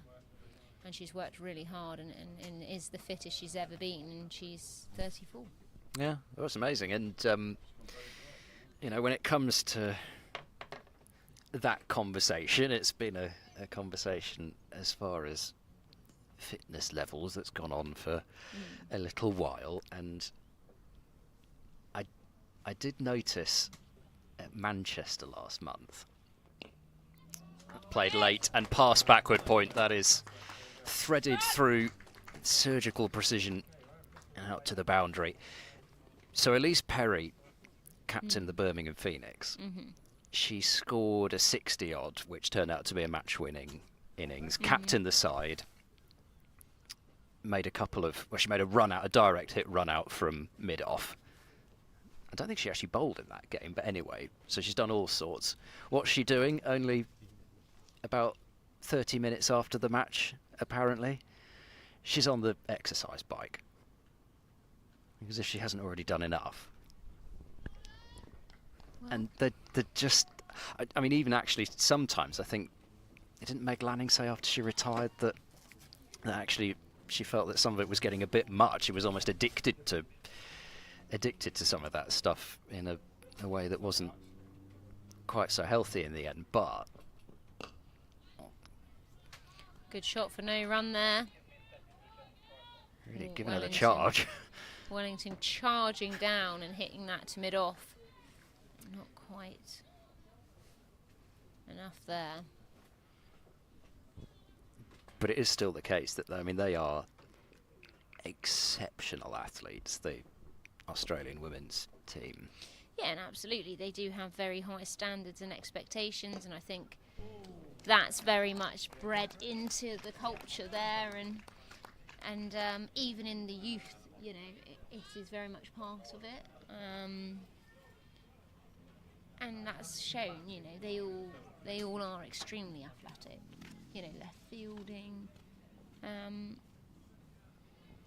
and you know, it possibly could be, as I say, addictive to some of them because it's ingrained in them. Yeah. So another boundary for Wellington, and that should be another muscled over the leg side, and 4 more runs from the moment that left the bat. So return to the bowling crease for Prendergast for a second over, and it was a boundary late on in her first, and a couple of short balls have been latched onto by Amanda Jade Wellington. 31 off 19 balls. She doesn't hang around, and I'm not even sure that she's quite, as crazy as it sounds, I'm not even sure she's quite actually entered absolute top gear. She might be just about starting now, but I think she's just seen a couple of shorter balls and gone at them. Interesting to see what happens now with everybody up on the offside apart from cover. Yeah, it's a tricky field to bowl to, and any width on offer, and Wellington was probably likely to do that. It's the sort of shot that she was playing over and over again against Surrey in that opening game. They never put anybody back there on the offside, and she kept cutting it for 4. 50 partnership there between Wellington and Wilson from 33 balls. Somerset move on to 75 for 5. Well, it's quite some counter-attack. 39 remaining now, so really good, and it is a fast-scoring ground. We've talked about it. That one's short, up and over, and that is racing away for 4. Awful delivery, but Wellington has put that away. Yes, it's the first Nicole Harvey awful of the day. Ladies and gentlemen, the 50 partnership came up at 33 balls. Honesty is the best policy, Ed. You know I love your awfuls. They normally come out 1 a game. We Yeah. both know it. No, I'm afraid you're right, though. I mean, she's been whacked for, what, 3 fours in the over with shorter balls, and she goes even shorter and wide with deep third up inside the circle. Yeah. Surprising, I would say. And It's not an ideal ball. yes, Put it politely. especially to somebody she's played Big Bash cricket with as well, with Amanda Jade Wellington. I'm sure she'll have faced a decent amount of Prendergast before. Slow ball there, and that one's wide again, giving room, and you just can't afford to do that on this pitch. The outfield's so fast, that's raced away for 4. And Wellington moves on to 35. I think it's 43, isn't it? That's Wilson on 31, yeah. My screen is quite a bit... Yeah, no, I'm not sure. This says it Refresh it. should be 43 off 22. Very good. And that's already a 9th 4. Somerset, though, are moving on to 83 for 5 from 12 overs. So 13 overs remaining here. That really was deja vu from Beckenham at the start of the season. It just every ball, apart from the one that was pulled through mid-wicket, but every ball going through backward point, and not a And she great went deal of shorter change in and line or shorter. length. Yeah.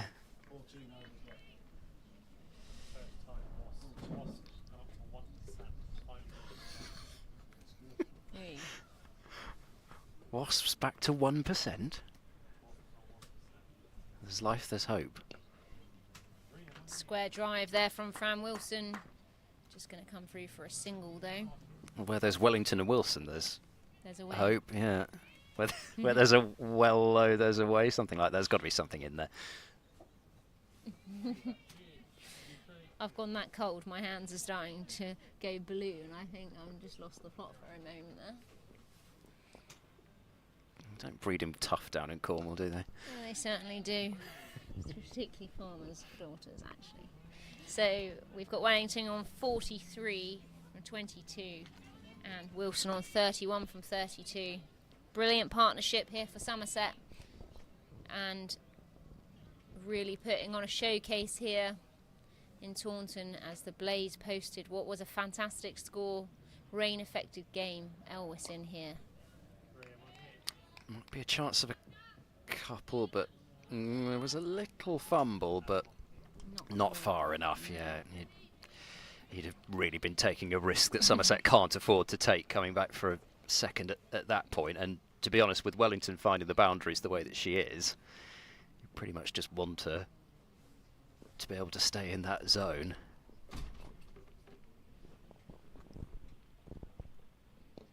That one's played. She's done it late. again. And I really think that's going to race away for 4. They can't quite work out.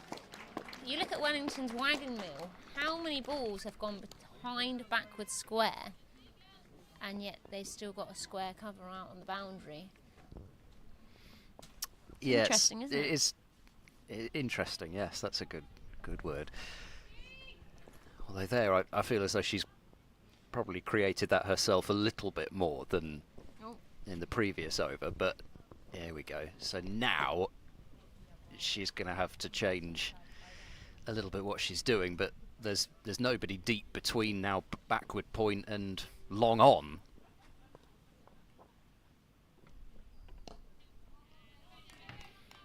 Takes the boundary, takes the single. Nice piece of cricket there as there's 122 remaining needed.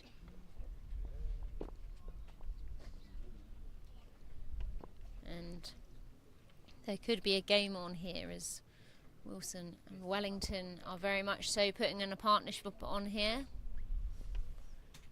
Elwes in.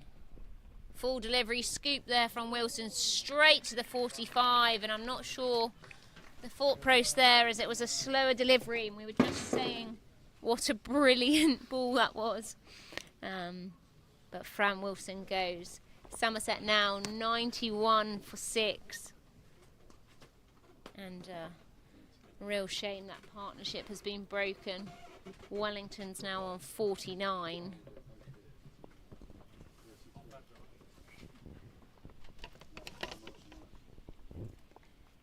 Such a shame to see Fran Wilson go. Fran Wilson was caught by Grace Ballinger for 33. Who goes for 33, and that fantastic partnership is now broken. As is Nicole Harvey's phone. No, it thankfully isn't. Incoming batter, sponsored by the Almost went Joseph flying State completely Agency. off the balcony right as that wicket was taken. So I do Number apologise for 25, Alex Griffith. for the lack of input from my side there, but I was trying to rescue it before it blew off the ledge. Yes. Wilson gone. No, I agree, Nicole. I mean, it's always easy to say when a batter gets out playing that sort of a shot, but I just think it was working really well, them hitting hard down the ground. Exactly. I see why she's done it. Could she open up that and hit 360? I just question whether Georgia Elwes was bowling fast enough for that to be an option. You know, Change of bowling at the Hake Hill end. McCarthy, Number I'd 7, see that as a Lucy fantastic Hine. option. Bowling 70 mile an hour, but when it's coming at 50, not so convinced. It's, you know, it's high risk for low reward, really. But we're going to see a change of bowling here as Lucy Hyam's going to come on. And Somerset 91 for 6. Yeah, it's such a threatening partnership going, but now Alex Griffiths comes out knowing that a lot's on her. Wellington just going about her merry way though. First ball round the corner, and that's a great piece of fielding. Tipping it back in. The 2 runs though, well, she only needed 1 to get to her 50, so she gets to 51. 26 balls, I think, and 10 fours. What a remarkable knock. Wellington continues to deliver pieces of brilliance, whether that be bat or ball for Somerset. She is worth the price of admission on her own, I think. Never mind, never mind anything else you might see. Down she comes, trying to thrash that one through the onside, but picks out deep mid-wicket. She just doesn't get sold short with anything, really. If she's going to come down the pitch, she's going to come a long way down. If she's going to reverse sweep, she's going to commit to that. Griff is going to go from the off here, I think, and possibly come down the track and go up and over the bowler, but we will soon see. Oh, it's a nice delivery there with a bit of bounce as that bounces over the stumps. I mean, Hyam sort of knows, I think, still that, particularly Wellington's going to be coming at her, because you don't have a great deal of choice with the rate being what it is.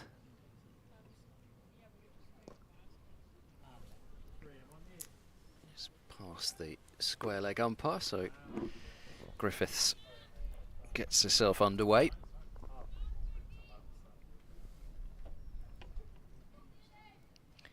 Beautiful sunshine coming through here now and some blue sky I can see. Yes. Now the game's nearly over. Patchwork of blue is always the way, isn't it? There we go. Short one there. Wellington rocks back on that length straight away, but it's straight to the fielder.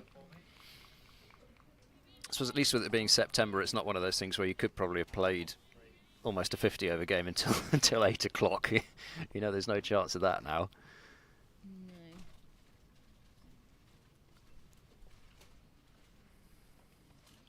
Shorter delivery, Griff just rocking back, hitting that into mid-wicket.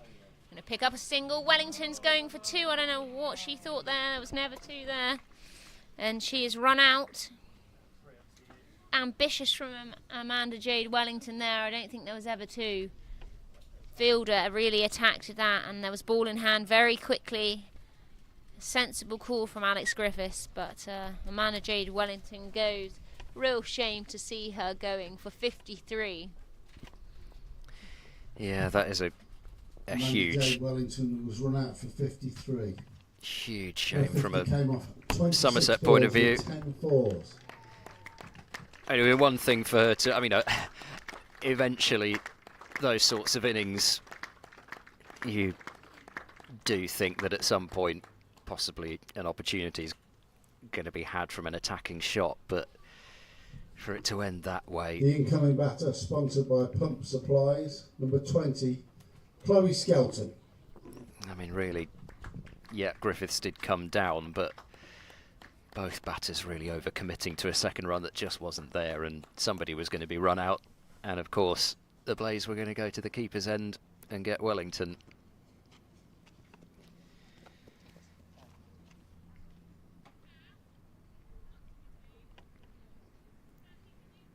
So 69, the partnership between Wellington and Wilson, 69 in 6.5 overs.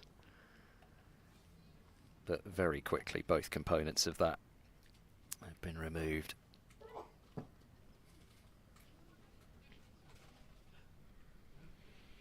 So Skelton to the middle.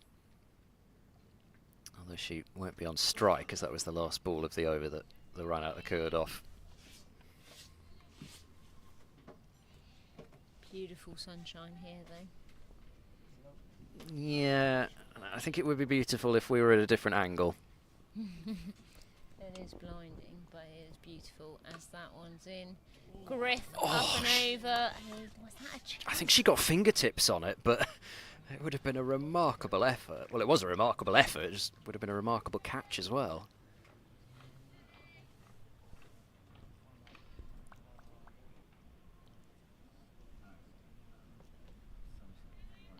Is that McCarthy at mid-wicket? Close to it. Drive out through the covers to get Skelton up and running.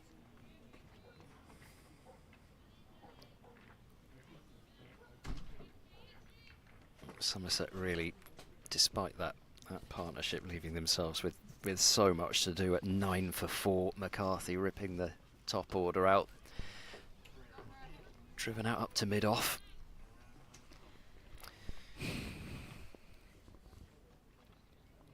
Somerset 99 for 7 here. Is Alex Griffiths. It's looking like she wants a challenge, but I'm not sure she was quite expecting this bigger one, as that one's up and over. Lovely bit of power there from the Welsh youngster. As that's Somerset's 100 up there, 103 now for 7. Alex Griffiths hitting that one through mid-on, racing away for 4. Yeah, she has been striking the ball well in the mid to lower order this year, Griffiths. Just bursting through Elvis, but won't be to any cost. So 2 games remain in Somerset's women's season after this one. The trip away to Hampshire next, and then the final game at home at Taunton. Another down to long great on. strike there from Alex Griffiths, but just going to be a single, a handy piece of fielding. Yeah, well watched on the bounce. And the final game against Warwickshire, which is on Saturday at the Cooper Associates County Ground.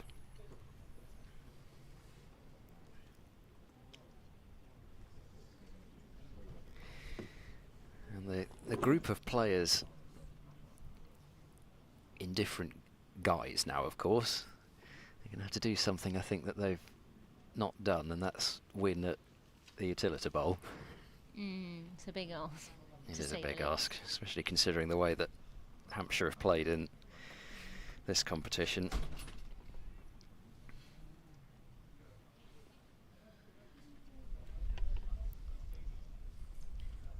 But these things do happen. They do, and in Hampshire also, I suspect, I haven't had a look at a live table, but I suspect Hampshire will have booked their spot now anyway, because they've beaten Durham very comfortably by 9 wickets. Drilled away over the top, and that has only just landed inside the boundary rope. That's a really impressive hit from Alex Griffiths. He's been working incredibly hard and been playing well this season. Lancashire did get home against Surrey, although it was a little bit of a wobble at the end there. They've won by just 4 wickets with 4 overs to spare. Going again, Griffiths long on, tries to get round but can't do so. Hampshire on 41 points. Yeah, so 2 rounds to go. I think that's it for them then. They've made it.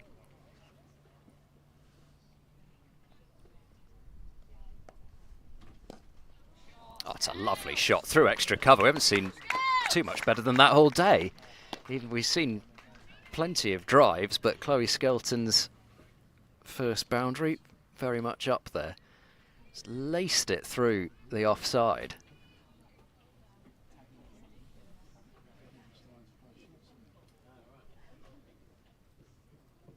I am switching to around and bowls Skelton. So beautiful shot followed by, I'm sure, what Lucy Hyam would say was a beautiful thing for her. As Somerset lose their 8th wicket And Ellie Anderson, who has certainly shown that she can bat this season, but Chloe Skelton was bowled when it by comes to Lucy Hine. 101 required, she would have to show The something incoming quite batter, extraordinary, but she's going to have the sponsored opportunity by to go out there White and Group, number actually have a bit of 45, time in the middle. Ellie Anderson.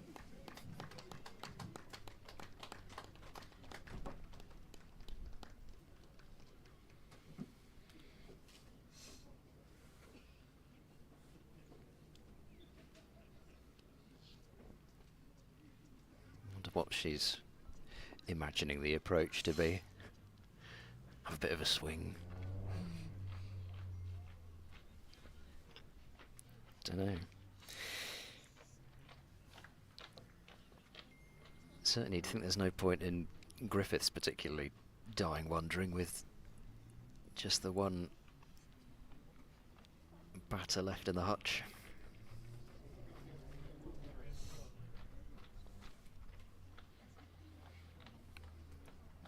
So now everybody other than Prendergast has taken a wicket for the Blaze as well, and Prendergast certainly has played her part with the bat. It's been a very much a team performance from the Blaze today.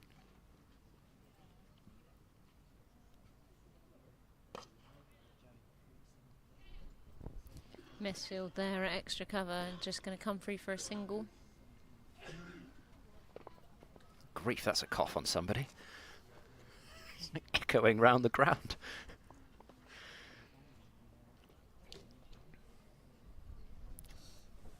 Spluttering away, 114 for 8.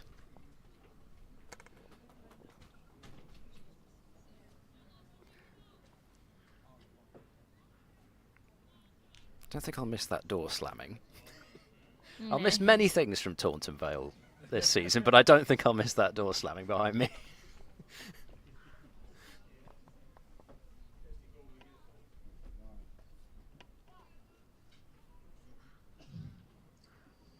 Returning from the Staple Grove Road end, Kirsty Gordon. Ringing the changes, back to herself, Gordon. 2 overs, 1 for 18.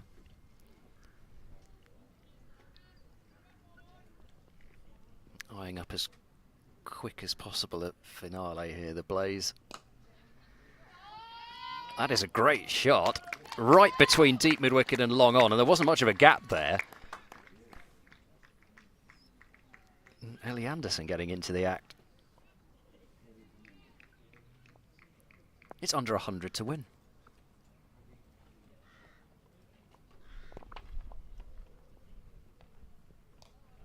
Going again, slicing it somewhat, but it'll work out. Get Griffiths back on strike.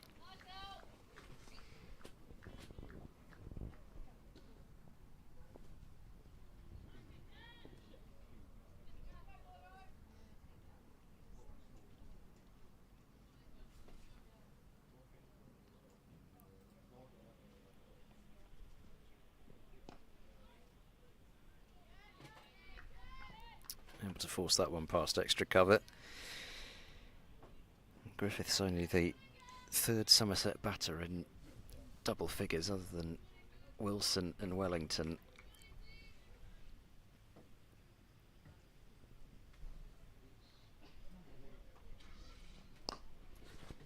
It's given some air by Gordon and by Griffiths as well. That's 4. It is 4, just bouncing over, and I thought for a moment we might have a bit of a collision as well, which wouldn't have been good. Thankfully that was avoided.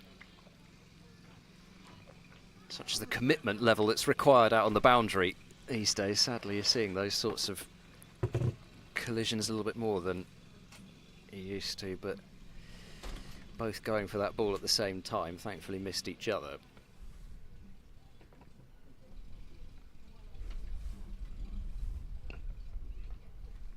Oh, it's a really good stop, could be a run out. Anderson coming away down, but I think...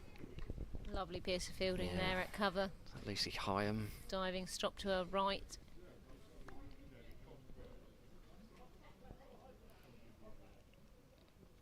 Up and over. Is that straight down long on's throat? And it is, but it's a drop. Almost landed on the head.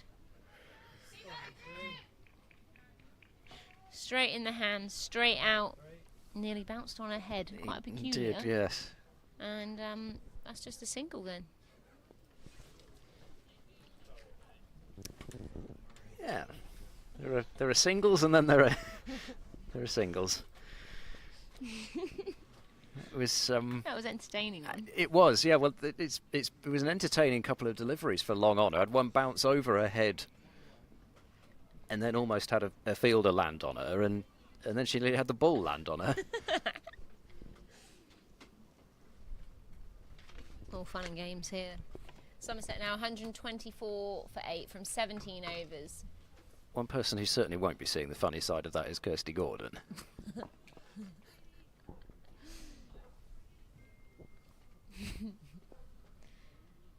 I'm in. Reverse sweep there. Alex Griffiths, lovely shot. Slight misfield, allows for a single. No, I'm sounding like I'm giving Kirsty Gordon some stick here, but she's a terrific competitor, and I love watching her. She is one to wear her heart on her sleeve, which again I really like. Yeah. I think there's always that aspect Touch at of this the level. touch of the Nicole Harvey ruthlessness as well. Oh, I think she's more ruthless than me. She's even more ruthless than She's you. far Yeah. more ruthless than me. So that's saying something. I remember I had my son at a ground in a pushchair. He was less than a year old, and she went, "There's not going to be any spectators at the ground." And I was like, "It's not a spectator." Well, that's just eluded deep mid wicket, and the adventures on the boundary continue. Again, two fielders went for it, and it gets right between them. Griffiths continues to strike it well. 130 now for 8. Somerset. Crikey, that was loud. I mean, in terms of the actual, would still be an ask with wickets in hand, but 84 from 8.5 overs. It's not outlandish. Sweet, lovely shot. It's not outlandish. It's just the fact that Somerset lost so many wickets up front. Yeah, real shame.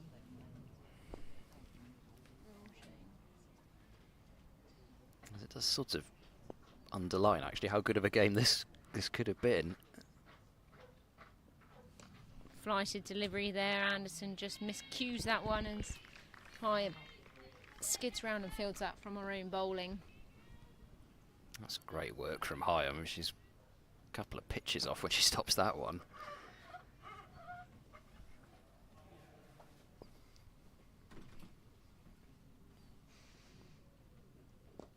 Lovely shot. That will race away for 4. The steward's in the action again as he two-handed pick up to that one and a little underarm throw for him. Has he changed field position? That one wasn't Gary, that was Gary's friend. Oh no, it is, isn't it? He's not. I thought he was going extra cover to extra cover there, or sorry, deep mid wicket to deep mid wicket. Lovely. Somerset now 135 for 8. He's got the required rate down below 10 again. 79 from 48 deliveries required, which is very much doable. Just 2 wickets in hand though. A little bit of a stumbling block. Yes, it is a minor hurdle.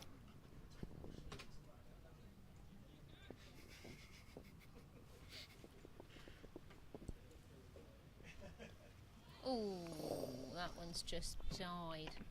As Alex Griffiths has tried to hit that over the pavilion. A suggestion from the scorebox that Somerset might send Sean Dixon out at 11. Full toss there though, and that one's hit straight down the ground. Misfield there from mid on. Oh, just about gonna staying in the scamper field of through play. for 2. Run up well. And the good thing, and credit to Anderson for this as well, is that Griffiths is getting a lot of the strike here. Short delivery there, Griffiths pulls that one. 2 mid wicket. Oh, good piece of fielding there, just the single. Yeah, that work done by Michaela Kirk. Knee seemed to be okay there. Good for her.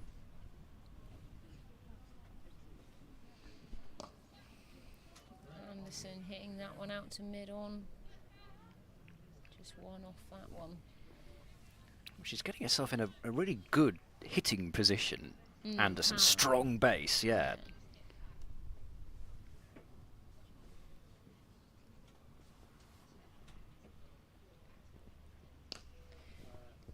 Laid Strike into that one. Straight down the ground there from Griff, but only a single good piece of fielding there.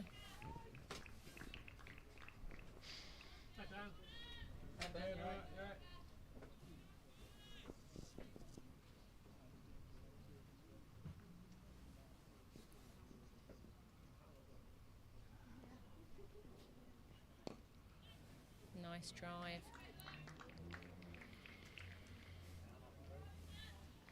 So there's a dot to end the over, 74 required from 7.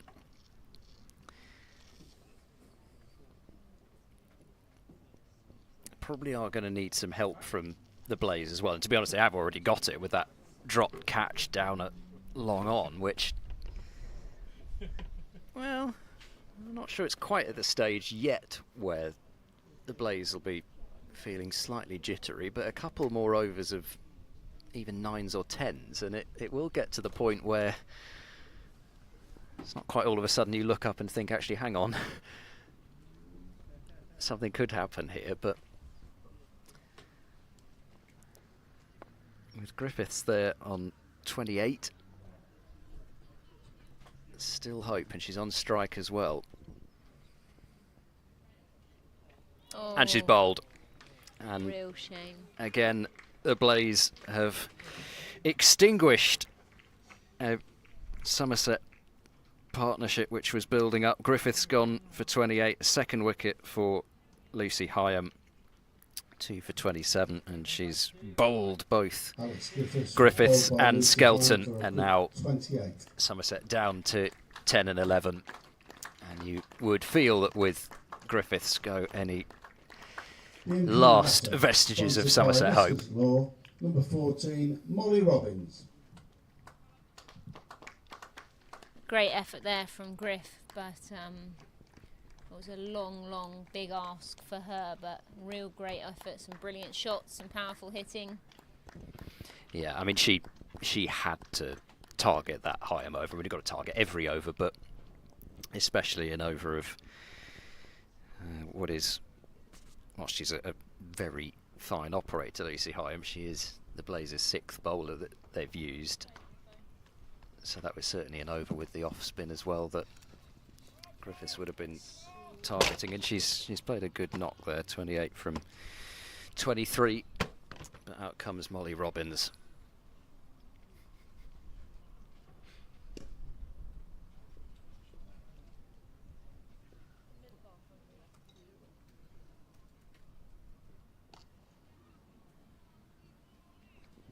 Just the one from that delivery.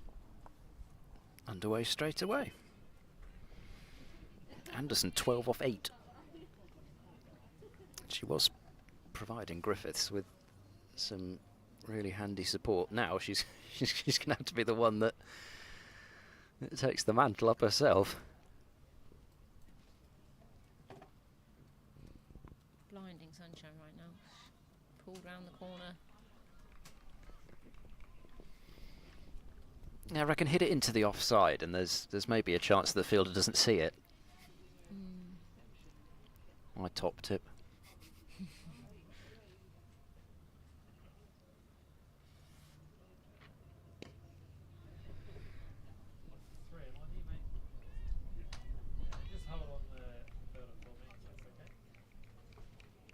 I think that dropped catch aside, the Blaze have fielded pretty well here. There's not been really those bobbles that we saw. Land safely as well, right between long off and long on.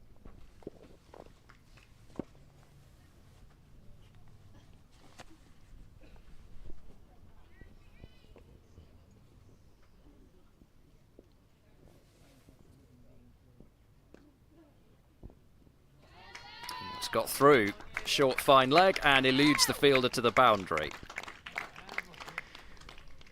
Misfield there on the 45, but well hit. Just actually. as I was praising the fielding, that was was a misfield, but yeah. Ellie Anderson hit that really well, and that one's raced away for 4. Somerset 147 for 9 now. 20 overs gone. Just 6 overs remaining. Her batting really does seem to have come on Ellie Anderson's, yeah. Yeah.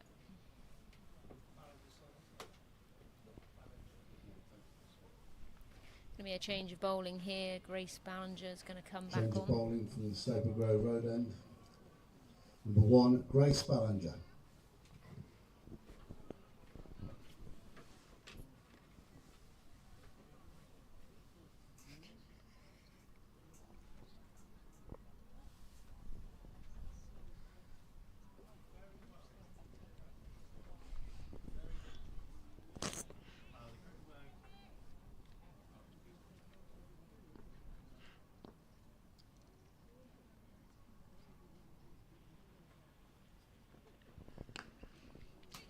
Cracked away to mid-on. Weight there is a good call, although as it turns out it probably did get far enough away from the fielder that it is not a run.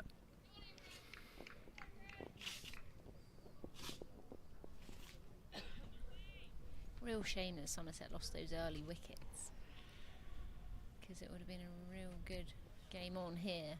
Well, that'll fly away as well with just the odd little thing like that. Oh, 150 up for Somerset as that spectator has jumped out of his seat and nearly fallen over chasing that ball, but it was a brilliant effort from him. Very enthusiastic. Yeah, the couple with their umbrella tent have called it a day. They've gone off to the beach at Weston or something. Well, yes, we might have ended up on the beach at Weston, but possibly not of their own volition.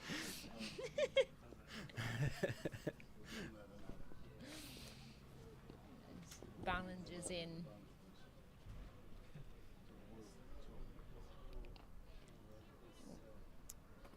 Miscue there. The margin certainly coming down from what it looked as if it was going to be at 9 for 4 and then 22 for 5. So, you know, the sort of the second half of what needed to happen has happened for Somerset, but unfortunately just too much of a hole dug for themselves. Up. And that could be a 6. No, just a 4.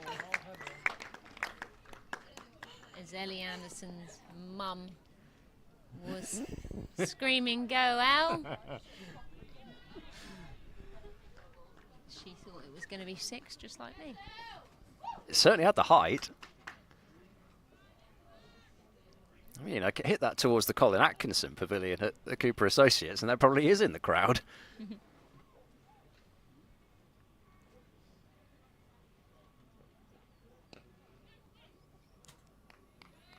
Slower ball there from Grace Ballinger.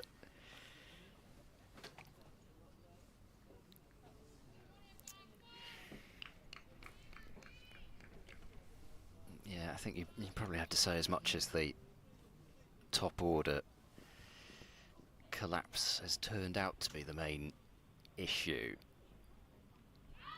Appeal here, no, says Ben Peverell. But yes, you probably do also have to say that the way that Somerset bowled up front as well was another issue. The Blaze have, I mean, you talk about in a T20 often commanding the power play, and this has been a reduced overs game today as well. The Blaze have absolutely bossed both power plays. There were 61 without loss after theirs, which was a 7-over power play, and had reduced Somerset to 4 down inside their power play and took a 5th pretty soon after it. Yeah, I think Returning to bowl from the Hake Hill end. Number 84, Orla Prendergast. I think the bowling at times from Somerset was really good. We had some spells of actually fantastic pieces of bowling. So Charlie Dean, she was, real good turn and bounce. Manager Jade Wellington as well, with some, really fantastic deliveries. But unfortunately, those margin for errors where we started off, it was too wide or too short, and then we've had some misfields, 5 wides, just all of those combining, chipping in, before you know it, it's quite a big contributing factor. You look at actually, even with the rain affected and the losing the overs, 156 chasing 214, 58 to win. But if those margin for errors weren't there, it could be very close. Oh, what a hit that is! And one bounce for, but straight back over the bowler's head, clean as you like. And now it's Molly Robinson after it. So it's it's a bit of a shame, because it is a good batting track, and as we've seen, when the bowlers have put the ball in the right place, it's quite difficult for the batters. But yeah, just a little bit expensive for me, and just meant that Somerset batters have had a lot to do. But some really good effort here from the middle lower order from Somerset. Alex Griffiths, fantastic piece of batting there. Molly Robinson, Ellie Anderson as well, with a great effort. Good piece of running here, going to scamper free for 2. Yeah, I think it was just about there in the end. It was a short throw once the ground had been made up, but long way in off that boundary. And credit to these two, they have pushed those boundary riders right back onto the boundary, because they've shown that they've got the power still to cause some damage. 52 required from 28 here. There's a good slower ball from Prendergast, who has taken some real tap now with the ball. 34 runs she's gone for in 2.5 overs, but there, the slower ball Yorker doing the trick. Someone asks, do I wish I was still playing? That's a good question. Now with... Right this minute, probably, because I like a challenge. Oh, there's not 2 there, and that's good stuff from But it's Robbins, also pretty much turning her back on freezing Anderson. cold, and I'm sitting here in a cardigan and a coat, so yeah, I do like a challenge. So probably, in a sense, maybe. Who was that? Someone called Dom? Did you say Ben? John Andrews. Thanks for the comment and tuning in, John. And maybe, but we'll see. Oh, we'll see. Yeah, we'll see. Who knows, Ed? I like that. That's a scoop. Behind square. It's a nice shot there from Ellie. Oh, it's a misfield. Oh, it's over the boundary. Misfield there, and just maybe a little bit of a lack in concentration, but a nice shot there from Ellie Anderson. She's watched that one round the corner. This continues to get an awful lot closer than certainly at so many stages you'd have thought, but Anderson 25 off 15 balls. There is hope. And there still is time. I mean, you're looking at me like I'm crazy, but it's cracked away. Over. That probably should be 2. Long on has a long way to go. And they'll make it back for that second run. 45 required from 4 overs. Good over, girls, the cry from the Somerset bench, and it certainly was.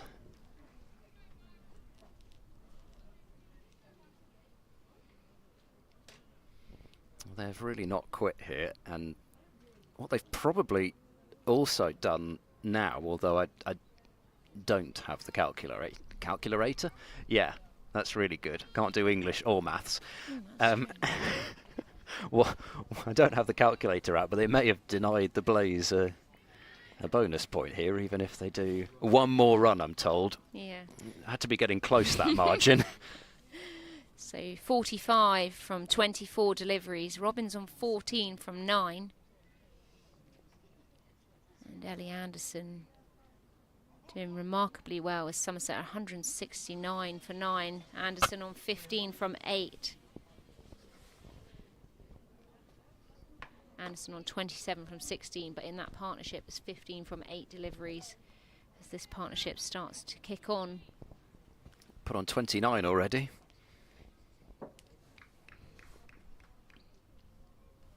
Just from 17 deliveries, this partnership. I mean, that is pretty much the required rate.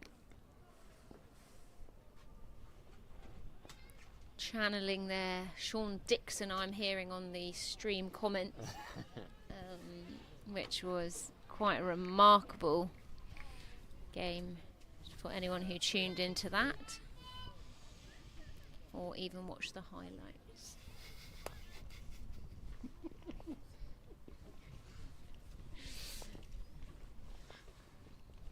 As Grace Ballinger comes in here. Up! And it should be caught at long on, and that's the end of it. But a great effort there from Somerset. Molly Robbins caught at long on as she's tried to go up and over, straight down the ground. And unfortunately they finish on 169, Ed. But a real great effort.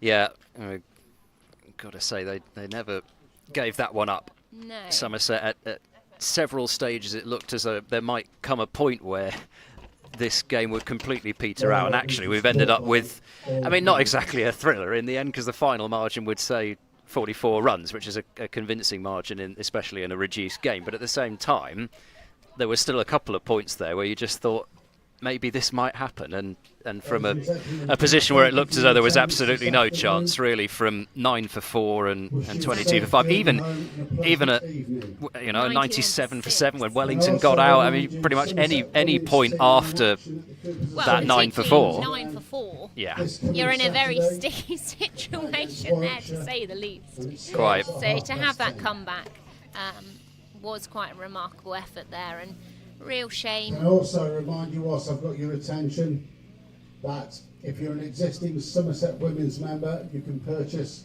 next year's membership, 2026, for just £25. For more information, and we will please visit our reiterate that website. in case you Thank you. somehow didn't quite catch that. £25 for existing Somerset Women's members to renew that membership for next year, which strikes me as a great deal and a way to support Somerset's women, as they have fallen to defeat here today against a Blaze side that have been thoroughly deserving of that victory. They have outplayed Somerset, I think you'd probably have to say, in the end, in all three departments. Absolutely, and I think that piece of bowling there from McCarthy has by far been, for me, the player of the day. 4 overs, 3 for 12. She bowled with real pace, great carry and bounce, and was really exciting, and quite a prospect for any team. I think she is young and a real exciting prospect. So for me, she was the pick of the bowlers. 4 overs, 3 for 12, and we also had Grace Ballinger with 2 for 25 from her 4.2. Wellington with 53, Griff with 28, Anderson 27 not out. Those were the key contributors, and obviously Fran Wilson as well with 33 from 35. Just didn't quite get going. That run out mishap between Wellington and Alex Griffiths when they were really starting to kick on is a real shame. But as we said, coming from 9 for 4 in 3.2 overs, it was a remarkable comeback. It's a real shame here for Somerset today, Ed.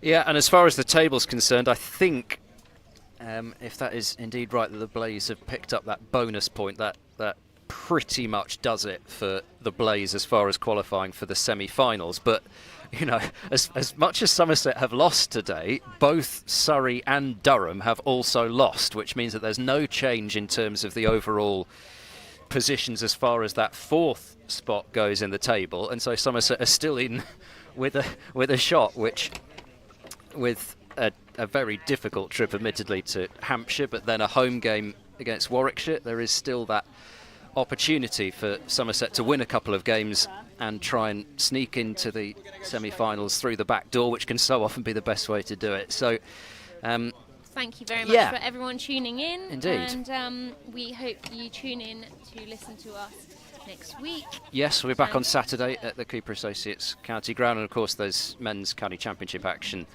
tomorrow as Somerset's men take on Yorkshire. There will be that game at Southampton as well for the women, but I think, are you back as well on Saturday, Nicole? I'm not. No. But Okay. thank you very much for listening. We hope you enjoyed it, and we will hopefully hear from you all soon, whether that's online or see you in person.